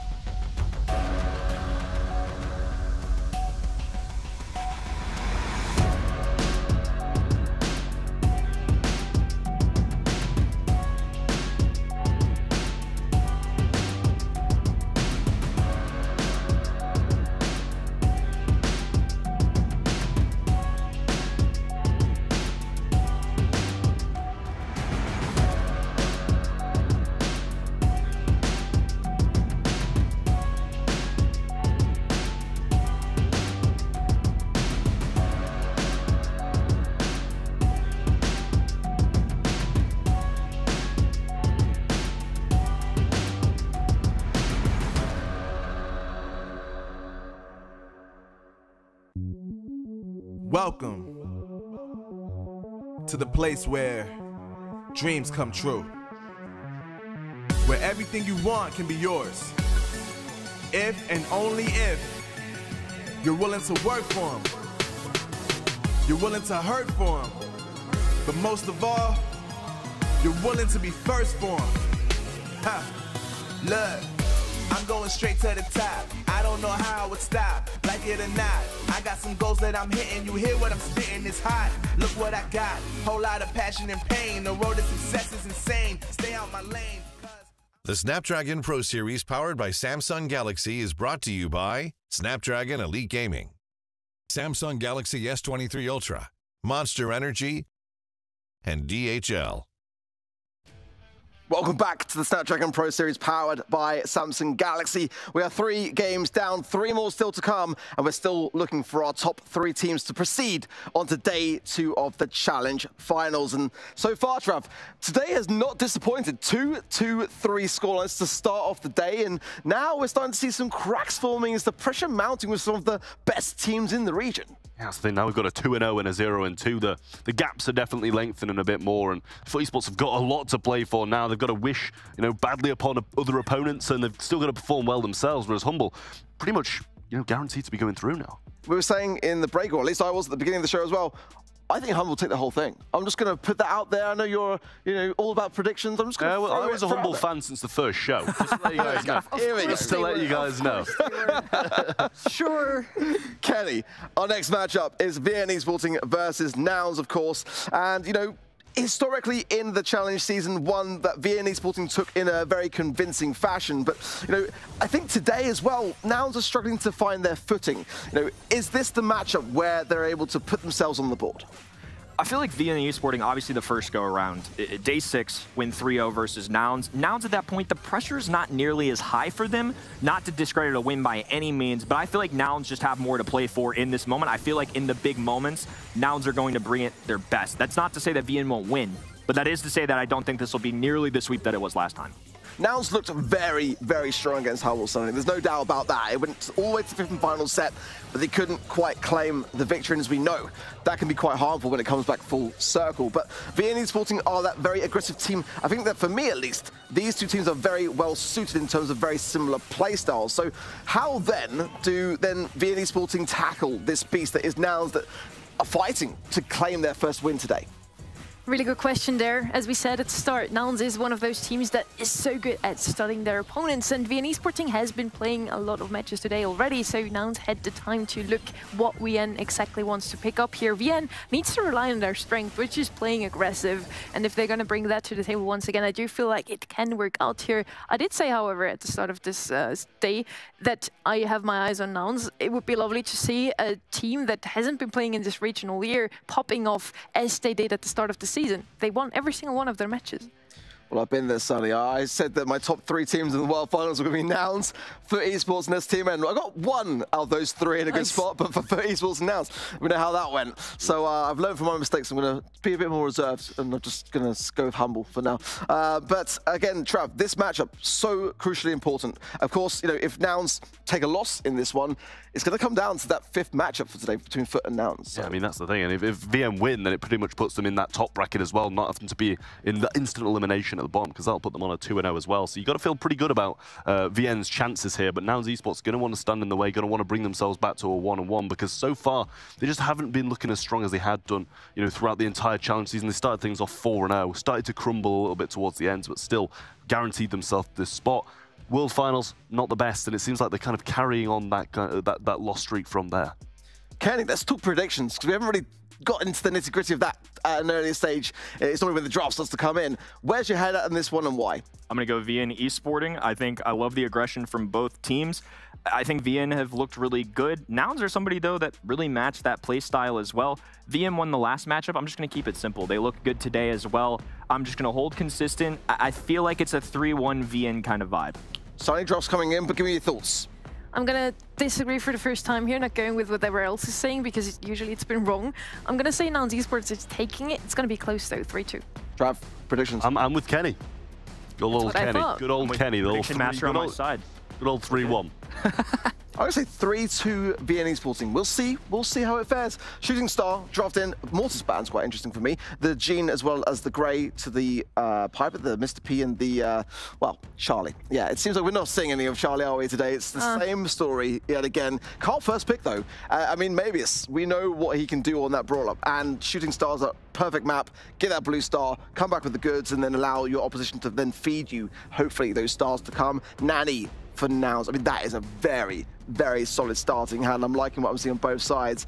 Never brought it to be able to pair with it to come. But certainly we've already seen, haven't we, like how you've got to really pace yourself on a draft like Shooting Star to allow then a bit more of a security when it comes to this brawler pick strat. Yeah, you know, I really like the Carl pick. You know, it's my kind of brawler, that aggression, bringing it in, and even on a map like this. But I feel like we usually see it a bit later on down the line, you know, with that kind of surprise last pick when we see a few more kind of long-range brawlers come in. But we're going to see RT come in regardless. Obviously, ability to drop the legs, pretty good in those defensive moments, and we saw it from Humble. I think it was Lukey playing it, maybe picked up a couple of kills in the closing seconds with his legs dropped down. So I do like these two long-range picks from Nouns, but you've got to be always quite scared of that Carl swooping in. Well, Kenny, Sonny, I know you're raring to go. Head over to the casting desk, give it your all, and we'll see you on the other side. I like it, I like it. I feel like I'm kind of with Trav here. Carl, not a bad brawler. I'm just really surprised to see it go as early as it has, Sonny. I mean, I mentioned it before. If anyone can make it work, it's VN Esporting and Team Queso usually that go with that Carl pick, and Mebius popping up on this brawler isn't going to be the first time here. At the same time, we have the trio not banned out completely that we usually see on Shooting Star, which is Nani, Piper, and Tick. Tick still open for the pickup here on the side of Nouns Esports, deciding to go with the Colette instead. Okay, some hypercharge, we do like that. But giving that Nani to Nouns Esports, going with the Carl first pick instead, I do think that's quite risky. But if it works out for any team, it's going to be VN. Yeah, maybe they know something we don't. Maybe Carl is a brawler that Nouns really like to go here, or maybe it's something they've seen more often. But I think Colette's an direct answer to Carl. Historically, it's been a great counter. Now let's add a hypercharge on top of that. Meg, big beefy robot as well, throws a few projectiles, and it's a lot quicker to take down that as well. So I actually think Colette's a pretty good shout here. Definitely a good last pickup here from the side of Nouns. Eve gonna be coming out as of VN here as last pick. Do like it. Hatchlings always enable the team to push up once again if they're ever pushed back into spawn. But overall, I kind of side with Nouns Esports comp here. I think they have some good counter matchups as well. They got kind of gifted a Nani pick there at pick 2.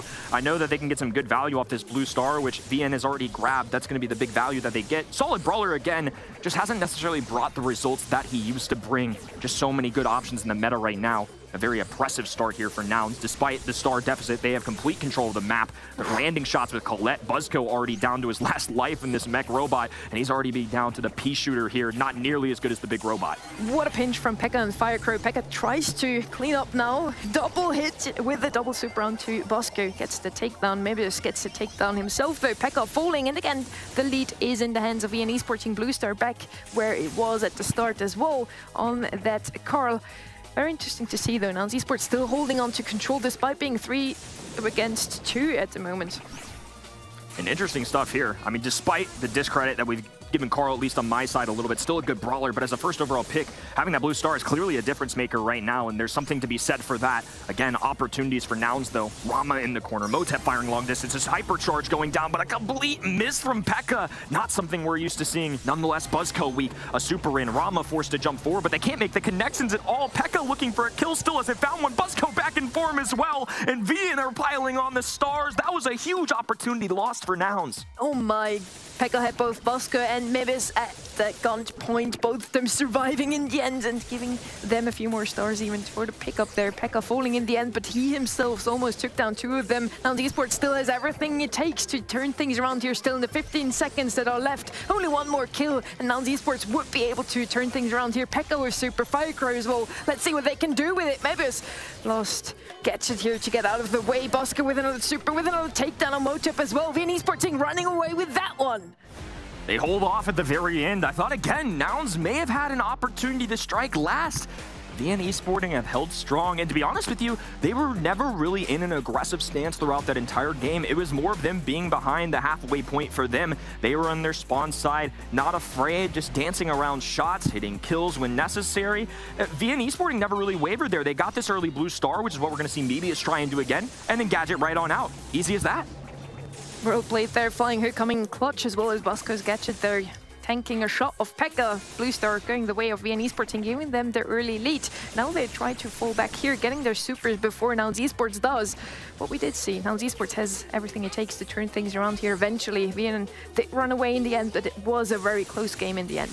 I feel like they've done a good job of also not feeding Rama too terribly many supers, because those spawners can really add up for all these single-shot brawlers. Nani's, of course, arches a little bit, but still can really only focus one of those spawners at a time, especially if quadruplets can get on the map. It's very tough. But again, VN Esporting, completely comfortable being on their back heels. Nani peeping bound. They just want to break open this wall. I actually don't mind this strategy, as BBS is going to be forced to gadget out. Gadget also coming in from Pekka to try and heal himself, holding on to that hypercharge. A final one through. Mebius there to clean up the rest, though. And an even trade. VN still good.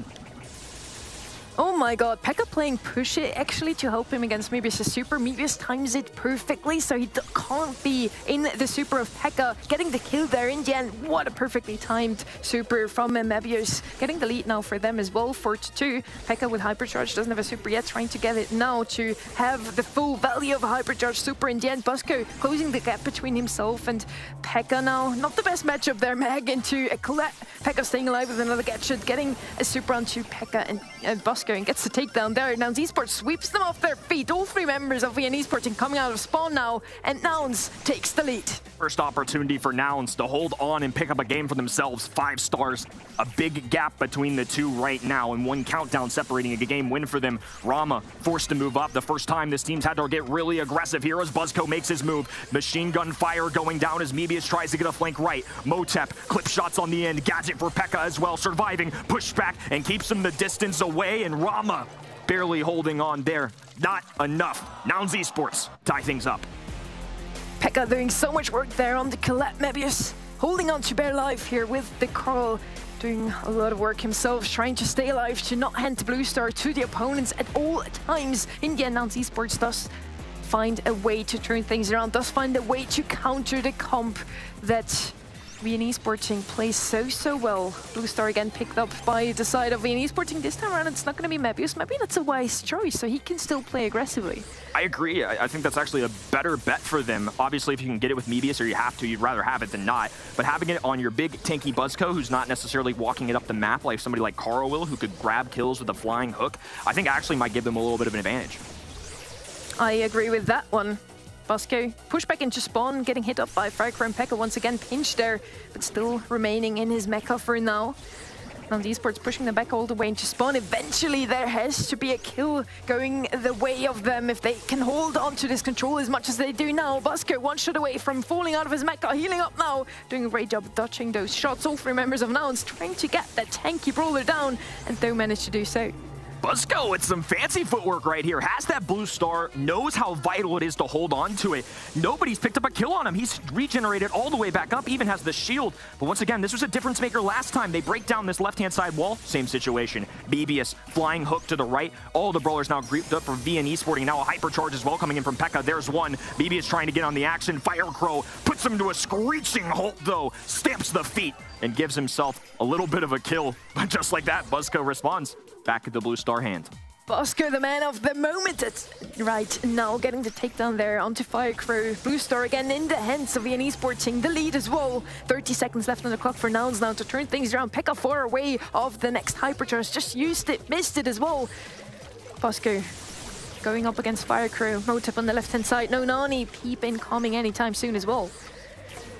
Firecrow just trying to make a move here. The kill count been even the whole way through, but Buzzco has had some great footwork along the way. They need these kills. They pick up one. It's a Blue Star disadvantage here, but Buzzco still has more to work with. A misconnection there from Pekka out of desperation, and Buzzco hangs on to that Blue Star for dear life. VN Esporting picking up the first set.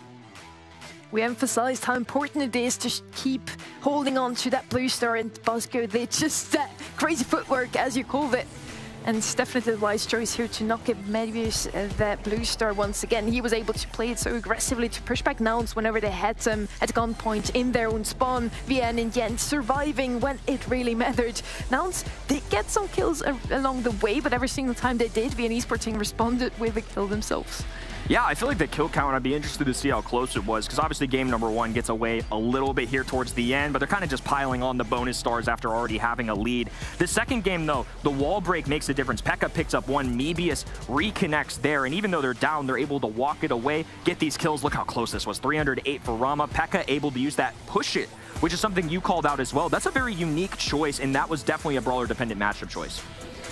And as I said at the start, I did like the comp of Nouns Esports just a tad bit better. They have the Nani, they have the Colette that deals so much damage towards the Meg and also the Carl in the end, but it just wasn't enough. Pekka missed some very crucial supers at moments where they should have hit.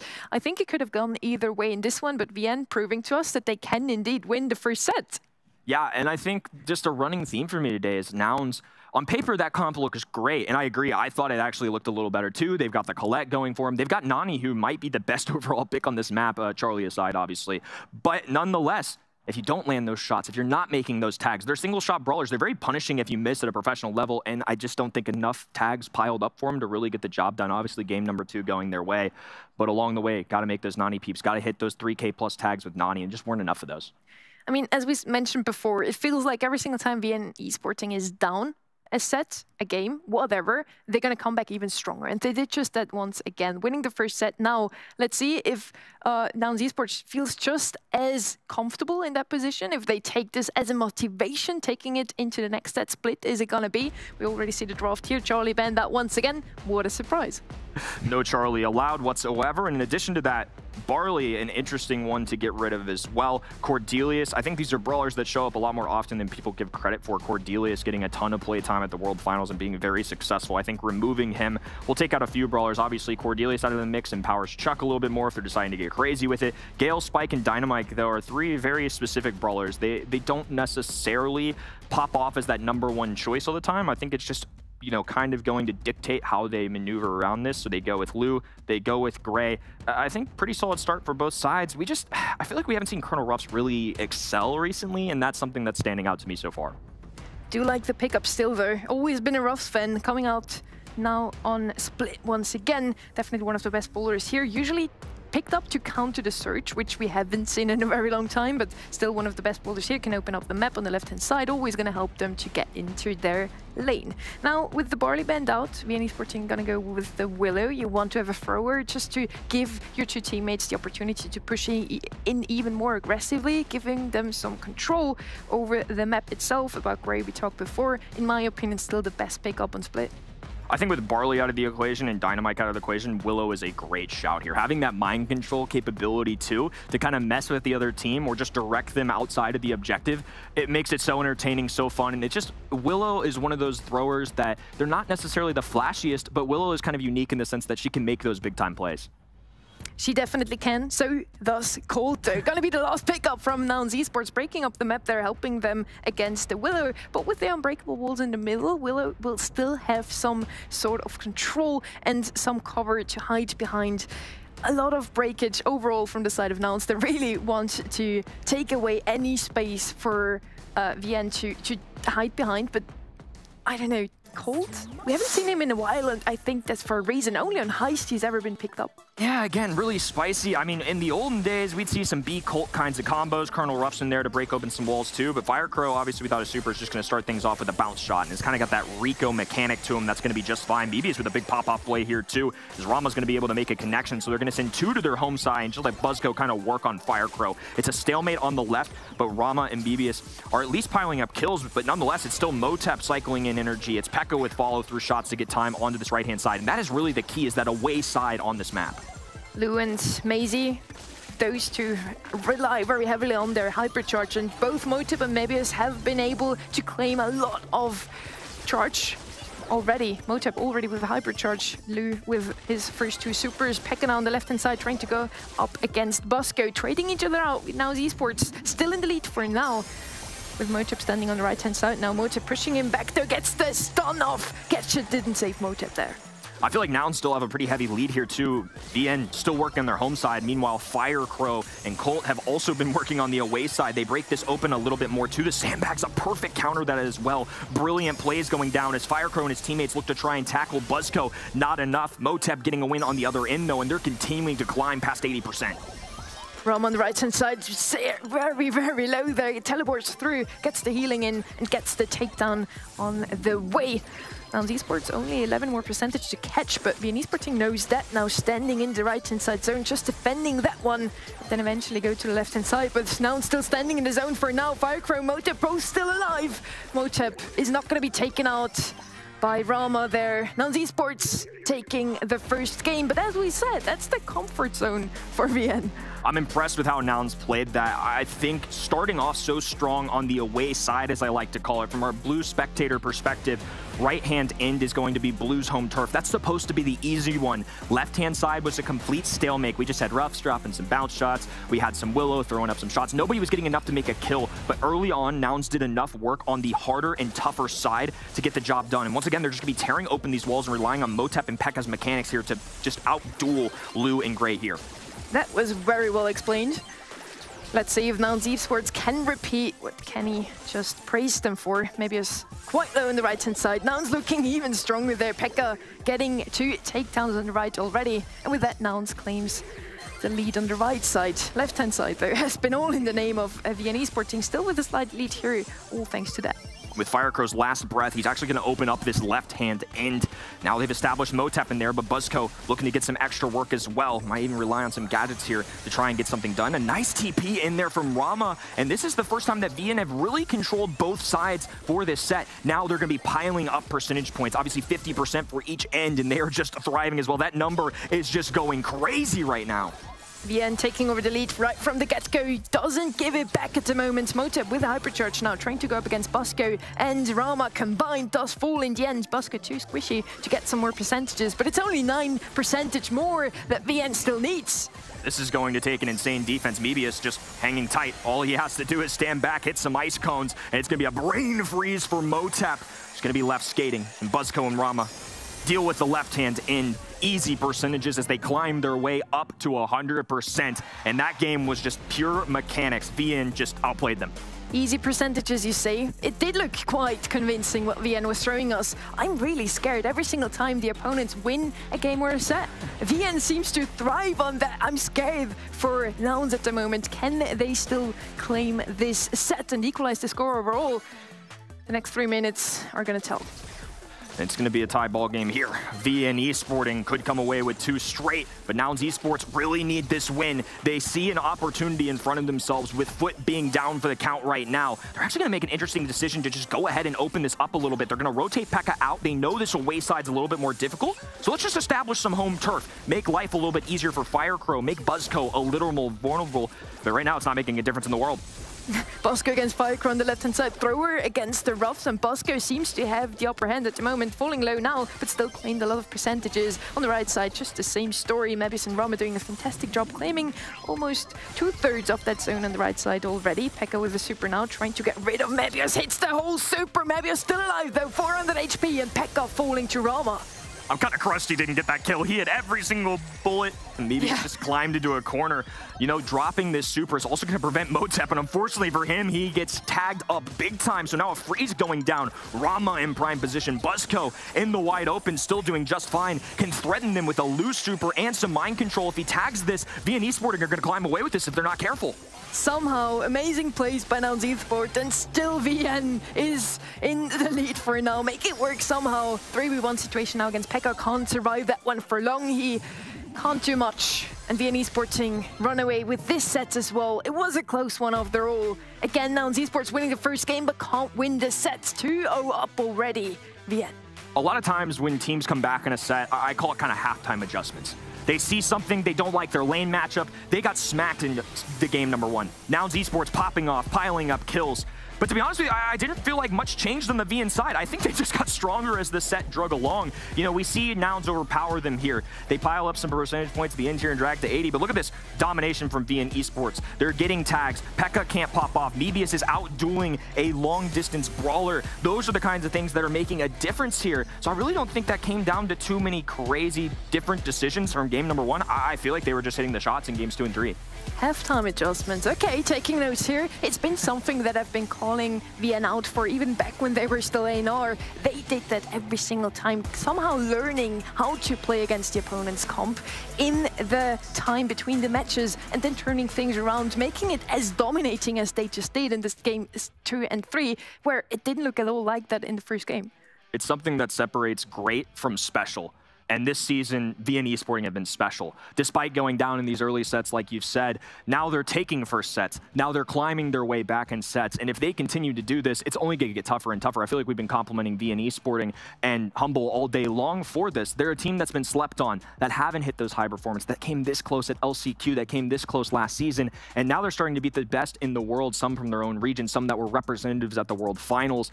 And Nouns Esports has the tough task of reverse sweeping them if they want a chance at this.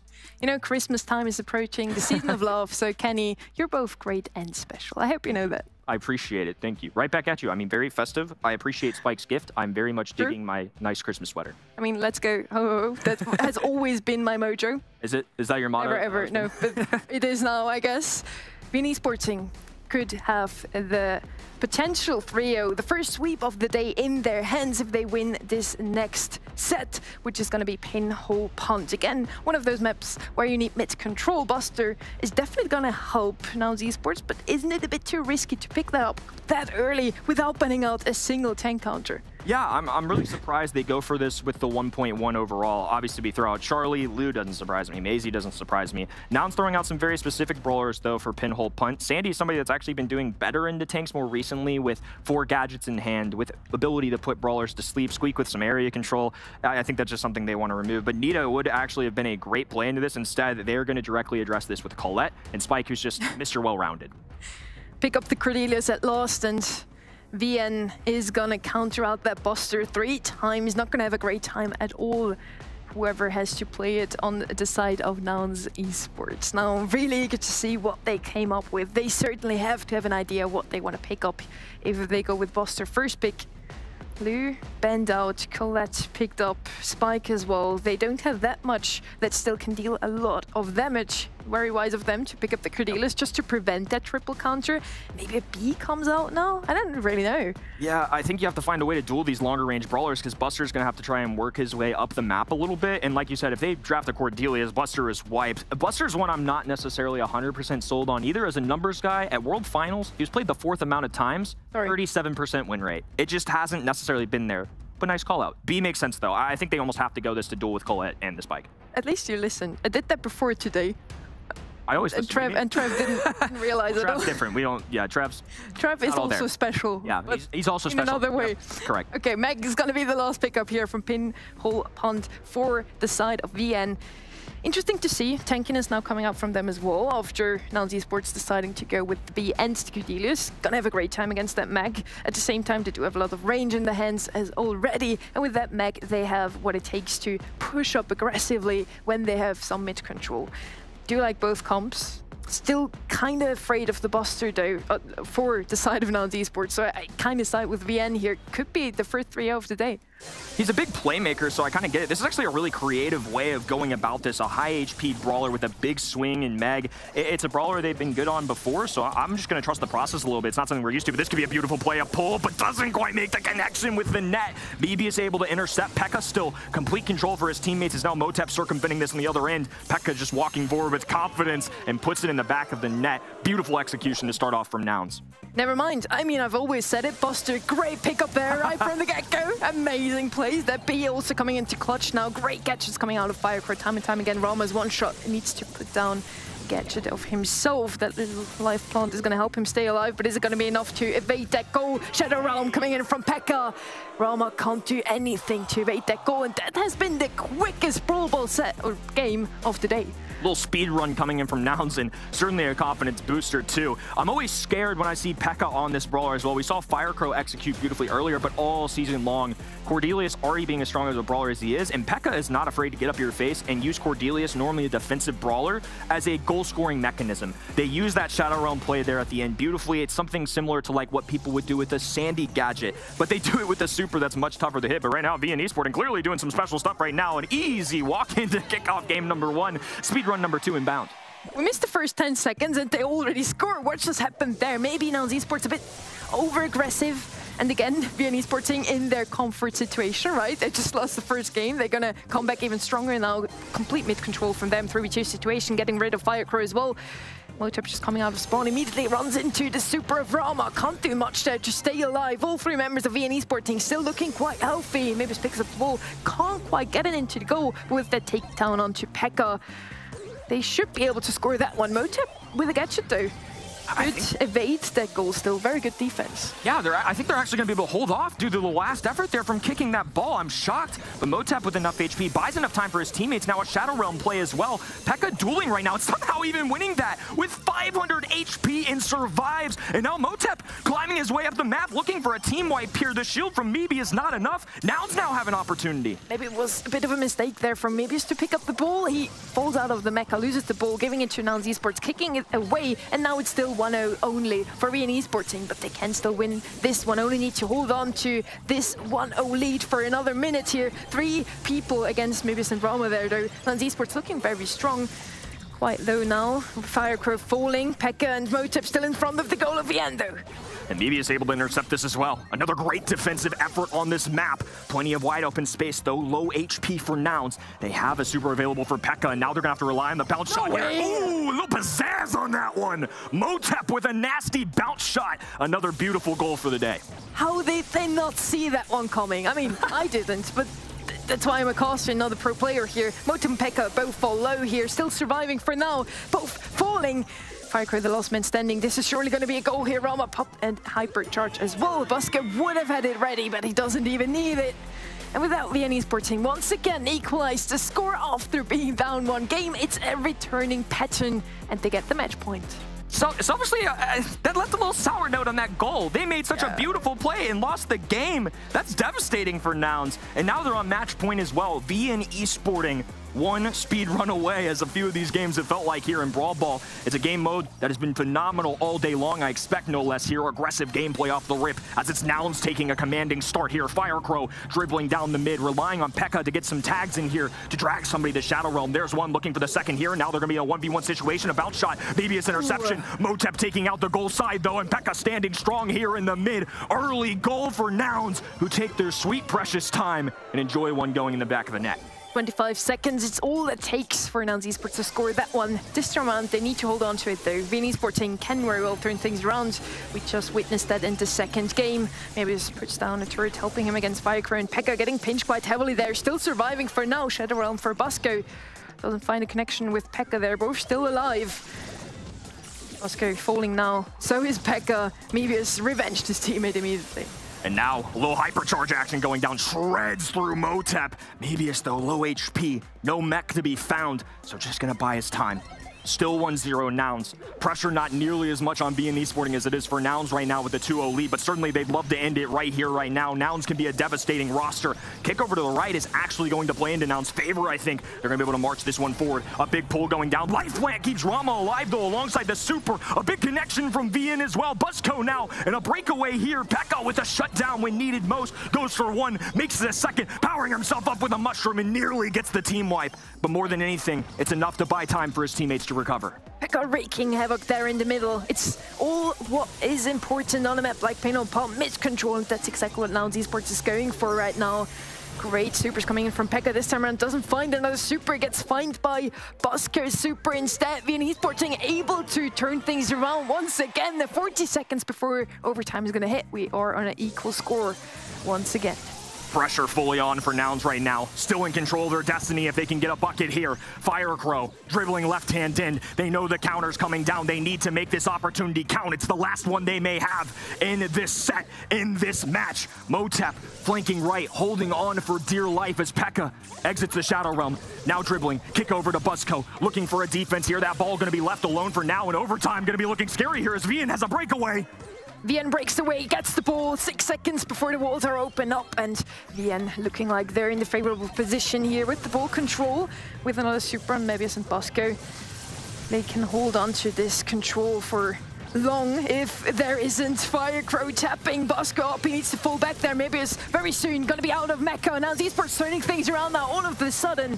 Busko with a hypercharge pop though. VN Esporting aggressing again. And now Mebius with an opportunity here. Super shot in Buzzco's hands. Goes for the shot. Shadow Realm, though, takes them out of the equation. Easy lineup for VN Esporting. And Nouns Esports are going to be 0-2. I didn't see that one incoming. I thought for sure the Cordelius would catch that one. I know one team that is going to be quite happy about that. VN, of course, but also for the Esports, right, Trev? I mean, right, I've just got to touch on something, though, just before we flash to this replay.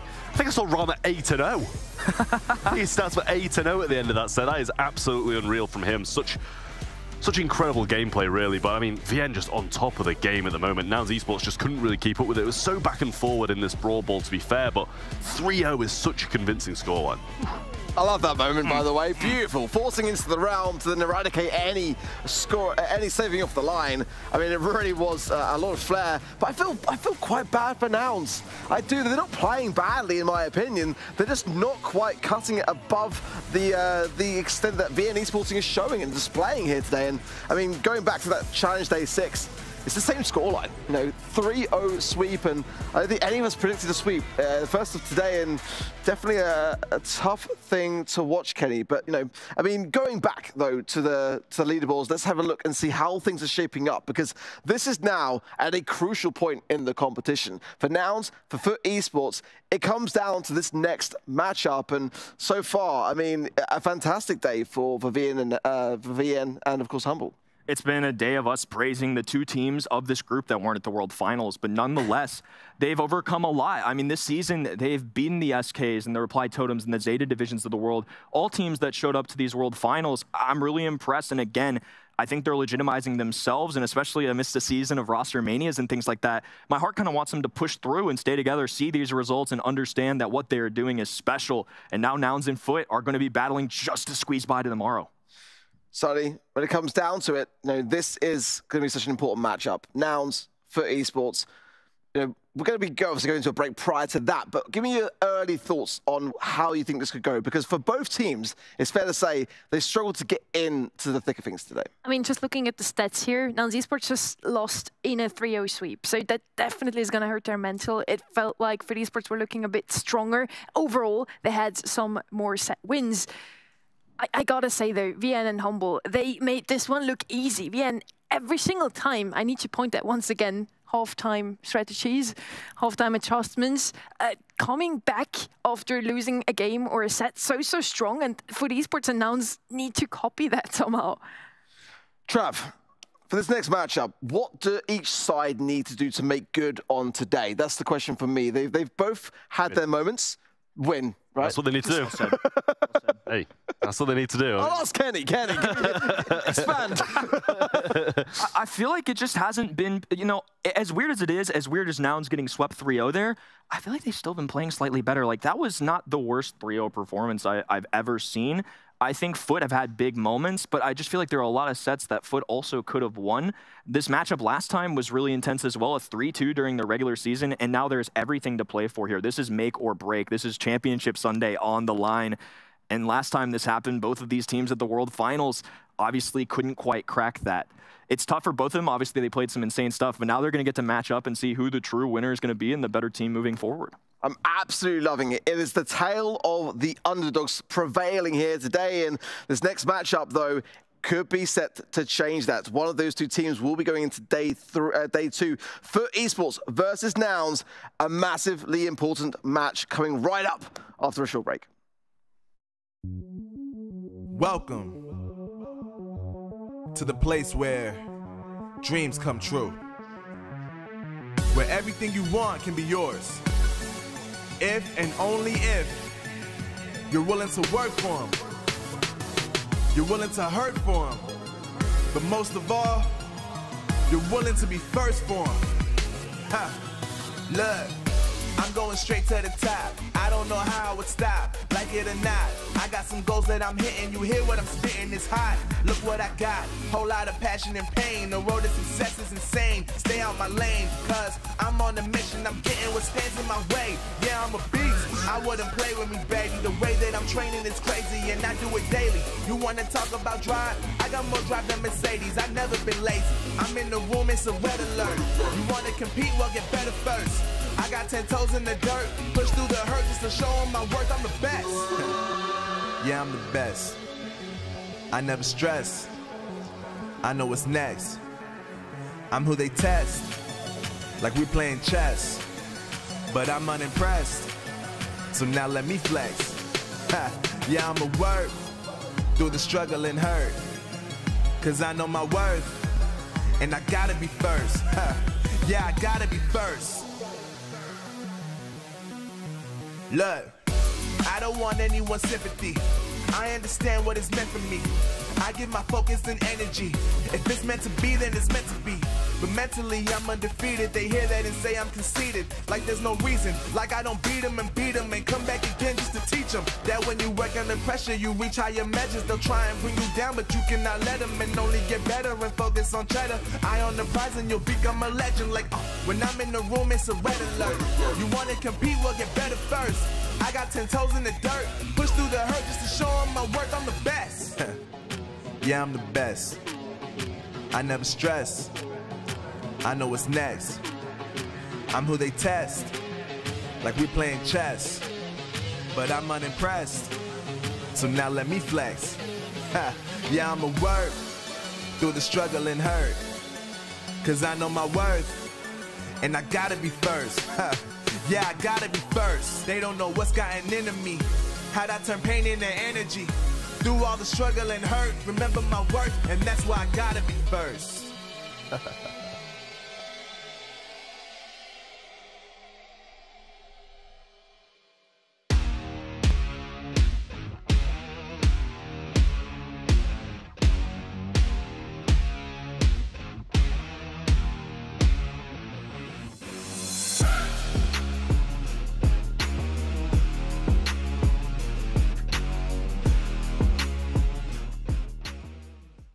The Snapdragon Pro Series powered by Samsung Galaxy is brought to you by Snapdragon Elite Gaming, Samsung Galaxy S23 Ultra, Monster Energy, and DHL.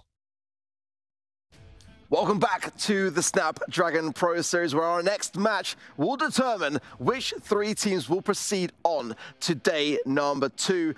This one is set to be an absolute banger, Sonny. It's going to be Foot Esports versus Nouns. We have been looking forward to this match all day long. When you asked us at the very beginning which match we're looking forward to the most, it was Foot and Nouns. At least those two have been going all the way to the World Finals as well. Didn't work out there, but maybe it does today. And for one of them, we sadly have to say goodbye already. It's going to be over. Very sad to say goodbye to one of those two teams. At the same time, we have 4 very, very strong teams. Humble and VN already proved that. So it would feel weird to say goodbye to any of those. Agreed fully. And Trav, you know, both of these two teams on a 5-2 in the challenge season. I mean, it's kind of a bit weird, to me at least, that we're going to be saying goodbye to one of those, considering their performance to get to this stage in the competition. And that's the thing as well. Foot had so many good head-to-heads as well coming into the challenge finals. The challenge season went pretty much perfectly for them in terms of like people who are facing and how the tiebreaker ended up to get to the challenge finals. And now they've just lost against 2 of the people that they'd beaten and had that tiebreaker against. So it's a little bit unfortunate for them, but at the same time, they're going to be feeling a bit better after watching that previous game and coming into this one on an even playing field with Nouns. I feel like viewers and myself are going to be very conflicted on how to feel about this one. They played so well in this previous season. Nouns had every reason to be doubted, traveling to a new region, trying to boot camp, and give their region a little bit of reason to believe in, and they walk in and pop off, tie for first place. Every question they answered with a win, and World Finals, they even convinced me that they were going to walk out of that group stage Foot the same way. I thought they had an impressive season, but just it hasn't been working out for them as much recently. I feel like the plays haven't been awful. I feel like they haven't just fallen off or something. I just feel like the other teams have been a little bit better, and now it's just going to come down to a huge mental determination and how badly do these 2 teams want to show up tomorrow. Yeah, the mental is all that we have to talk about right now. Foot Esports didn't look the best today. Every single time they started losing, they kept losing. Nouns Esports on the other side, they seem to take those losses better usually. They had a great start into the season, winning every single match in the first 2 weeks. And then Foot, that have been playing consistently well. We even thought them to be one of the best teams heading into World Finals. We come full circle. This is the matchup we saw in the opening finals qualifying stages where Foot took the loss, as well in the challenge stages. The draft is about to be done. Trav, Kenny, get over there and get over there fast, because we're about to go into a match. Sprint. I'm moving. I'm moving.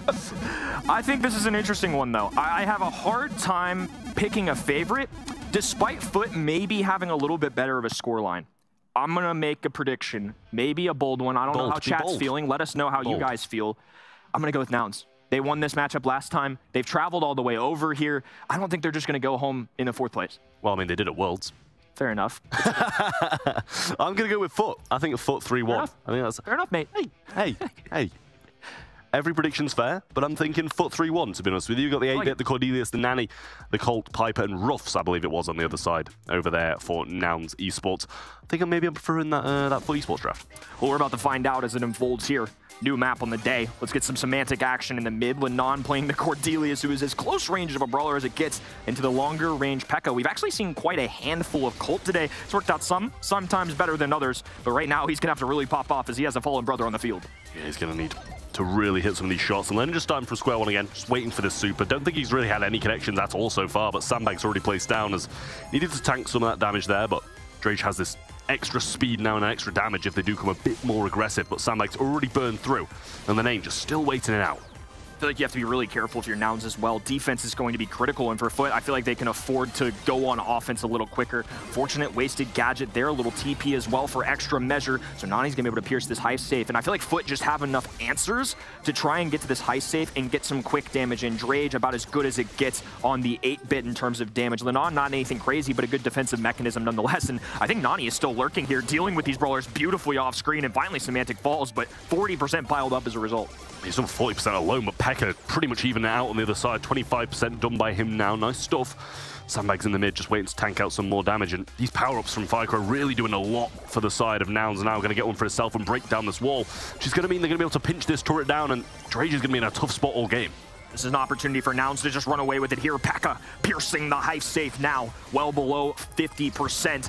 And now Foot on their back heels, forced to play defense again. This matchup with Lenon, he's gonna have to just jump into action every time he wants to do something, finally charging up a Shadow Realm, but he can't afford to miss a bullet here. Hypercharge going down at a perfect moment as well, drags P.E.K.K.A. down below the earth and taking him to the other realm as P.E.K.K.A. wins the duel as well, lining up some extra bullets as well, and the last few remaining to get Nouns Esports a win here in game number 1.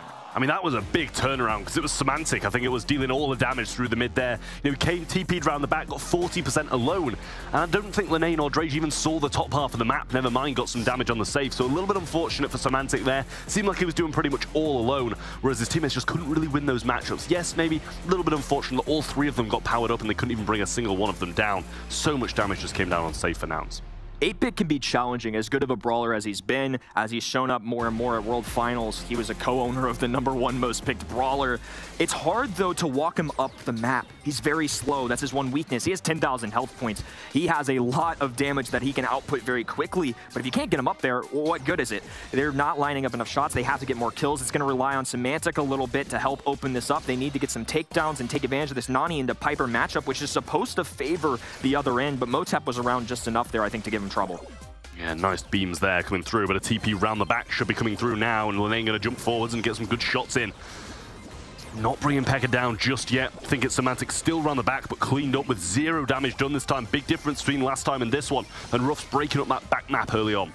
Drage able to survive this out as well, but a little curveball coming in from Motep. A bounce away as well, and once again, Lenon can't close the distance here. Sandbags to cover up, Firecrow as well. Easy pickings. Nouns Esports once again with a successful defense. This way, a little less of a runaway here early on, though. Yeah, Semantic's going to fall yet again, and more map break coming through. Firecrow looking for another super to be able to break up this wall that Drage's turret is hiding behind, and he gets that just in time. Drage taking so much fire now, and Motep should add some to the mix as well, as that wall has gone, and a great pinch does bring him down, and Foot just not getting a look in. Nouns have the type of composition that needs to rely on control of the map, and they have not released that one time in this set. It's time for Lenane to really start popping off here, and that's exactly what he's doing. 3 blue brawlers standing for what it feels like the first time in a while, and now well past the midfield of the map. Drage starting to line up shots. Lenon getting up close, firing bullets. Oh, a big time miss. Shadow Realm right in the face of P.E.K.K.A. though, so he's forced to dive out, and now P.E.K.K.A. can have a little more footing. Yeah, Drage gets killed there by Firecrow on the right-hand side as well, but it is Foot Esports in the lead. P.E.K.K.A. moving up, has the super in hand as well. Going to be looking for a Hypercharge to add some more damage to the safe. Pick up that power-up, but gets destroyed by Semantic. Warp Blast straight into the pop in there, and the bombs get him down. Drage super on top of him as well. It's a power-up lurking in that little gap where Colt can easily pick it up and get damage on safe. 3 supers now available, but a poorly timed drop there. It's kind of all they have to do, right? Only 15 seconds on the clock, and Foot clears the way here. Way too much of a lead. No easy way to get to the other end. And finally, a little life from Foot in this set. They get away with a clean one here in game number 2, and a very important set number 1 to dictate how the rest of this match goes. That's it. The thing is, Foot didn't clean up the defense. Semantic 1v3'd it in the back spawn there. That was incredible from him. TP's onto one, gets some shots onto another, and brings the last one down as well, with pretty much no damage taken. Brilliance from him, and so far it just seems like everything that happens for Foot, whether that's him getting 40% alone, or him defending the entire thing, it's all coming from Semantic. Well said. I mean, Drage, as good of a brawler as he can be onto that high safe, it's really come down to Semantic getting a bunch of those kills and allowing 8-Bit to walk forward. It's really difficult for Drage by himself to kind of get up. He has to rely on his teammates to win their lanes as well. They have to get positioning early, and once they can make some conversions onto that high safe, they can get some really explosive damage. Right now, typically how this map starts out, especially with long-range brawler, it's just going to be people trying to charge up utility and looking for that first mistake. You know, the peep coming forwards now as well, looking for the TP onto the safe, but actually kind of has to retreat a bit here, looping it round, trying to get Motep down, just misses it and ends up on a wall, doesn't get anything on the safe, doesn't get anything on a brawler, just completely whiffs the super, and that's not what he'll have wanted, but finding some shots early on again and the name pushing forwards. Yeah, a little bit of a horror film right there, but no real connection. I mean, the killer got away. Nothing to be said for that, and just teleporting to a wall, not doing them any good here. And now even Semantic going down into the brawler that he typically counters. Not good looks for Foot right now. A little bit of damage along the way. And Firecrow finally going to be able to get some mid-control here for his teammates, but they need to hold on to it and try and get some offense going. Yeah, they are 19% down, but a little curve there comes through and does make a connection on Semantic, but Firecrow very low on this left-hand side. Drage has another turret as well, and that's not the best of wall breaks coming in from Firecrow there with his super. Motep might be looking for it with his as well, but just gets the jump away, breaking up this right side, which puts Linane in an even worse position. But Firecrow on the left, not having the best of times with Semantic and Drage pinching him down, but Motep's pinching might be even better. They open up some walls, so easier shots onto Linan, but Linan's still making the shots count. It's a nice little hop and skip over here as well, closing the gap on Motep, and Motep is a long-range brawler. This is not going to be a fun matchup. Linan breaking away. P.E.K.K.A blowing another hypercharge and going down immediately. This is multiple times now where Colt hasn't gotten the value he needs.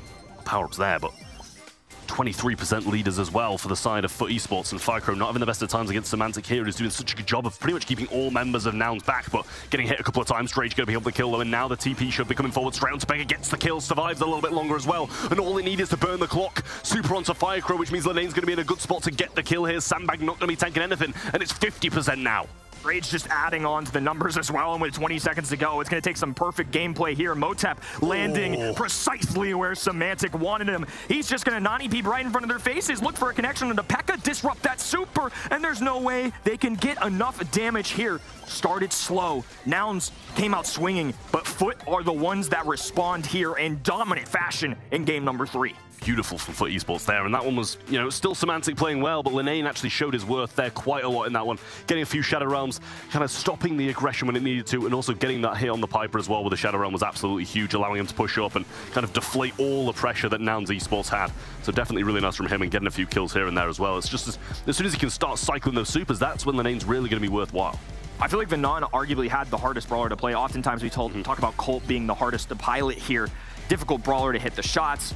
Not the easiest, even for us casual folk out here, but Linan, especially playing into all of these long-distance matchups, high DPS from Piper, Colt can line up the shots, and even Colonel Ruffs can keep the distance.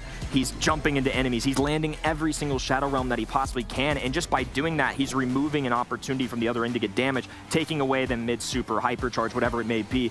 That was a necessary play, and he had to be great in that set for order them to come away with it. That's the thing as well, you touched on it during the game, but those hypercharges were just being wasted there on the Colt, and that's something you can't do because that's where your damage is in that composition. You know, Ruffs can get a few shots in here and there, Piper can hit a few 3k shots, but if a Colt's unsafe, hypercharge, gadget, everything goes towards it, then your safe's going to be gone within a matter of seconds, and that's something that he really needed to focus down on. He had the control in quite a lot of the circumstances, but just kind of clicking the hypercharge when it wasn't really required. It just felt like a panic button, right? Just the, in case of emergency, click here, they smack the big red button, and there's just nothing to be found. Instead, they just kind of collapse in those moments, and sometimes it came out of desperation, sometimes with 15 seconds, you just got to hit the button and hope for the best. but obviously the big purple button wasn't quite enough there.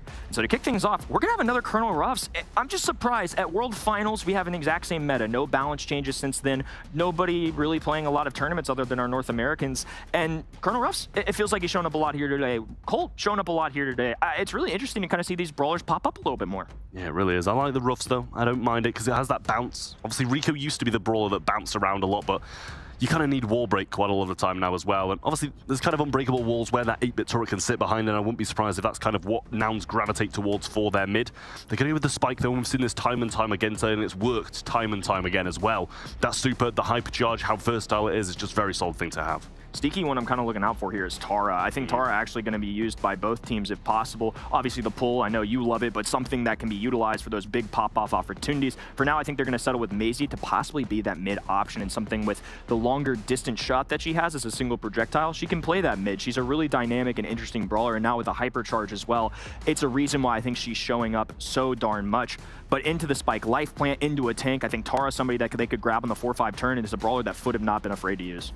Yeah, and I don't mind it either. They just really need to kind of book their ideas up of how it was being played last time, because it didn't get valued that much at all. I think they picked it up on Split and also Double Swoosh, and they're two maps where it can definitely work, but it just really didn't pay off for them.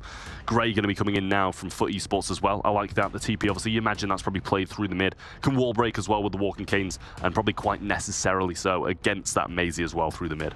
I've seen Grand Piano a few times used here too, so I wonder if they just use that to open up that other end, so there's no room for hiding from somebody like Maisie, who relies on kind of that surprise factor, right? Lurking in the bushes and then exploding with a gadget and a super. So I think that's something that they could utilize. Shelly going to be a great answer into Maisie too. I mean, it's really hard to ever complain about a Shelly. Dynamic, hypercharge, that gadget just adds another layer to Shelly too. So I think all of that's going to pile along for Foot to go with a safe, but certainly a high upside comp with somebody like Shelly. Yeah, I mean, Shelly, it's a bold one. I guess they're kind of expecting a tank to come in as this third and final. Otherwise, it kind of becomes decent. Obviously, when you have those clay pigeons, it can still work against pretty much anything down some of these lanes. But if they don't bring a tank in, it kind of makes the possibility of it being that good a little bit less. And Tara's going to be the return from Nouns Esports here. I don't hate that. You know, you said you expected it to come in. Both of these teams will be looking to grasp that, and obviously Nouns have in the end. And I really like it. You know, for the most part, I think I prefer Foot Esports comp, but also that Tara at the end, and instead the Shelly kind of A little back and forth. Yeah, a little back and forth for sure. And a big reason why I said Tara could possibly be played for either end is also Colonel Ruffs could have relied on the sandbags into somebody like Maisie and Spike, and now it's kind of forced off of that just because of the Tara's piercing shots, the extra allies that can come along. And I just think Tara has one of the biggest playmaking abilities with that pull in the game. We talk about it all the time in Gym Grab. This is a mode where you don't have to be the best team the whole time. Sometimes you just have to make the best play in the entire game, grab all those gyms, and walk away with a King's Ransom. So it's going to be Drage trying to expand his team's lead as well here in the mid, dueling against Motep now as Firecrow takes on the Spike. Actually going to be rotating here. They're going to be doubling up here, trying to gain some control. But as a result, by leaving that right-hand lane, it's going to be Lenon moving, but Motep with a nasty super there to put that to rest. Yeah, he's going to be looking for this right-hand side now, and there isn't really going to be much time for Lenane to get back in before Pekka gets into these bushes, but now he's pushing forward, and Lenane surprised him there. I think maybe a walking cane was used to break up some of those bushes. I'm not 100% sure, but the power-up waiting there for Drage. Semantic broke some of their home walls. Probably a good thing when you've got Tara in the back spawn, and the same with Maisie, just get there. Drage going to be using this TP. It's a little sneaky way to get up to the mid, maybe to get some offense going, but more than anything can be used as an escape mechanism as well. Motep, again, playing this mid. Things have slowed down a little bit as both sides looking to charge some utility, get sneaky. I think Lenon just going to sit here, try and keep himself hidden and wait for an opportunity to creep up that left-hand side. A big shotgun blast in the face would easily take down somebody like Firecrow. Yeah, I mean, if Drage can get a good walking cane and possibly even a TP backwards, that's going to put it straight into the Shelly's face. But Motep doing a good job of just staying alive, picking up these gems as they spawn. And pretty much, you know, we see the Tara and the Shelly both playing mid, but Pekka's definitely going to have a bit more of a say in this mid thanks to his kind of default longer range. Drage falls down to one shot here, and now the support from beyond coming through. Super there as well, but the Clay Pigeon almost cleaning up for Lenane, but the support from beyond doing so much work. Interesting decision-making from Foot there. Lenon just kind of held back the entire time, didn't take a single shot, and once Drage started being oppressed a little bit more by this Nouns Esports comp, they were able to just extend the lead with Gyms. Now the big dynamic play coming in as well. Lenon is the first victim of that Tara pull there. Drage falling to about half HP, goes for the pull, a nasty one at that too, but gets the hypercharge off in time, and now it's going to be a countdown for Nouns Esports. Yeah, Semantic TP'd in there as well. Drage goes forward, but EUR&MENA going to get knocked back by that super. Another one to cut it off as well, but Hypercharge from him now comes in. But I don't think much is going to come from it. 7 to 10 and no chance of a reset from mid. Semantic and EUR&MENA TP in, but it's just not enough. The gems drop in the spawn for FUT Esports, and Nouns continue to hold on to theirs. 10 is the count, and they take the first game of Hard Rock Mine. I feel like that really came down to that decision-making, like I mentioned. I mean, there was a long, extended period of time where EUR&MENA is just sitting there waiting for an opportunity. He's not being proactive, he's being reactive. And at a professional level, I just feel like that's something you can't afford at times. They're smart guys, man. They're going to see a great TP already on the field. They're going to know there's a Shelly on the other end. If they get a single whiff of a Super 2, they're going to be well aware of that. So I would love to see EUR&MENA take advantage, maybe go for those opportunities a little bit sooner, because you kind of have to force them a little bit.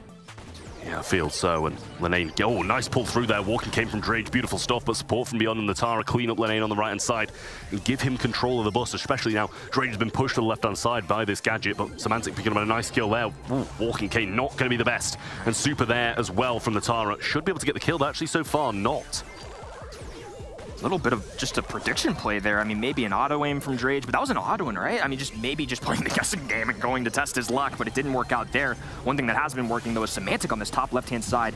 Despite the Tara on the map, still running these sandbags, and it's giving Firecrow issues. They can just take up so much damage. The bounce shot makes it easier. A life plant, and now a little multitasking going down as Motep from the grave will grab a kill. Firecrow now expanding the distance, and these pulls have been pivotal for the FUT side. TP in, a life plant to save the day, though, and so for now, Nouns will hold on to their gems. Yeah, Drage kind of went for a little double bait there. Firecrow didn't think he was going to TP in because he still had those life plants, but did go in the end, and it kind of took him by surprise. Does fall low in the back left-hand side, holding all the gems.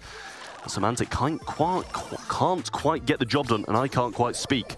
But Pekka on the right-hand side getting some control now, moving up against Semantic, but a good pinch from Drake should be able to get him down. TP's there as well, and Super just in time for Motep. Might deter it, but doesn't in the end. EUR&MENA going to grab one of those gems, and only a couple was dropped there. But a Super from Pekka coming out the spawn, and Firecrow should surely be able to clean up all these. Firecrow's one of the squishiest brawlers in the map, yet he is the one carrying the gems, yet he is the one popping off here. That Hypercharge, a huge contributor now. FUT Esports need to rush up this map. They have Pekka with a pull and can just change gravity at any moment, and is going to do so here. Drage, nowhere to be seen. Eliminations across the map, and a convincing set here from Nouns Esports. It's all tied up. Yeah, I mean, 1-1 now, and this is the game that both of these teams need to win. Just to reiterate, whoever wins this one will be going on to day 2, and whoever loses this one will be going home. And that's really difficult for both of these teams to grasp after an entire season of play. You don't want to be dropping out through this first day. You want the chance to fight it out for those big bucks on day 2. The worst thing that could possibly happen for either of these teams is an entire seasons of hard work, an entire season, and even being co-owners of the best records in the entire league, 5-2. And both of them have lost their matchups today. It's all going to come down to this, and now at a 1-1, set 3. Oh, so important. This isn't just to take advantage. This isn't just to add an extra set for yourself as a little cushion. This is to get to another day. This is to at least double your money going into tomorrow. Cash on the line, pride on the line, and before all of the roster mania goes down, you want to end the year on a bang. Yeah, I mean, some really great plays from all of Nouns Esports here. There's such good gem control there from Motep, but Firecrow was the one who ended up on them at the end, and as he said, squishiest brawler on their side, but still the one who's carrying the gems the best by the looks of things, and was handling Semantic quite well over that left-hand side for the majority of the set as well. Yes, Semantic got into the bushes sometimes, yes, he got a couple of kills, but for the most part, I think the Spike was doing the most of the work. It's hard for Colonel Ruffs to really pop off, especially no hypercharge, so Spike's gonna have that advantage, and even with those sandbags, Spike's reload speed isn't the slowest in the world. He's got the life plant if he needs to take a little shelter. It just felt like, especially in that second game, he was everywhere. So an opportunity once again for redemption here as we move into a brand new game mode. It's gonna be knockout this time, going over to Bell's Rock. And of course, no Charlie allowed. No Piper, no Tix, so some interesting ones and maybe some more niche ones coming in from FUT on the other end. No Meg, which again, I'll point out, it's something we talked about with Drage at Worlds. It's a brawler that they tend to like, and their group of kind of draft hive mind, it's one that they always look for here. Yeah, I mean, so far, I like what I'm seeing from pretty much both of these sides, I will say as well. The Brock pick first, obviously breaking up a few of these walls. There is that slight unbreakable one in there as well, though, so not the best, but Nanny and Squeak definitely two very, very solid picks, and a lot of the other good picks are banned out as well, so it's kind of going to go a bit of a free-for-all on what they want to grab right now, but it is Nouns who do have these next 2 picks, so we'll see what they do choose to go for, whether they want to keep the kind of sharpshooters, which will have a bit of an issue against that Nanny, but if they get enough of them, and they're going to be able to overwhelm it, and the Mandy, they do add it. think Squeak's been kind of left by the wayside with more hypercharges coming into play. There was a time there where I felt like Squeak was the most consistent. I would argue in terms of consistent brawlers throughout the entire year. He's been around this whole time. His gadget is just so lethal. And even with nerfs, once they added in a 4th gadget ability, you still get the same amount of duration that stays up. You can really dictate how the map plays out, how those matchups go. You can just make a team either turn around or walk right through it and risk getting just absolutely melted by the other side. But a Mandy super is one of the most impressive and fun things about this game mode. If you're lining those up, it's so easy to just pile on the kills. So that's going to be a huge thing to watch out for in this one. Yeah, I mean, Gene's going to come down with it as well, and I like that pull, the capability to just kind of, you know, isolate someone, just bring them towards you and kind of all 3 of you shoot down onto him and make sure that kill is guaranteed is a really big thing. And obviously the ability to kind of get rid of some of the return to senders, that kind of thing with those really, really small Gene shots. But the Sprout is going to come in, and with the unbreakable walls being the only thrower, it's a very solid shout. Big advantage here too. I mean, sure, Brock can tear down some walls. If they get a Gene pull, that's really the only other way around it though. So once Brock runs out of supers or gadgets, it's really hard for them to get around that. I feel like the Foot Esports side, even if the walls open up, if the brawler that plays Nani, if it's Semantic again, for example, who played it earlier, and he's popping off, all is well and good, but you have to make those tags count. And I think between the gadgets of both Sprout and Squeak, if they can get some area control and really bring this down to the final moments, I think that's where they can shine. I think so too. And I mean, if you can get it to those last moments, that might be the play to do just that. Semantic coming in down this left-hand side, obviously has the range advantage over pretty much everybody. Maybe not with the Gene kind of additions towards the end, but they really don't do that much damage. Break coming down on the right-hand side here, allowing Pekka to kind of have this 1v1 matchup, and Break's a bit more of the right as well, so his freedom is opened up on that right against the Sprout. Every time I play this map on ladder, I feel like one of the biggest mistakes I see is the other team with the Brock prioritizing breaking the enemy wall, because you want to think, hey, I got to break over the other end. It makes it easier for me. Opening up your end to get some more footwork, to allow Firecrow here to get some kills, for Pekka to walk it forward and line up these shots, I think is even more important than the other side. And clearly it's going to pay off here for Nouns. They have plenty of space to dodge. Makes it harder for Squeak, makes it harder for Sprout.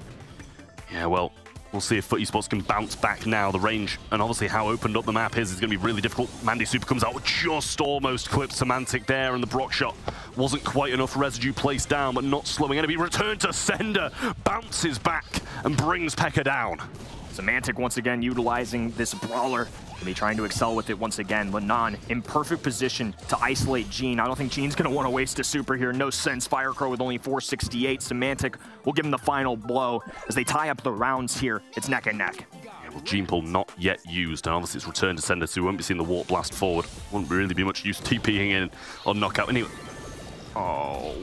Yeah, I mean, let's not talk about it. Let's not talk about it all, because we'll just move on. Gene's now got pull on this right-hand side. Pinched in, though. Great pull, but the Squeak Super gets in. He just puts him straight on top of Mandy. Beautiful stuff. Drage still alive. Gets the slow with the gadget. And although that started terribly, it ended beautifully for Foot. I'm glad they were able to shake that off, because if they lost that round in that kind of fashion, that is devastating. I mean, what a tough beat. Probably just a miscommunication or something along those lines. Maybe an early Sprout wall, maybe forgetting about the Nani peep incoming. But you know what? They pop off nonetheless. They were able to shake that off immediately and pop off for an entire team wipe. So you know what? Credit where credit's due. It's actually Foot who come away with that game. So if you waste an entire 2 supers and a gadget, then you know you better hope that you win the round, or it's not going to be looking too good. Shots going through now though. Lane, vengeful spirits from Motep. Trying to get the damage through, but should be able to heal up nicely. Some return sender from Semantic, and he's dominating this. Nice pinch comes in as well, but gadget through the walls. Residue's going to get the slow down onto Pekka. Should be able to guarantee this one. Return to sender once more, and he can't get enough of this. It's doing so much for him, but Drage so low, and Semantic needing to pinch. Same with Lane, he's low too, but they're getting the shots through. Gadget from Firecrow gets the kill, but Motep healed up now, and it's still a 2v2. Fantastic work from Firecrow. Goes up for the extra shot with that gadget too to try and catch Lenon off guard, but he manages to dodge it just in time. Motep though, hiding in this grass, flashing that super, but they know better. They're not going to close this gap. They're not going to keep it close. And Lenon, once again, making an interesting decision with that wall, and I think it's going to cost him this time. Now a pull being missed, so at least Semantic has a chance, but they didn't break open these walls, so Semantic can have a harder time here. I mean, everybody's wasting supers left, right. The Gene pull really wasn't that necessary either. And Semantic got his super. He's not going to be too sad about that. Motep not going to get his back, which is a little bit worrying, but this is quite a weird set. Lenon with a little bit of an angry face here, and understandably so. I mean, just missing the mark here a few times. Is now a Nani peep going in. Pekka and his teammates clearly don't want to break open these walls. Something about the switch in strategy they feel like is going to benefit here. Would love to hear from their heads why they do that decision and change things up a little bit.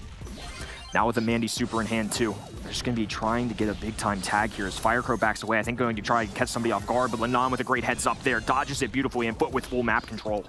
Yeah, Residue still in hand. I think a gadget came out of Firecrow there and didn't find the connection. Wall down on this right-hand side. Should allow them to pinch in Firecrow here and get the kill. But pushing them straight back into this spawn, and Semantic's doing such a good job on the left-hand side as well. Pekka's got to be cautious about that little gadget coming through from Semantic, though. Shots now. Drage has his super, throws it out, should be able to get Mandy here. Massive connection, but Motep gets one back. The Vengeful Spirits get the kill, and we're not seeing any hit connections from Lenane just yet. Semantic's doing a great job on the left-hand side, though, secures that, and Motep shouldn't be too far behind as Lenane gets the kill, and 2 supers on the side of Foot Esports is going to be pretty decisive in this one. Despite all the chaos, Foot Esports still very much in this one. They have made several mistakes in this set. They're still well and good right now as the Nani Pete's being charged up, connects to Pekka 290. Direct tag as well. Beautiful teamwork here as Foot find it. Gene Pull lurking in the bush though. That shot did reveal him, however, and you have to be a bit cautious about that now as well. Wall placed there, but it is in the residue, but Pull still available through. That super from right to left hits Lenane, but gets nothing from it. Little diagonal shot there from Firecrow. A pull missed. A huge opportunity for Motep and one that they needed, especially in a 2v3 situation. A pull into Drage or Lenon would have almost guaranteed them a way to tie up this game. Semantic, though, going to struggle a little bit more. They can't necessarily get these long-range shots, but a non-EP from a distance sure can do the job. Looking for a connection here. A missed mark once again, though. Another mistake from Foot, but they still have the numbers. Well, shots coming through now. Firecrow pushing forwards, but Residue shuts off that lane, or at least it should do now. Slowed down, does clip it on his foot. Shots now. Oh, great super coming through. All connects on Motep. He's down. Firecrow the only one left, and he isn't going to last much longer. Got the super, but can't 1v3. Foot Esports 2-1 up against Nouns. And I mean, after loads and loads and loads of mistakes, I mean, I think we should get like a super miss counter on that set because there was so many of them. You know, it's kind of wild to me that as many mistakes, miscommunications, whatever it is, Foot were definitely not on top of their game in that one. But despite that, Nouns couldn't take an advantage, and that's gotta hurt. I mean, in terms of the mental game from Nouns, they know they have opportunities. They know Foot have messed up time and time again in that set. So the fact that Foot could persevere, still line up the necessary shots. We saw Semantic with some big time tags. Lenon with a few misses here, but played this distance beautifully in a moment like this. Easy tags onto somebody like Motep and just makes it count. Despite all the chaos, despite the missed shots, they have some big plays like that with Drage landing full supers and some return to Cinders really clutching up for him there. Foot may squeeze away with this one. I mean, to be fair, I think that Brock killed himself more than the Nanny did, actually, to be fair, with those return to senders. It was just, he was hitting supers onto the return to sender, he was hitting shots on it as well. And I mean, you can't be doing that in this kind of level. And now it's one set between Foot Esports and day number 2 of the Challenge Finals. That will be sending Nouns home if they manage to win this next set and, you know, reclaiming Europe once more. Yeah, I mean, Nouns are the team that have kind of moved over here for the time being for Snapdragon Pro Series for Worlds. They've been impressive. Again, these are 2 teams that tied the top of the leaderboards in terms of the win category. It's still wild to me that one of them is going to go home here. Nouns are going to have to find a way to overcome this. The mental challenges, the devastation from Worlds, the devastation of losing both your matches coming into the day, and now you have to win 2 straight. If you're Foot, though, they've been in this situation several times, including today, too. They've had leads. They've had leads at Worlds. They have to get it in their heads. One more. They have to do it right here, because if it comes to set 5, anything can happen, and unfortunately for Foot, set 5 has not been a pleasant one recently. Yeah, it really hasn't. I mean, they've lost it in Worlds, they've lost it here a couple of times. I mean, they've got to win this next set, or everything could be going really, really bad for them. I like that point from you, because set 5 is, you know, kind of at this point notoriously bad for Foot Esports, and Nouns Esports. I've had some of the same feeling today, to be honest with these set 5s, but at the end of the day, I feel like they're a little bit better at closing them out than Foot Esports are, so we definitely need to see something really big here from Foot Esports to be able to finish this one out before Nouns kind of re-get their footing. Not to mention, too, I mean, as much as Foot made the more obvious mistakes, I would say, with these missed supers and things like that, again, Nouns didn't take advantage. When a pro team is making that many mistakes, you have to be winning, and despite that, Foot were still playing well enough to where they could overcome that. So it's going to be a first pick overall of Foot here. We know that because Charlie is on the other end. Charlie, Rosa, Lou on the other end, much more specific brawlers. Rosa is somebody that's commonly banned, one of the most banned in the World Finals, but Barley and Stu, much more niche picks here. Yeah, no, I think the same. I mean, Gray's going to come in there from Foot Esports is their first. And, you know, I don't mind it. If the Rosa was in play, I'd like it even more, because then you can just TP in over and over and over again. But they might go with a different tank. We've seen Jackie be pretty successful on a map like this. And especially if, you know, if a Buster or something like that comes in, it can be really, really dangerous against that. But it is Nouns with the next couple of picks. So they're going to have to maybe preempt that, take something that FUT Esports might want to TP in with away from them. I'm thinking in terms of tanks, Maisie may be another good shout here too. Kind of has that range, the pushback, especially with that indestructible wall on both ends. Colette. You can play it close. Colette and Cordelius. It's clear that they want to counter, I think, a Gray Jackie combination maybe, or a Gray tank. I feel like that's the idea FUT had in the back of their mind, and now say, okay, if you want to, go for it, but we are going to double counter that. Issue being, though, if FUT stray elsewhere and just go for counter matchups into Nouns, they've kind of locked themselves into a corner, and now they're down to a 6th pick that has to be perfect. Yeah, I mean, they've overcompensated a little bit here, because they still did have that last pick. You know, if FUT did choose to go for a tank, they could have brought in Cordelius, Colette a little bit later on, but also bringing in that Colette, bringing that Cordelius, it kind of takes another great brawler, Pam, off the table, because it's so good against that, but B's going to come in and they're just going to play the range. I mean, you can't blame them for it at all either, and the range is going to be so good against the Colette and so good against the Cordelius as well. But, you know, if Cordelius gets one super, it can all change.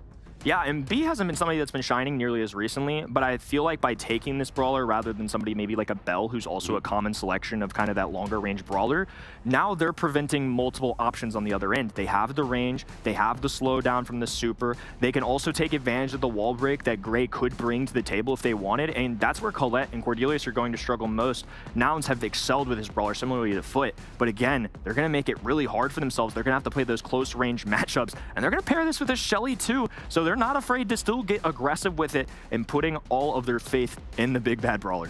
Yeah, I mean, Shelly has been very hit or miss, I'll say so far, at least today.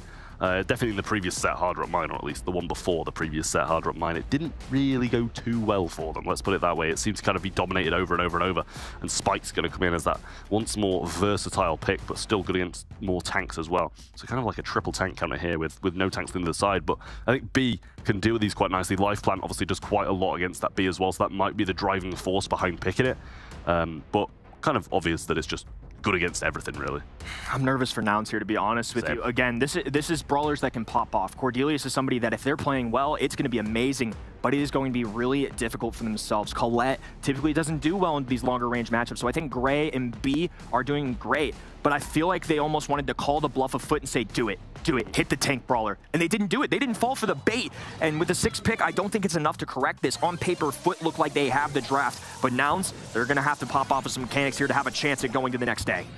Yeah, with nice stuff coming in, it's instantly a 2v1, but it is a slight lead for Nouns off the start, instantly evened out by FUT now, though, and a little bit of a wall break, a little bit of a grass break, and a walking came back through from Drage as well. Didn't quite guarantee the kill, and a Spike super is going to be pretty much evening out the score once more. Nice tag from Motep, but a better return from Lenon. Drage taking care of business in the mid, going for the pull, but Semantic had already handled things as well. 3 brawlers standing tall right now for FUT, and super is available for all of them. Very surprising not to see Drage on the B, but Lenane's doing it justice himself. Another life plant placed down here as well, and Pekka's going to, for the jump forward, instantly slowed down once more, and he can't catch a break here, as everybody's just targeting him, and rightly so, as, you know, if he's on his own, why not? Great super from Motep, though, gets the double connection, cycles it back, and the hypercharge ready to roll as well. Firecrow threw his down, but they do have a bit of a lead to catch up from, but with this control, it's definitely possible. And they've already established a TP that can get them right to the gates of this, and they're going to dive right on in. Pekka trying to get a trade, goes for the big blast, but not enough there. 2v2 setting, but Lenon with complete control. A beautiful rattled hive, a connection from both brawlers, and FUT running away with the lead. Beautiful from Lenane. Now, as I said, it's usually Drage who picks up this brawler, but Lenane doing such a good job on it. Pekka moving forward, tries to go for the 3k shot to the right-hand side, or I guess more than 3k now. TP back from Drage to allow that re-establishment of control, and Pekka going to be able to pick up a couple of mushrooms here. Semantic might try and block him away from these other ones to provide the heals, but a TP in from Drage gives him a heal, but instantly brought low again. They need to be very careful. They do have an opportunity to come back here. If they can pinpoint each brawler individually, it gets better and better. Lenon without the most HP, but Semantic's the one to watch out for as he preemptively pops a gadget. Motep being pushed back, popping the hypercharge possibly here for the other end, but they're just going to hold on for a moment. Firecrow now activating it, choosing his moments here. They want to own the rest of the hot zone for the duration of this game. They don't want FUT to have a chance at this. The slowdown onto Drage, he can't step on that, and all 3 brawlers somehow surviving this interaction, and a little spin there from Firecrow. This could be the confidence boost they need. I mean, a huge comeback from Nouns there, to be honest with you. How well established FUT were. Nouns bringing that back is absolutely huge for them. And we said Foot don't want to set number 5. They never want to set number 5 because they always lose it. And Nouns Esports are trying to force it to exactly that. But don't get me wrong, I still feel like Foot Esports have the advantage here. If they just play that range a bit better, play a bit slower, not as clustered through that mid, then I think they've got more than enough chances to get 2 in a row. They're dominating the first half, but Nouns just started hitting shots, making taps, and look at this from Pekka. Instant start here, a kill onto Semantic. Drage going down as well. Lenon nowhere to walk. The Needles pressing against him, and it's an immediate takedown, and 3 brawlers on the red roster all in mid. Well, now Drage starting to push through. Walking came straight through that wall, and that might help out a bit more. Get this wall down and stop Pekka from sliding in behind it. Super from Motep there, going to get the kill as well. TP from Drage, nice unison play there with Linane. He's going to try and get this charge shot over to Motep, but not finding anything yet again. And Nouns once more running away with it. No way, Motep survived all of that, gets a hypercharge, goes for 2 as well! Motep taking 1 out at a time as Pekka flanks here. Nouns Esports starting to drive away. Well, Linane looking for the TP in. Walking came back. Pekka's going to take a few shots to the face, and now the hypercharge from Semantic gets the kill as well, but Motep's still going. Can he survive a little bit more? He can't. 3v1, he's not surviving that this time. Foot back in control, but 25% down.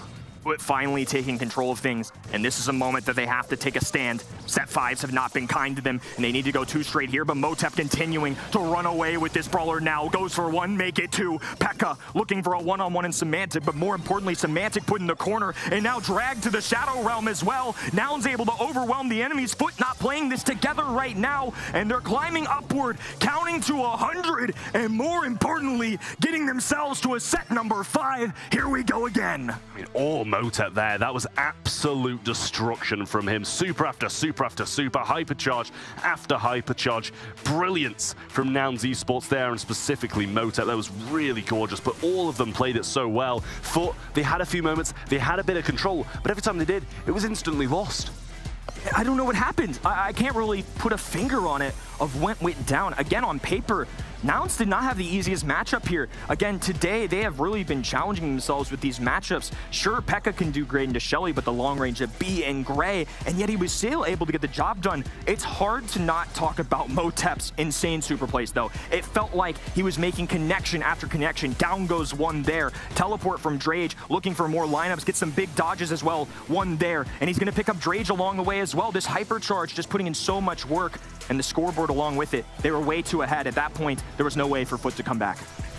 It's just beautiful from Nouns, it really is, and that was just a little bit too much for Foot to handle. And going on to a set number 5 here is not going to be favourable for them at all, but it is Brawl Ball. It is something they can handle. They're an aggressive team, they draft well. Brawl Ball is a mode that they can handle, I feel. Bans being the Cordelius, Lou, and Charlie. We know who's got the first pick. Peter, Jackie, and Sandy for the side of Nouns. Interesting to see Jackie banned here, but to be honest with you, it showed up a lot at the World Finals, especially on this map. When there's no wall break available too, hypercharge, plus maybe a gray TP, or however they choose to get Jackie up there, it can be a huge advantage for your team. And Foot are definitely a team that are not afraid to pop off with a brawler like that. Nouns, though, going to be going a different direction. They're going to take Maisie, that again, it makes sense to me. It's going to be showing up so much here today because of how consistent the hypercharge, the long range, she really brings everything to the table. Yeah, I mean, everything charges so fast as well. The super, the hypercharge, and the shots in general just really potent when it comes to Maisie. And Nouns is going to be pretty pleased about picking this one up as their first. But Foot, they've got 3 brawlers to try and counter it. It is a little bit hard to counter out Maisie, I feel, because it just seems to be doing well against everything at the moment. But Stu and Spike are their attempts. I love the 2-3 turn coming in from Foot here. Again, a lot of high praise for Spike, who's been great since the World Finals, since getting that hypercharge. All year long, he's been around. There really hasn't been a meta where he has disappeared from existence. Stu, though, somebody that surprised me as well. In a LAN setting at the World Finals, he was a top 3 played brawler. Kind of an insane thing to think about. I believe a 40% win rate, though, so an interesting choice here, but I think one that can kind of deal with Maisie a little bit better. As she dashes forward, so can he with his super, can line up those shots, can drop a speed zone or a wall break option, so now they can juggle those depending on what Nouns picks as well, and they're just committing to the tanks. It's a Rosa inbound as well. I wonder if they pair this with an anti-take option just to take away something away from Foot. Yeah, that's the thing. I mean, you kind of have to at this point. You know, something like B even still available, something like that can be pretty devastating on a map like this. However, I guess that Stu's probably going to be wanting to play through the mid, so they might pivot away from that kind of idea. But still, tank counters pretty much all over. There's so many of them left, but Nouns surely want to try and pick one up here. Maisie can play through that mid and they can play one of them down the lane if they need to, or they can just pick up a mid and Maisie can play down one of those lanes instead. So now there's definitely a few options. They're actually going to go for the Dynamite. That's not what I expected at all, but I actually don't mind it. I actually really like it into Spike, though. They have 3 options that, if they get up close, can give Spike a harder time. But Dynamite, historically, throwers do really well into Spike. Stu, not as easy. Obviously, he can maneuver around very easily. But I think this is a very good option in general. I mean, Maisie obviously going to be forced to play mid here. Kind of something I feel like we expected a little bit, too. I think for Foot, though, it's hard to put your finger on one brawler that can kind of address all of this. I'm curious if they go for something like a Willow here, maybe. Ooh. Oh, no way.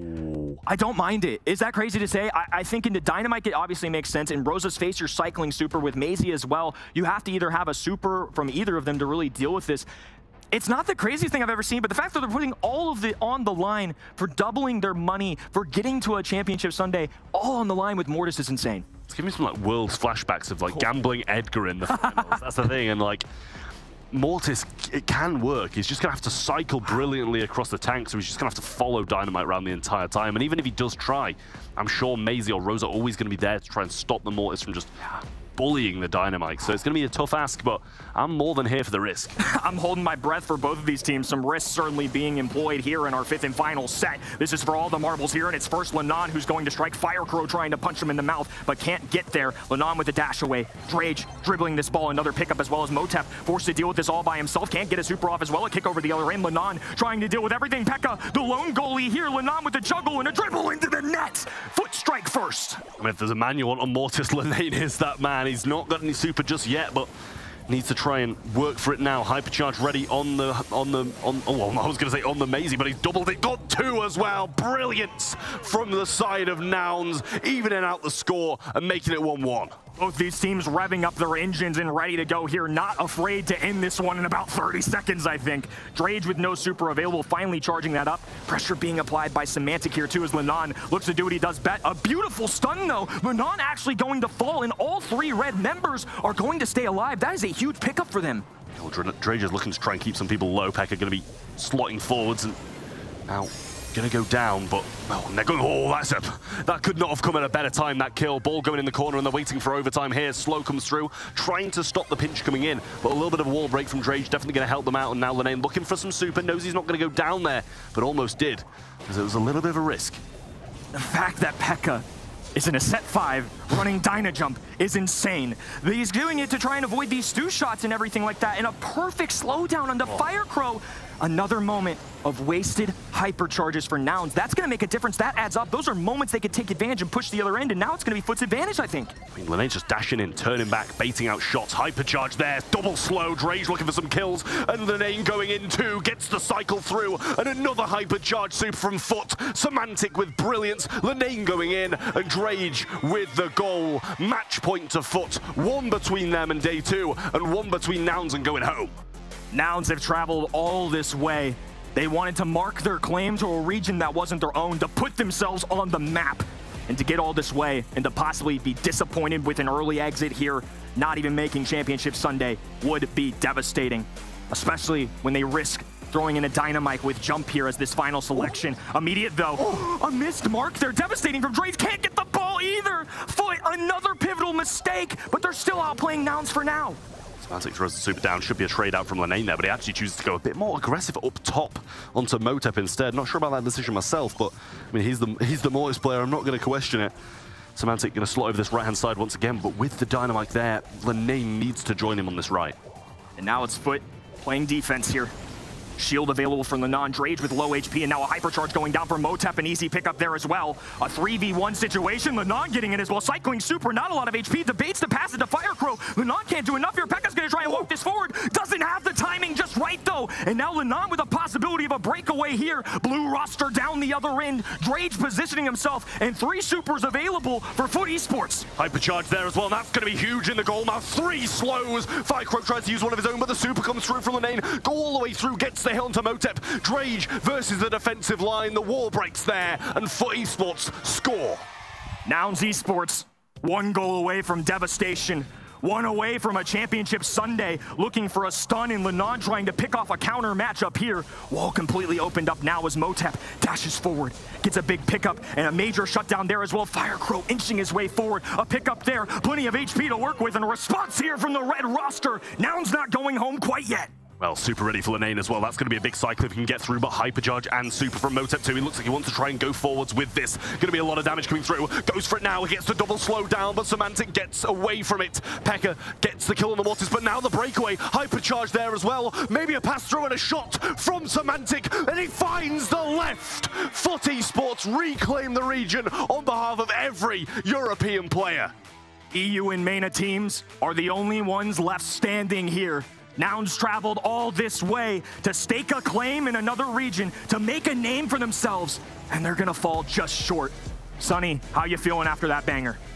What a series today. Nouns Esports almost claiming the victory here in this matchup like they did in the season. But FUT Esports has something to say against that. FUT taking the win here, making it to day 2 of our Challenge Season Finals.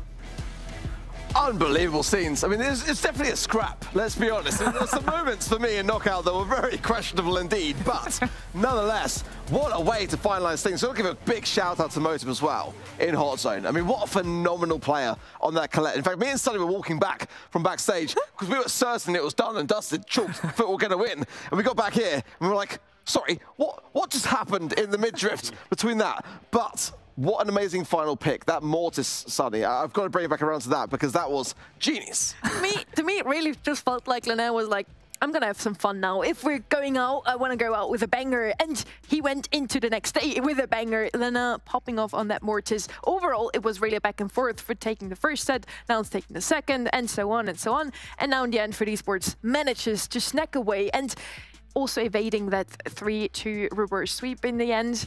After winning the first set, that would have been devastating for them. Huge congratulations to FUT Esports. Commiserations, of course, to Nouns, but a great season nonetheless for them. One more match still to come today, guys. It's Vietnamese Sporting up next versus Humble. Stay tuned. Be right back after the jump.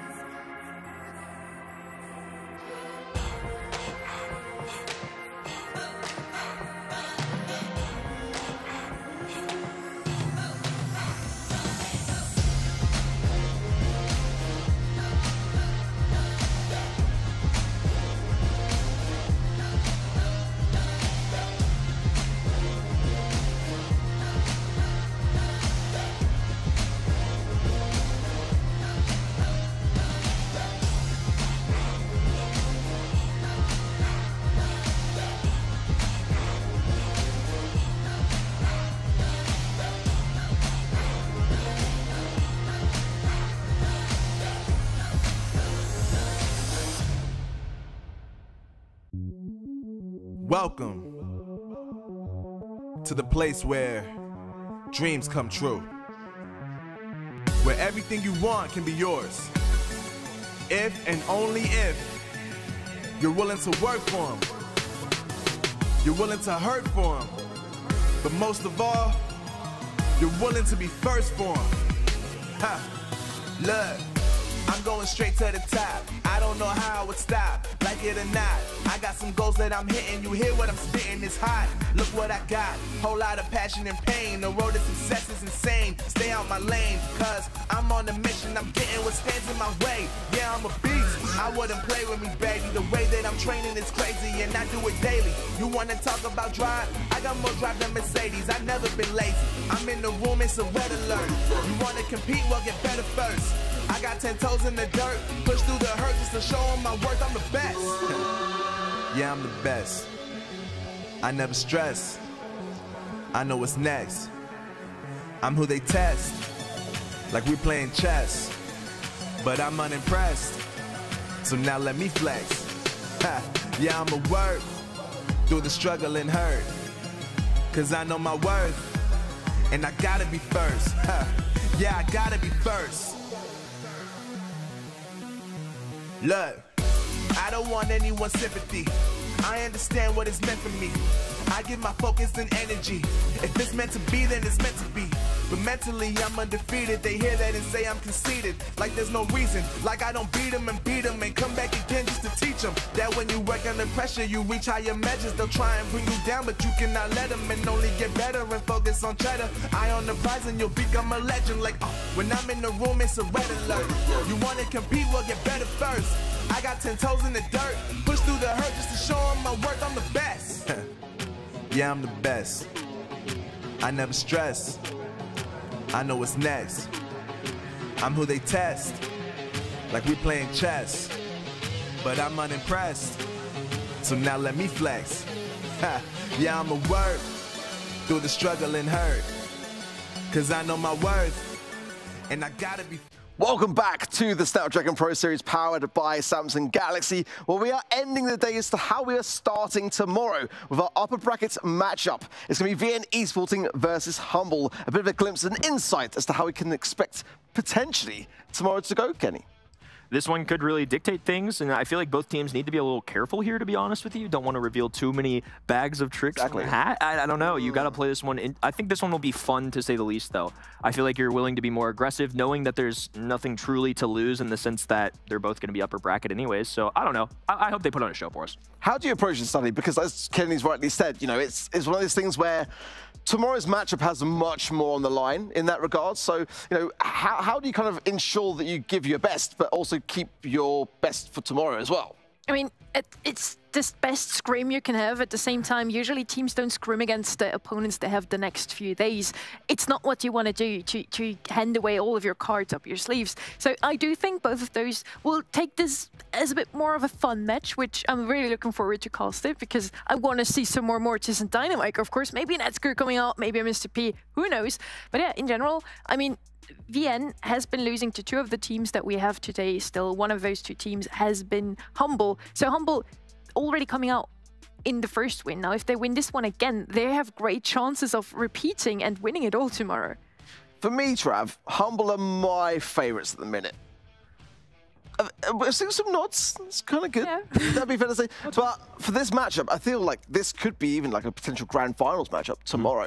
I mean, you know, where is your mind at when it comes to these two teams, and who has the advantage? I mean, if they play as well as they have been so far, it's definitely a 50-50 in terms of this matchup. I agree with what you say. I think this probably will be the grand final tomorrow if teams play the same as they did today, because FUT Esports have been, you know, they're going to be in the lower bracket. They're going to have one life, and they've been looking pretty pitiful, to be honest with you. So I kind of expect these two to be going all the way, regardless of who wins today, regardless of who wins tomorrow. I kind of expect to see this matchup like 3 times within these 2 days. Draf's always so brutal. We love it, though, because he's brutally honest. Honesty's important. Yeah, I mean, let's touch on Foot as we've just kind of come off that match. They've got a chance to sleep on it overnight, Kenny. What should they be looking to do tomorrow to rectify some of these issues to make sure that coming into the Challenge Finals of Day 2 that they are looking much more like the Foot Esports of Season 3? Of all the teams, it's felt like they've made some really egregious mistakes at times. But you know what? Despite that, they lost 2. They lost to Humble. They lost to VNE Sporting. 2 very legitimate teams. Could happen to anybody. But the fact that they were able to overcome that against somebody like Nouns, the best from their region, somebody that's come over here and tied them in terms of record, it speaks for itself. It might just be the confidence booster that they need. Well, VNE Sporting and Humble, of course, Sunny up next. A rival we've seen before in the SPS, and well, it's Challenge Day 2, wasn't it, where Humble did get the victory. Do you think that things have changed since then? Do you think that they've still got the edge? I mean, looking from today's perspective, at least from where I've been sitting, they look like they haven't really been skipping much of a beat today. The thing is, really, we haven't seen those two teams facing off against each other, against any other team in the last few weeks between the season and now. Both of them haven't been featured in the Brawl Stars World Finals, so we can only talk about what happened today, and Humble has been looking very strong at the same time. VNE Sporting just comes out of a win. 3-0 sweep against Nouns Esports, looking very strong. Nouns was no easy opponent to beat. They gave Foot Esports a tough fight, VNE Sporting just as much, and it still was a 3-0. So I think VNE Sporting, if they lose the first set, they can win it all. For me as well, looking back to previous scorelines in the BSC, of course, back in July in the quarterfinals, Humble did get the victory, but it was a very close affair in the 5th and final set, 3-2 scoreline. I mean, notoriously, these teams do have very exciting matches. I mean, in their current position as to how they're performing, how they're playing, I feel like, though, for me, Humble have just had that journey throughout the year, and also from last year as well, Kenny, like with Dogs to Lobster. They've been continuously growing with the competition. VNE Sporting, with their recent roster changes, are still looking very, very good, though, for me. Despite that, we often tend to see some teething issues, some time taken to kind of really come together and unite themselves on that front, and they're looking pretty good regardless. But Draft coming in for Safe Zone now. The bans are in Colette, Lou, and Charlie. Looking solid bans for me on the side of VNE Sporting. Cordelius, the Colt ban, as well as the Chuck. I mean, Colt ban is now back in business, guys. No matter who would have thought that that is actually now a very worthy ban, I feel at that. Picks of Bonnie. Feeling a bit like previous meta ideas coming in, but I like the aggressiveness which it brings on a map like Safe Zone. Eve as well to the Nanny, and another pick coming in for Humble very shortly. Yeah, I think it's going to be an interesting one, to say the least. Looks like Colonel Ruffs is going to be the way that they kind of power up these really early brawlers as well. I think Nani going to be as powerful as it gets. Bonnie's the one that stands out to me too. It's something that hasn't been seen a ton recently, but why not? I mean, they don't want to show all their tricks. Go with something that's worked before and maybe just hide that up and try and win here. I like what I'm saying, but Sonny, Trav, you're going to close out the day with this matchup. Head to the casting desk and give it your all.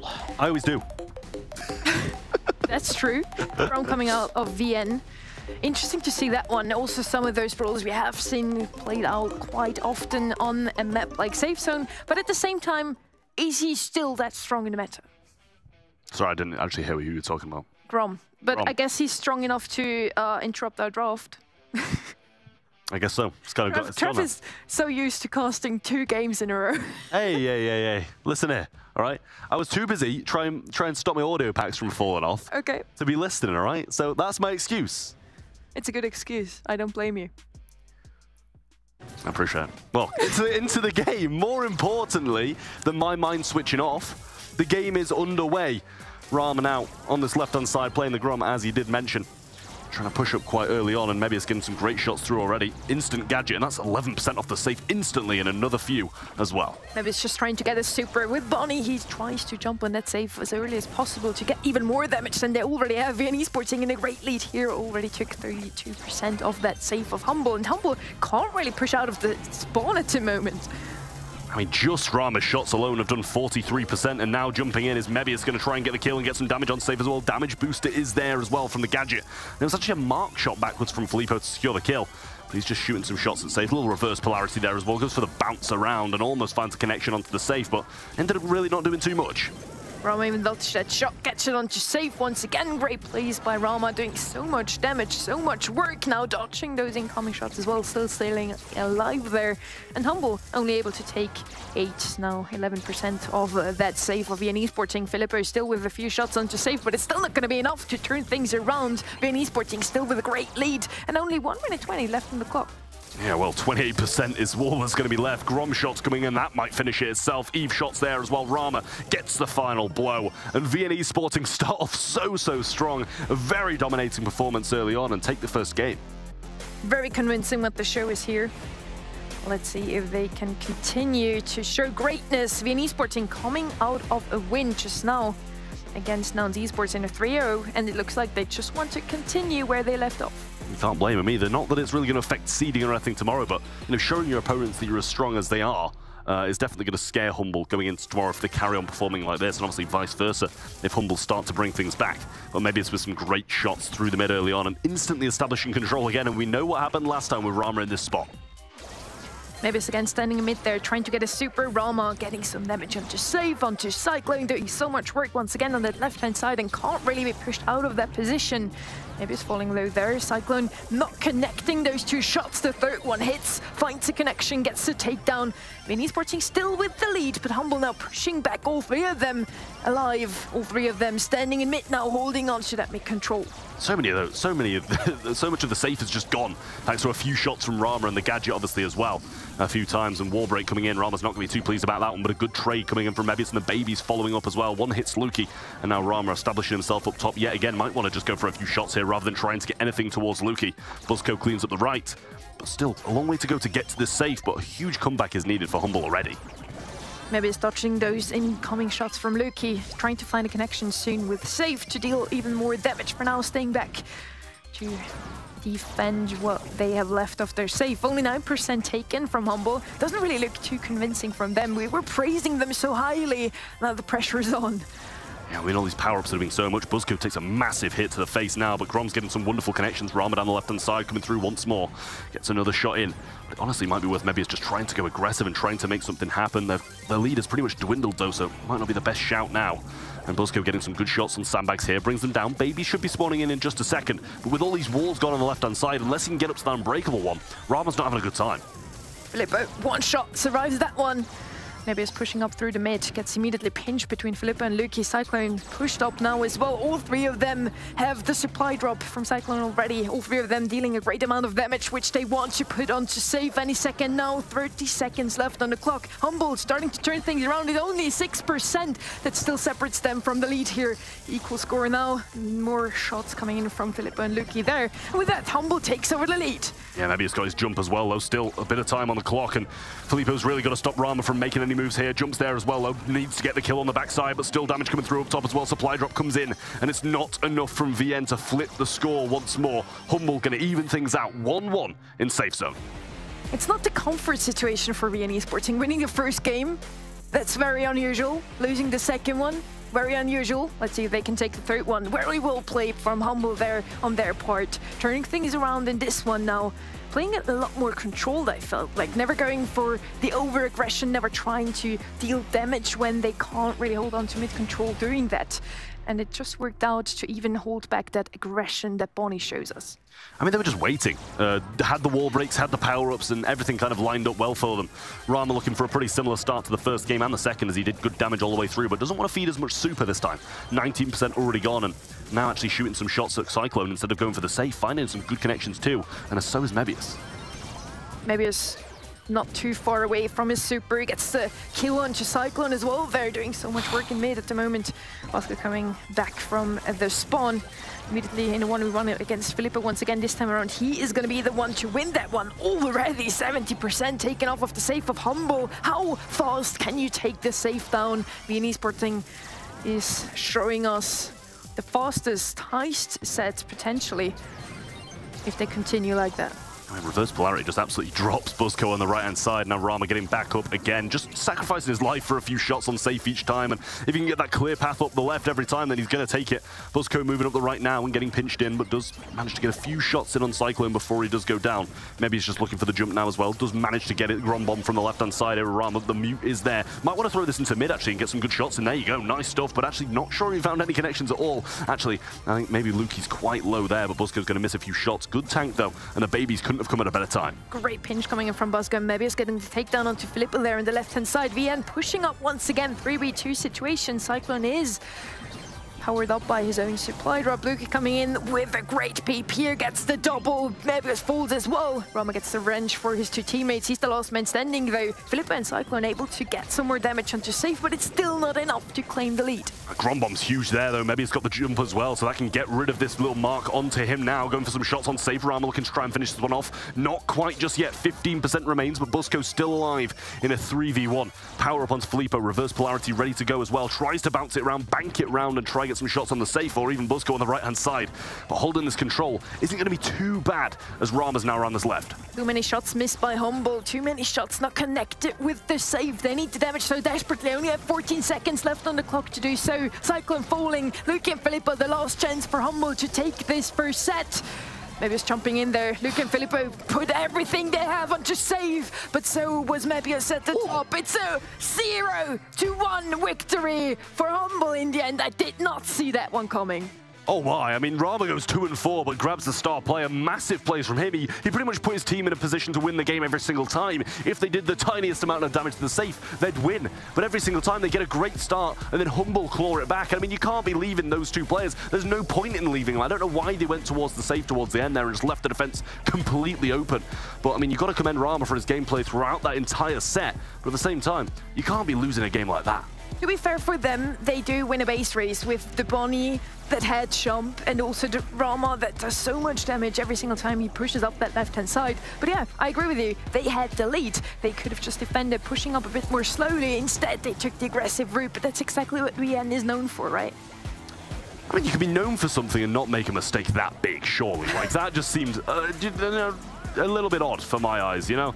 Rama found a few shots, was only one off finishing it, but it just wasn't really enough to be able to get that one done. So a little bit disappointing for VN Esporting, I feel, on that one, but Humble, they kept control for the majority of the set, and I think, to be fair, I was going to say they deserved it, but I actually don't think that. I can't bring myself to say it. I can't bring myself to say it. Still the brutally honest Trev we know and love so much. I have to say, Humble does so well in returning the favor. We praised VN Esporting all day already for being so good at learning how to play against the comp, turning things around after losing the first game, and now Humble does just that. They learn how to play against it, playing it a lot more controlled and actually making this set a win for them. It was a 1% different, a 0 to 1% on the two saves. It could not get any closer. Yeah, I mean, it's absolutely huge for Humble to be able to take that win back. How influential it is to get, you know, a set on the board, and especially when you want to. I mean, according to the logic and the statistics, VN Esporting are now going to go and win. They've lost the first set, but I was going to say it's good to have a set on the board early on. You know, you can never complain about that, but it might be a little bit of a bad mojo going on. To be fair, with playing getting the first set against VN.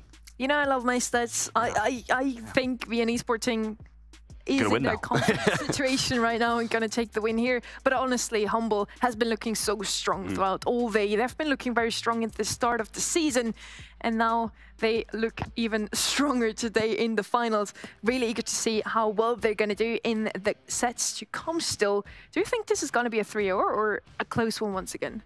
I think it's gonna be close. I mean, VN did too well throughout that set, and now to now just be swept, I feel, against Humble. You know, they played it well. They made some good decisions. They made some bad decisions. But I think overall it was very, very back and forward between these two rosters. And, you know, I feel like maybe even VN should have won it. So I don't think it's going to be a 3-0. I'm thinking, you know, maybe we'll even see another 3-2. Well, going to be interesting. As Ark already said, the last set or the last match of the day is going to be the first one of tomorrow. Both of those two teams play in the upper bracket, so whoever wins today might also be able to take this momentum into tomorrow. Whoever picks up the win here also risks, though, to showing too much of what they're really good at. And both Humble and VN are really good at training and watching and studying their opponents, knowing exactly what they want to pick tomorrow is going to help the other team. Yeah, well, I mean, you know, it's a bit of a tough one for both of these teams now going forwards, because the 1-0 scoreline is never going to be good for any team, regardless of how good you're playing, regardless of, you know, all the previous scorelines where you've managed to come from behind. I feel like it's kind of just that one thing once more that Humble just in too much of a good position now to kind of let this one go. Well, we have, different information. VN and Humble seem to need a break. It was a very close matchup after all, so I don't blame them. We're going to head into a quick 5-minute break. We're going to be right back after this one. No? See, different information. I mean, who knows at this point, to be honest with you. Something's going to happen. We'll probably get into a game fairly soon, but yeah, 1-0 to Humble so far. Reset our minds. We should be getting back into a game shortly. Draft should be coming up. It's not going to be... Oh, okay, well, we've got a bit of a lobby issue. That's what's going to be happening at this point. We've got a bit of a lobby issue. Should be 2 minutes. Should be getting back into it very shortly. Yeah, but we can still talk about our favorite brawlers, about how we did expect Charlie to finally come back, but still no show for her. I'm really eager to see when is going to be her first time showing up in any single tournament. Could be that she's not showing up until February when we restart with the season, maybe even March. We don't know that yet. But yeah, could be that we don't see Charlie until the new season of Brawl Stars esports is starting. Yeah, I mean, I'd love to see some Charlie, I really would, but at the same time, I feel like it's going to take a pretty hefty nerf to be able to get that one out here, and even at then, you know, if they do nerf it, it might be too bad to be able to be played at that point, you know? We've got to hope for that right balance, I'm sure Adrian's heard enough about it to be able to get this perfectly right, and hopefully we'll get that perfect balance of where Charlie can just be played, and we can enjoy watching it instead of, you know, the players and us crying what we're seeing. I mean, nobody's as good as balancing brawlers as Supercell, right? So, not going to be a problem there. Charlie surely is going to receive a nerf. Question is how strong it really is. And eager to see who is going to come out on top in the next updates, because some of those brawlers need to get some love. We haven't seen a lot of Mr. P, as we mentioned. Edgar came out once at World Finals, not a single time today once again. It did work out there, but he's still a very niche pick, as well as Penny. Who else? Like, we have so many brawlers that are just no-shows at the moment. Yeah, I mean, there's a lot of brawlers that need a bit of love, but, you know, even at the worst of times, Edgar came through and won the World Finals for Zeta, so we can't complain that much, you know, we can't complain that much. If, at this point, you know, Brawl is that bad, which, you know, Edgar's bottom of the barrel at the moment, let's be honest, in terms of meta. Frank. No, we love Frank, though. We love Frank. He came out in World Finals as well. You know, there's some brawlers. We don't talk about it, but, you know, every brawler's got a place in my heart. Very true. Same. I mean, why would we be standing here otherwise, right? Vienne and Humble.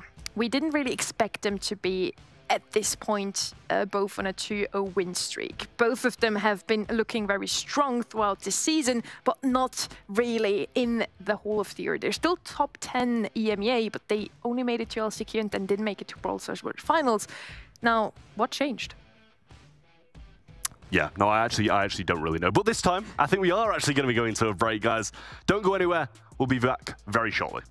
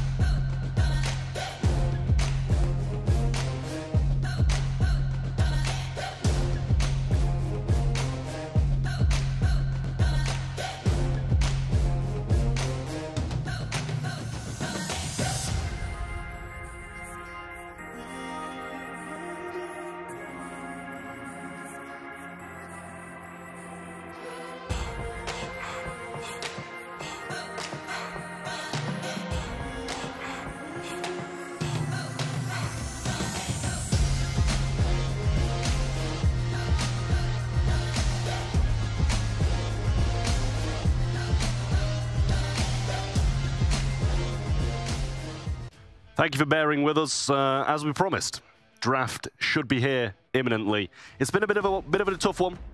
Some lobby issues happened. Took us a couple of minutes, but we are back in business now. 1-0 to Humble against VN Esporting, as you can see behind me beautifully. The draft is in. We're heading on to Hard Rock Mine. We've got the Charlie, the Maisie, and the Ruffs, and the Buster, Rico, and Spike on the side of Humble. Nani going to be the first pick. A lot of hypercharge out the way, and then the Rico ban from the side of Humble. Did not see this guy banned out in a while. Might be a good choice here. Hard Rock Mine has always been one of the best maps for this bouncy brawler. Byron gonna come in now from VN Esporting, and that's what we have been talking about. Maybe those two teams now showing us a bit of a different approach because they don't want to show their hand for tomorrow. It's gonna be our first match of tomorrow after all. So Byron, Shelly, I do love that combo. I love Chester. I mean, I love him. We just talked about how a few brawlers should get some more love. Frank and Chester, first and foremost. So yeah, I do like that. I love a Chester. I love a Chester, but do I love it here? Not really. Byron, gonna be okay. Don't love it, don't hate it. Certain compositions, it just works, especially if you pair it with a tank or something like that. With a max through this mid, might be all right if you just kind of sit in that back spawn, but I feel like you're kind of leaving yourself a bit vulnerable down one of the sides. I do like to pick up there from VN Esporting, a very creative comp after all, with the Max mid, with the Shelly that can profit of both the heals of Byron and the speed of Max. And then on the side of Humble, a bit more conservative with the Nani and Cordelius, and then bringing out the Chester that we see for the very first time here, I think, for the whole season, actually. So, gonna be an interesting one here. Who is gonna have the better surprise pick? Is it gonna be that Byron or the Chester? For good reason we haven't seen it all season, to put in perspective as well, but... Brutal again. Early lead for Humble so far, 3-0, and good control throughout the whole back spawn as well. Filippo doing a good job here against Mebius, who is playing that side lane. Still, Mushrooms laying on the floor, waiting for Cyclone to use another super, but Lukey just pinch him round. Busko's going to go down, and Shadow Realm got once more, and Filippo cleans up the right. So far, Chester working out better than the Byron. Filippo has a super ready. We don't know what it is. We're gonna find out any second now. He popped it. I get it. Getting some more damage in. Super ready as well, flexing with it already. Not a single gem on the name of VN Esporting. Can they pick up one anytime soon? Rama getting pinched between Cyclone and Filippo there. Filippo using his super. Now we found out what it is. What didn't really help him up, but at the same time, Humble still in the great lead. Only need to pick up one more gem, and there it is. Countdown started. Yeah, Filippo put himself in a good spot, trusted his teammates to be able to deal with the players in the back lines, and now Rama pushing forward, has that splash obviously as well. Clay Pigeon still available, and a super comes down, gems are dropped, and the countdown is reset, but picked up instantly now by the Nanic, gonna just be doing the same thing. I think that was another Shadow Realm miss there by Cyclone as well, but Byron hitting some good shots, Mebius with speed, and that's gonna put Shelly in a good spot to get this reset once more. Lukey all alone, has to use his warp super now, does get some good shots in, but he's done a good enough job. The gems still lay in the spawn. 4 more in mid, I think, but they might just want to pick them up just to kind of, even if they do get reset, still have this count. In the very last second there, VN Esporting gets the takedown onto Lukey, resetting that countdown. Started another one now. Lukey still back in the spawn. Bosco can't really reach him at the moment. They only have 6 more seconds to turn things around here. Still Lukey with another super, protecting himself from any incoming shots. Connecting the peep with Mebius, getting the takedown there. Humble repeating what they just did in the first set, winning the first game. Now, if that's not a comfort situation for VN Esporting, being down both a set and a game in the second set, I don't know. Yeah, I mean, however, Humble are looking very good, and I do prefer their draft, I will say as well. They just seem to kind of walk completely over them off the start. One of those side lanes is going to be pretty easy, you know. Byron lane's not really the most incredible brawler, let's be real, so maybe it's going to be forced to pinch down here, and it's actually winning against Filippo after I've said that, but we'll accept that I am sometimes stupid. Clay Pigeon down the left-hand side here as well, and Cyclone just trying to fend it off. Sometimes. Cyclone getting pinched between Rama and Bosco there on the left-hand side. Still not fallen yet. Filippo helps his teammate there on the left-hand side. Right lane completely open. Rama wreaks havoc there, still standing strongly. Cyclone misses a jump there. A lot of mistakes coming out of Humble now. All of a sudden, VN Esporting in the lead, 5-2-1 gem. Yeah, and Filippo did waste the super down the left-hand side as well. Completely missed one of those bombs, and Cyclone jumping forwards now onto Mebius. Can't get the kill. Mebius so low, but Filippo still finding a few connections here as well. Super coming down, might want to try and get the connection onto Busko. Should allow Filippo to win that side, but actually didn't really even want to go for it. Filippo on the left-hand side against Bosco, Lukey in mid against Mebius. Now they changed their strategy, and it does seem to help VN Esporting a great deal, putting the Byron on lane instead of in mid, where Mebius is now reigning. collecting some more gems, getting hit by Filippo's super, getting hit by Luki's peep. Gonna be his end. Roma picking up the gems now after all. Gem carrier back to Byron. Yeah, Filippo doing so much damage in that short space of time there, and Cyclone's going to pick up Mebius once more, completely pin them back in this spawn. And Filippo with another super here as well. Cyclone more of the same, gets some mushrooms for those heals as well. And wants to take this matchup versus Buzzco, jumps over one of those shots now, and even if he does come out of it, he's a little bit too low to kind of survive this pinch, surely. Cyclone Filippo having Bosco and Mevis under full control on the right-hand side in the mid. Luki claiming some more gems his and equalizing the score now 8-8. A great start, a great lead from VN Esports, but Humble seems to be able to crawl back from that one. Yeah, they're getting some control back now, but Humble just continuously dominating them here, and they're getting kill after kill. Super even wasted there as well. Rama now the last one surviving, wants a super, but can't quite get it in time. Splash comes down, doesn't heal himself though, and the 10 count is there for Humble, trying to take this second set and move 2-0 up. Mebius trying to push forwards, but it's just not going to happen. 11 in the pocket for Humble, so no equalizer from mid either, and that's going to be set 2, going the way of Humble. Humble going to be 2-0 up already after this set. Gem grab didn't go the way of VN Esporting either, and now I kinda am a bit afraid for VN Esporting here. We talked so much about when they feel most comfortable, and it didn't really help them this time around. We do see VN Esporting losing a lot of their first sets, winning the consecutive ones. Now, it didn't work out quite as well. Maybe Humble are just their arch enemies. Yeah, I mean, Humble just seems to be everybody's arch enemies at the moment, to be honest with you, because they're just defeating team after team after team. Obviously didn't have the most successful challenge season out of the 4 teams here. They actually had the least successful, 4-3, in comparison to the 5-2s, but the underdogs just pulling through time and time again. If they win this next set, they're going to be heading in tomorrow 3-0 and feeling so confident about it as well. You know, the 2 teams who attended World Finals, one of them's already knocked out, one of them's already down in 3rd place. Both of these are going to be in the top bracket heading into tomorrow. So it's just a bit of a taster of what we're going to see. And so far, Humble looking like the team who are going to take it all. I think we're all kind of swaying to the side of Humble at the moment. We all think they might have what it takes to take it all tomorrow. Already kicked out Nouns of the spot tomorrow. Now they need to beat VN and FUT Esports. And they've already beat FUT Esports today. Now they're on the way to beating VN Esporting as well. Those 2 teams need to have some new ideas for tomorrow, I feel like, to even beat this team. Yeah, I mean, it's going to be very difficult for any of these teams to beat Humble, to be honest with you, regardless of whether that's today with a massive reverse sweep from VN Esporting, which, bear in mind, I don't expect, or if that's tomorrow. You know, they've got a couple of chances to be brought down tomorrow, whether that's by VN in the first game, FUT in the second, or even in the finals, even if they make it all that way as well. A couple of teams are going to have a couple of cracks at them tomorrow, so I'm not sure they're going to complain about that one, but Humble are looking by far the best team in this competition so far. We're heading up to Bell's Rock, could be the decider. The Pearl ban, been over a while since I've seen any of that action, but Mandy and Squeak along with that, and then the Piper, Tick, and Charlie ban from Humble. I like that a little bit more, and then Gray going to be the first pick from VN. I really thought this could be the first time we see Charlie, because Humble is already 2-0 up, because this match doesn't really count for anything really other than a great feeling for tomorrow, right? But still going to be banned out here. Nani left open here. Tick and Piper banned, 2 of the best brawlers you can have on any open long-range map. Gene is going to be the pickup here. Best counter to Nani. Maybe Nani's going to come out still of Humble. Gray going to be the first pickup here for VN Esporting. I do really love this brawler. Great pairing also with some aggression that VN Esporting loves to play. You've been asking for it. Yeah. It's a counter to the Gene. Eve could be an option here now for VN.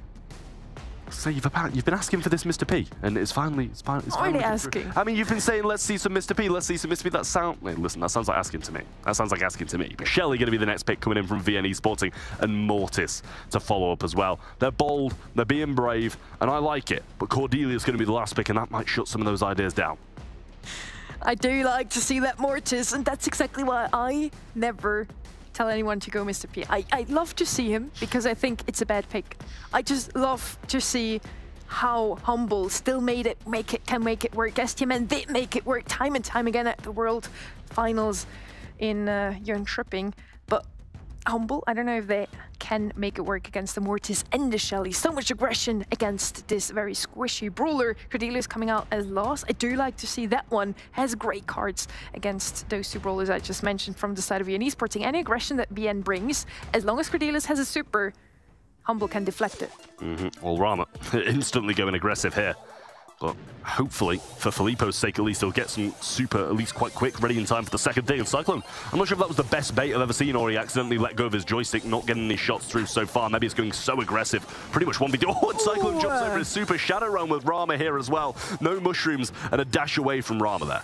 What a dodge there from Cyclone, jumping over the super of Mebius there. Still alive, all 6 players at the moment. Cyclone one shot. Bosco trying to go in aggressively, gets taken out by the 2 teammates. Cyclone still alive. 3v2 situation now. Rama just trying to get his super, gets taken closer by Luki. With that, we have Mebius alone in the ranks, trying to not feed neither the G nor the Mr. P, but still trying to do something here, feeding Filippo. Filippo has another turret for the next round, and Humble kind of looking dangerous.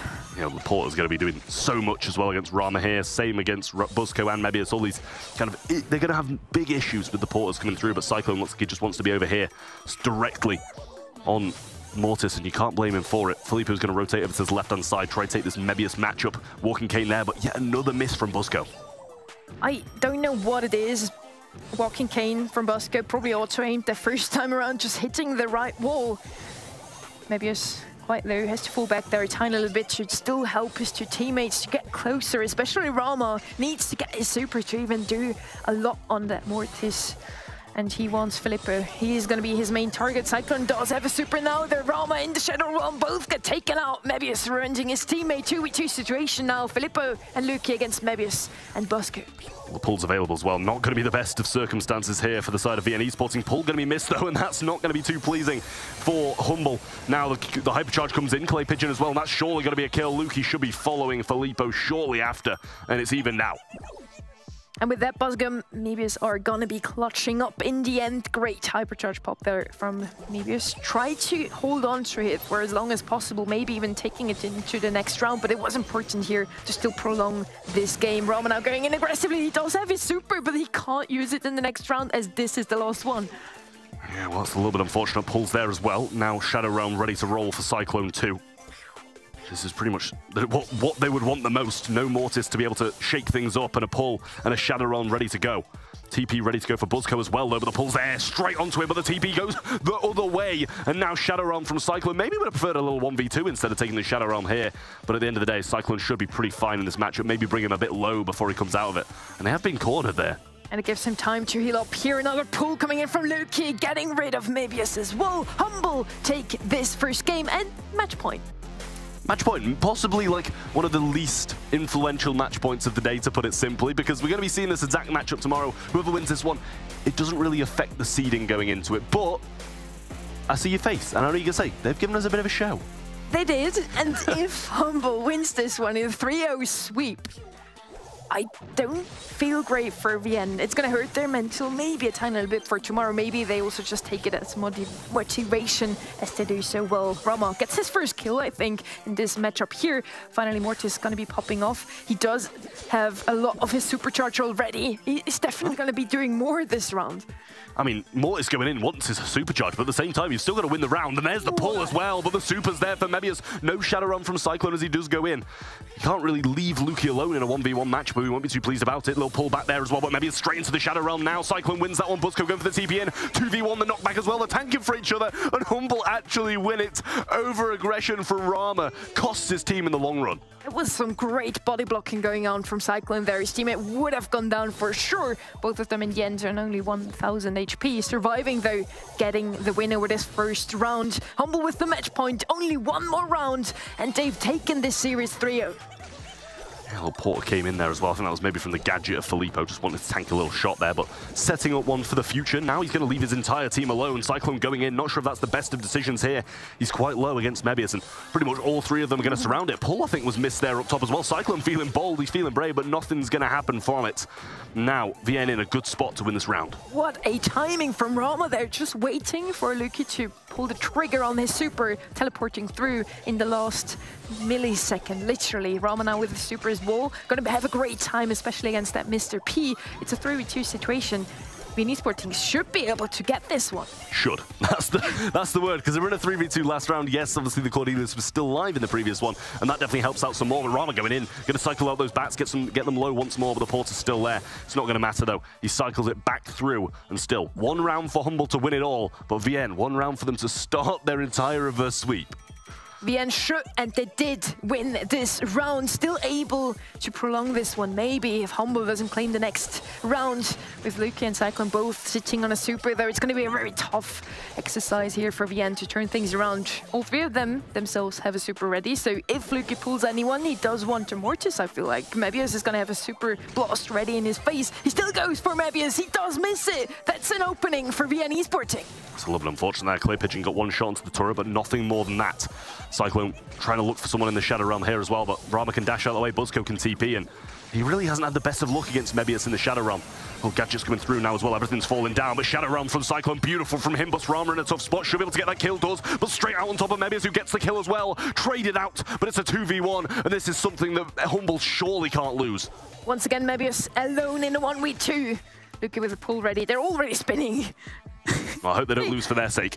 They all know it doesn't really count for much, but VN Esporting still would be looking into prolonging this one just a tiny bit more. Luki doesn't go for a super, gives Mebius a chance here. Super dodged, even Philippa and Luki both quite low, but it's not going to be enough still from the side of VN. Humble takes it 3-0. Kenny, did you see that one coming?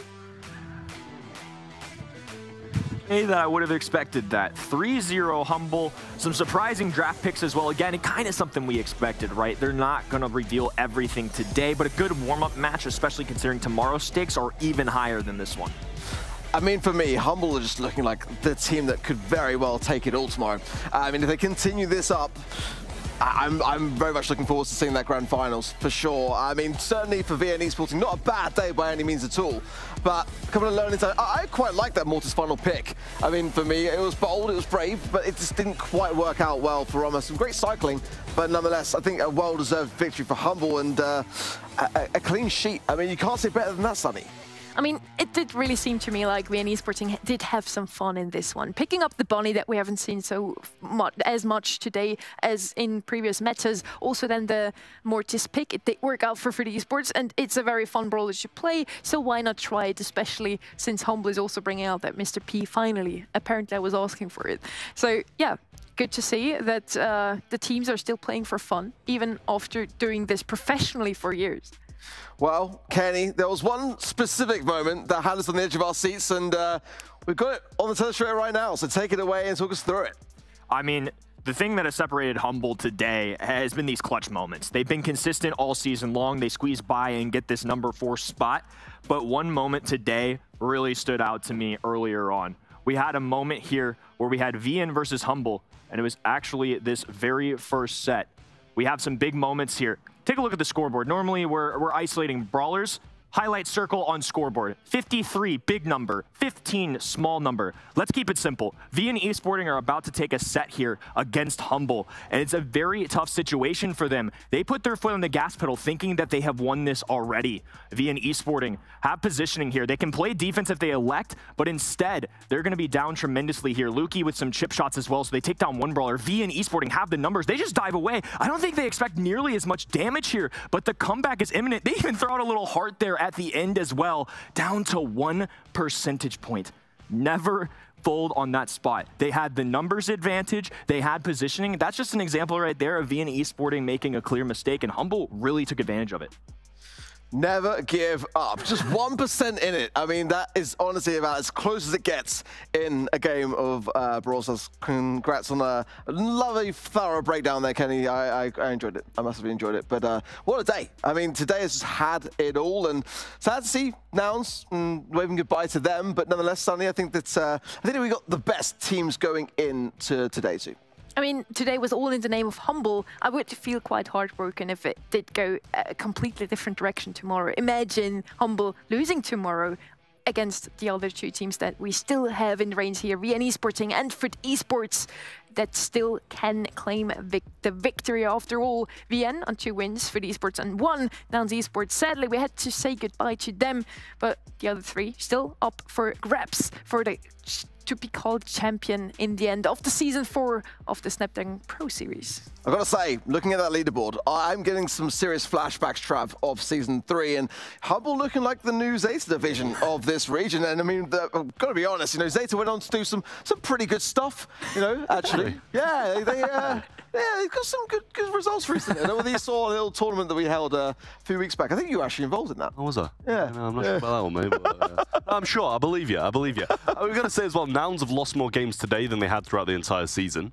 Exactly. Which is huge. A little bit questionable from them, but at the same time, they're against some very solid teams, so you can't blame them for it either, though. But, you know, for esports, they're going to be sat in that bottom bracket waiting for someone to drop down, and they've got to have a better performance tomorrow than they have today. For esports as well in Season 3, it looked very reminiscent of exactly this moment. I mean, they had that exact same scoreline and then found themselves in that lower bracket end stage, and then they were able to get the win over SK and find themselves in the grand final. Sure, they didn't go all the way to win, but they came second. That's not bad going, Kenny, in terms of prize money. I think we've made this kind of storyline with Humble that all they have to do is get themselves into the big dance, right? You just got to be top 4. Foot did the same thing. They made top 3. They got it done. Ultimately, a win is a win. I could totally see them rolling up to tomorrow and pulling off a Season 3 kind of gameplay. These guys made it to Worlds for a reason. They finished top of the line for a reason. They may just surprise us tomorrow. I'm not going to rule them out yet. Yeah, I agree. I think that we haven't necessarily seen the best from Foot here today, but with a good night's sleep and some recharging of their batteries tomorrow, could be another story. But, Sonny, we're going to talk top picks and bans brawler-wise today. We saw some very familiar ideas that we've seen from the World Finals, some more outlandish ideas, but let's throw up as well and get some of the actual numbers to be able to talk through to discuss kind of what brawlers really shone from your perspective here today. I mean, from my memory, we did see a lot of Grey coming in clutch time and time again. Nani was one of the best brawlers. Let's see if I'm actually correct. And of course, Maisie and Cordelius leading this list here. Two very strong brawlers. Maisie blessed with Hypercharge, one of the best brawlers to cycle it as well, and so strong against any tank that VN and Foot both like to play. Cordelius then another counter. We see a lot of tank counters actually at the top there. Even Spike that we talked about so much today. One of those brawlers that dodges the bans quite often and still gets picked up a lot for two right. We were literally discussing, Kenny, backstage, like how Macy is that brawler that, for me, I'm surprised is not actually being banned yet.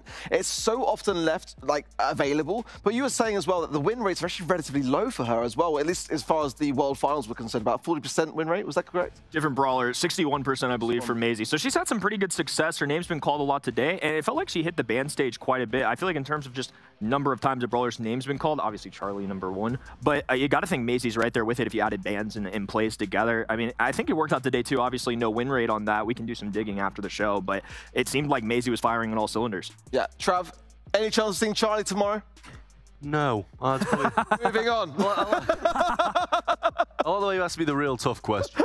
Well, you know, I know your capacity is sometimes at the end of the show is getting towards the weaker stage, but you know, certainly I would like to see her played. I just don't think it's realistically going to happen. But what are your expectations for tomorrow? Who do you think is going to take it all? The obvious answer is Humble, right? But to be honest, I'm kind of hoping Foot. You know, Semantic said, what, like 3 second places? He deserves one. He deserves a win. Give him Season 4. Give that man a cookie. Give him a trophy. Yeah, I think to be fair, you've got a really valid point there. And I think from last season as well, Foot Esports had a great run of things. I think surprised a lot of people coming into the matchup. And I think that we kind of expected to see Zeta in the grand finals, but not necessarily Foot. And they were able to really outshine themselves and follow through. But I was really expecting more from them here today, though, Kenny. I've got to be honest, it wasn't really the Foot that I've seen throughout the challenge stages. It's the end of the year. It's been a long journey for these guys. But again, you know, there's a lot of money on the line. I feel like tomorrow they're going to come up through and really put on their best show. I mean, $20,000 for first place is a huge chunk of change compared to the $6K you get for third. There is not only pride to play for, there is money in the pocket to play for. And at the end of the day, everybody likes to get paid. Who doesn't love money, Trump? Who doesn't love money? Who doesn't love money? Sonny, was today the kind of matchups and the results that you were expecting to occur? I mean, in the end, we do have the two teams that only made it to El Secure, not to World Finals. Now, being the best two teams we have in the range, we didn't expect them to even make it into the top 4 at the start of the season. So to see they are popping off that much really fulfills my underdog heart, honestly. But I didn't expect it. No, to answer your question, I love to see it, though. Yeah, I mean, it's definitely sad to wave goodbye to Nouns. I think that for me, I had them down in that day 2's stage of the challenge finals. I think that considering as well how well they performed, how consistently they performed throughout the season, I kind of expected to see them, to be honest, in that second stage. But nonetheless, I'm sure they would be able to reflect upon the performance and, you know, for sure. I mean, they've done pretty well to get to this stage. It's a grueling process here at the SPS. The qualifying stages into the challenge stage, then into the challenge finals. It's, you know, it's very, very tough. And I think that they did perform relatively well. They didn't look like they were having a bad day necessarily for me. But certainly for esports, for Humble, you know, and for VN Esporting, tomorrow is the big day. It's what it all comes down to, and all their hard work. We'll see how it's going to pay off. But you know, predictions, I'm going to go around the line. Kenny, starting with you. Who's going to win it all? This season has not been the obvious answer. After today, I think many are going to look at Humble here. I'm going to stick to what I thought coming into today. I'm going to hold with VN Esporting. Last season, they came close. This season, new roster member, still finishing at the top. I know they haven't gotten Humble yet. Tomorrow is a new opportunity. I'm going to ride with it. We've had the unpredictable all day long, all season long. What's one more unpredictable answer? I was not expecting that answer, but who's in the final with them? I mean, hard to say it's not going to be Humble and VN, maybe Foot, but I feel like the easier answer will be VN and Humble. I feel like we can try and talk ourselves into Foot here, and again, they have that pop-off potential. I'm just going to go with my eyes have seen all season long and what we saw here today. I respect it. I respect it. Sonny, same question.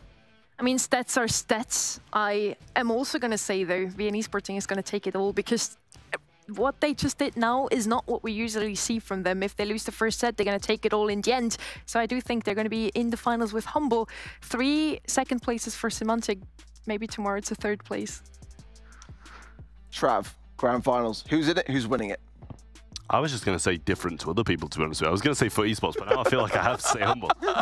You guys are doing a disservice to Humble here, to be honest with you. I'll say Humble just so someone sides with them. I think Ark's going to defend them, though. I don't think Ark's going to have any problem after they pick Humble. They're his guys. Esports there. Straight up, my boys Humble, they're my goats, they're my G's. I'm expecting them in the grand finals, but maybe it'll be Foot. Depends a great deal on how they reflect upon today and how well they get to have a night's sleep. Let's take a look as well at the schedule for tomorrow so we can see the brackets and how the day is going to fare, of course. That same time tomorrow from 6 p.m. CEST. In the upper bracket stages of that finals, it will be Humble versus VN Esporting as the first matchup. Of course, Foot waiting in that lower bracket stage to find out who will be their opposition. No more second chances for Foot, it must be said.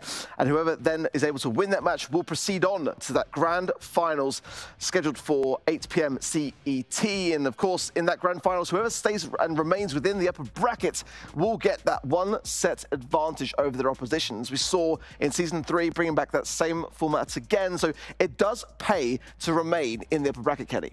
Absolutely. I mean, Humble and VN Esporting have 2 lives. Foot has 1. But we're in a similar spot in Season 3, too, where Foot were waiting around for their opponent. SK got beat pretty good last season. They came up and took advantage. I know you mentioned earlier, Drage talked about the mental game with that a little bit. To me, fair enough. If that's how their team operates, maybe we get a repeat of that. But for me, I'd rather have 2 lives than 1. I'm with you as well. Sonny, any final thoughts before we close out the day from yourself? I'm thankful to be here. Thanks for being great co-casters. And thanks for the viewers at home. Aww. Without you, this would be only half as much fun. That was so wholesome. Trav, I'm imagining that we're not going to get the same level of wholesome from you. I love you guys.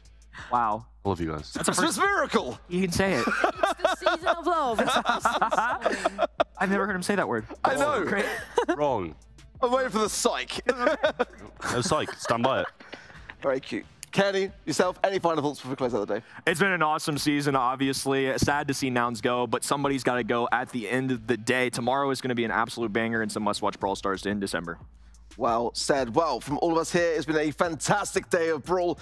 Wouldn't be the same without saying a last final thank you to some of our partners as well. Of course, Snapdragon, Elite Gaming, Monster Energy, DHL, and of course, Samsung Galaxy. A massive, massive thank you to all of you for all the support that you bring to us, to ESL, for putting on such an amazing production to allow us in a fantastic studio to be able to see our lovely co-casters face to face, of course, to thank all the team at the end of the show. It's a real pleasure to be able to do that, actually. When we're playing and casting from home, we don't get to do it. So it really does mean the world from us. And of course, be sure to tune in tomorrow from that same time of 6 p.m. CET for the first matchup of the Challenge Finals. We're ready to crown a champion. You do not want to miss it.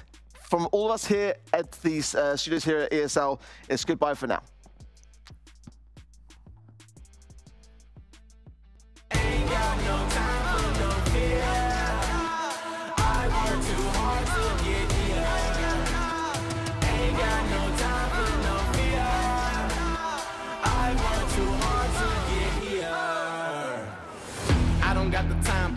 in, coach, I've been going hard, time to let it show. Everything raw, give it to me now, let me have the spot, man, it's going down. Gotta get it here, I don't wanna wait. Take what I want, then I go train. Gotta get a win, I won't lose the game. This is my year, I ain't gonna break. Strap in, cause it's gonna be a long ride. Working on me every single day and night. There comes a time when your worlds will collide. If it's holding you back, push it right to the side. On another level, I will never settle. Mind over matter, get the gold medal. On another level, I will never settle. Mind over matter, get the gold medal. Ain't got no time for no fear. I work too hard to get here. Ain't got no time for no fear. I work too hard to get here. On another level, I will never settle. Mind over matter, get the gold medal. On another level, I will never settle. Mind over matter, get the gold medal. On another level, I will never settle. Mind over matter, get the gold medal. On another level, I will never settle. Mind over matter, get the gold medal.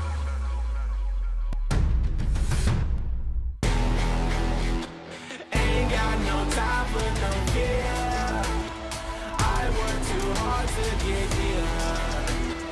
Ain't got no time for no fear. I work too hard to get here. Ain't got no time for no fear. I work too hard to get here. Ain't got no time for no fear. I work too hard to get here. Ain't got no time for no fear. I work too hard to get here.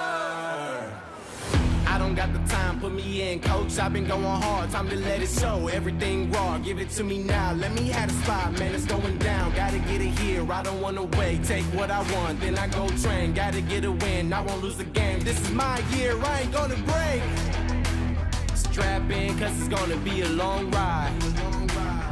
Working on me every single day and night. There comes a time when your worlds will collide. If it's holding you back, push it right to the side. On another level, I will never settle. Mind over matter, get the gold medal. On another level, I will never settle. Mind over matter, get the gold medal. Ain't got no time for no fear. I work too hard to get here. Ain't got no time for no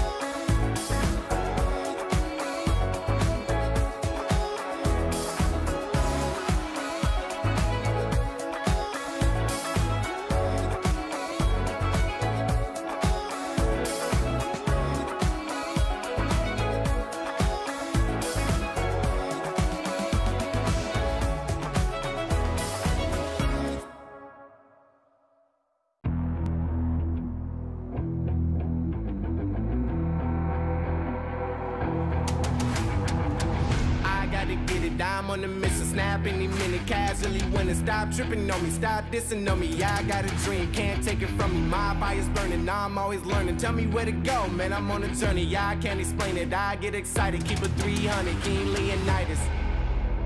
Strap in, cause it's gonna be a long ride.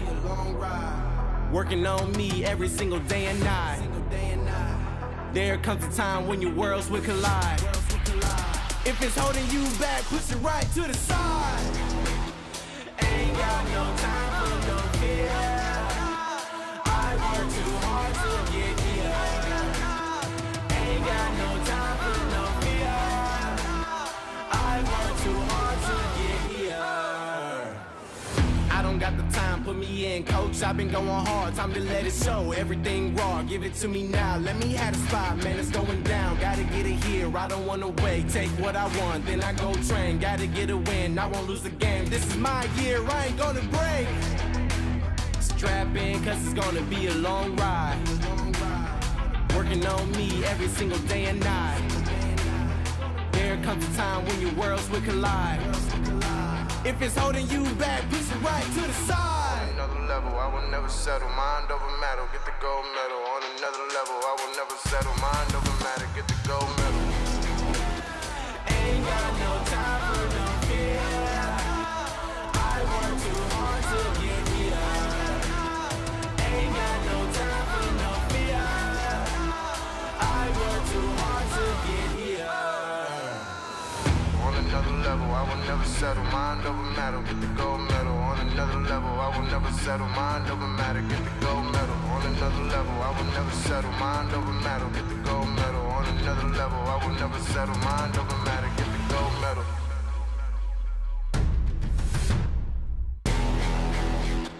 Ain't got no time for no fear. I work too hard to get here. Ain't got no time for no fear. I work too hard to get here. Ain't got no time for no fear. I work too hard to get here. Ain't got no time for no fear. I work too hard to get here.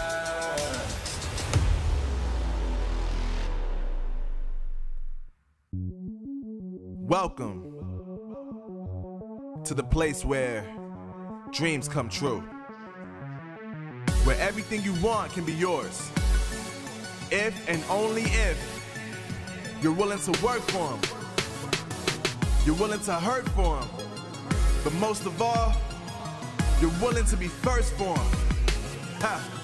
Look, I'm going straight to the top. I don't know how I would stop, like it or not. I got some goals that I'm hitting. You hear what I'm spitting, it's hot. Look what I got, whole lot of passion and pain. The road to success is insane. Stay out my lane, cause I'm on a mission. I'm getting what stands in my way. Yeah, I'm a beast, I wouldn't play with me, baby. The way that I'm training is crazy, and I do it daily. You wanna talk about drive? I got more drive than Mercedes, I've never been lazy. I'm in the room, it's a red alert. You wanna compete, well get better first. I got 10 toes in the dirt, push through the hurt just to show them my worth. I'm the best. Yeah, I'm the best. I never stress. I know what's next. I'm who they test, like we playing chess. But I'm unimpressed, so now let me flex. Ha. Yeah, I'ma work through the struggle and hurt, cause I know my worth, and I gotta be first. Ha. Yeah, I gotta be first. Look, I don't want anyone's sympathy. I understand what it's meant for me. I give my focus and energy. If it's meant to be, then it's meant to be. But mentally, I'm undefeated. They hear that and say I'm conceited. Like there's no reason. Like I don't beat them and come back again just to teach them that when you work under pressure, you reach higher measures. They'll try and bring you down, but you cannot let them, and only get better and focus on cheddar. Eye on the prize and you'll become a legend. Like, when I'm in the room, it's a red alert. You wanna compete, well get better first. I got 10 toes in the dirt, push through the hurt just to show them my worth. I'm the best. Yeah, I'm the best. I never stress. I know what's next. I'm who they test, like we playing chess. But I'm unimpressed, so now let me flex. Ha. Yeah, I'ma work through the struggle and hurt, cause I know my worth, and I gotta be first. Yeah, I gotta be first. They don't know what's gotten into me, how'd I turn pain into energy. Through all the struggle and hurt, remember my worth, and that's why I gotta be first.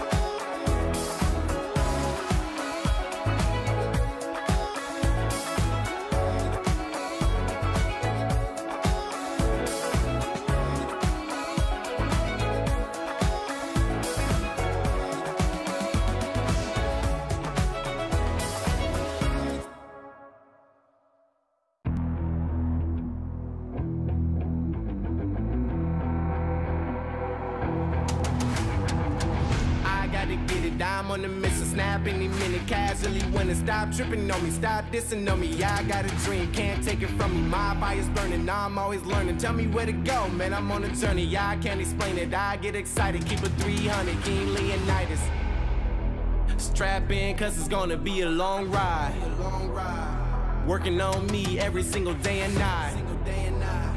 There comes a time when your worlds will collide. If it's holding you back, push it right to the side. Ain't got no time for no fear. I work too hard to get here. Ain't got no time for no fear. I work too hard to get here. I don't got the time, put me in, coach. I've been going hard, time to let it show. Everything raw, give it to me now. Let me have the spot, man, it's going down. Gotta get it here, I don't wanna wait. Take what I want, then I go train. Gotta get a win, I won't lose the game. This is my year, I ain't gonna break. Strap in, cause it's gonna be a long ride. Working on me every single day and night. There comes a time when your worlds will collide. If it's holding you back, push it right to the side. On another level, I will never settle. Mind over matter, get the gold medal. On another level, I will never settle. Mind over matter, get the gold medal. Ain't got no time for no fear. I work too hard to get here. Ain't got no time for no fear. I work too hard to get here. On another level, I will never settle. Mind over matter, get the gold medal. On another level, I will never settle. Mind over matter, get the gold medal. On another level, I will never settle. Mind over matter, get the gold medal. On another level, I will never settle. Mind over matter, get the gold medal.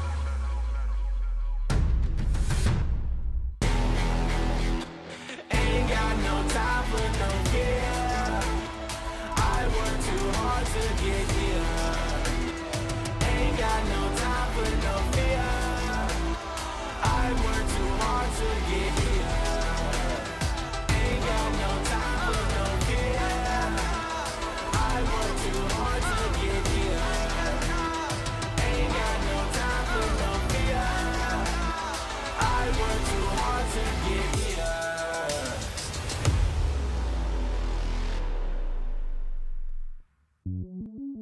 Welcome to the place where dreams come true, where everything you want can be yours, if and only if you're willing to work for them, you're willing to hurt for them, but most of all, you're willing to be first for them. Ha!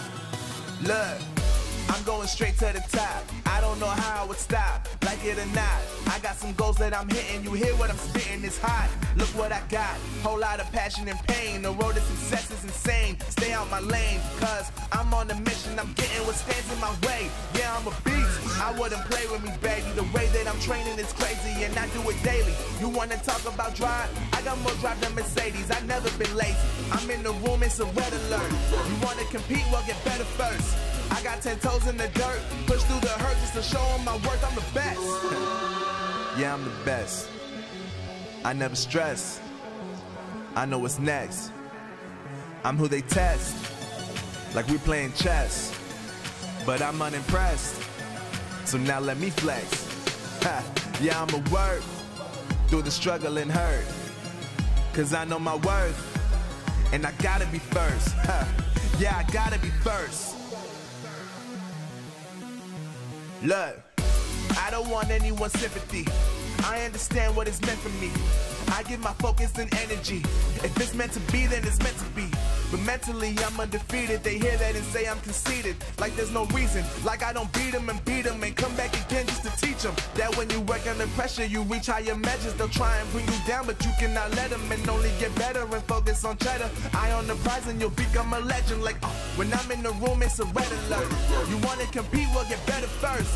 I got 10 toes in the dirt, push through the hurt just to show them my worth. I'm the best. Yeah, I'm the best.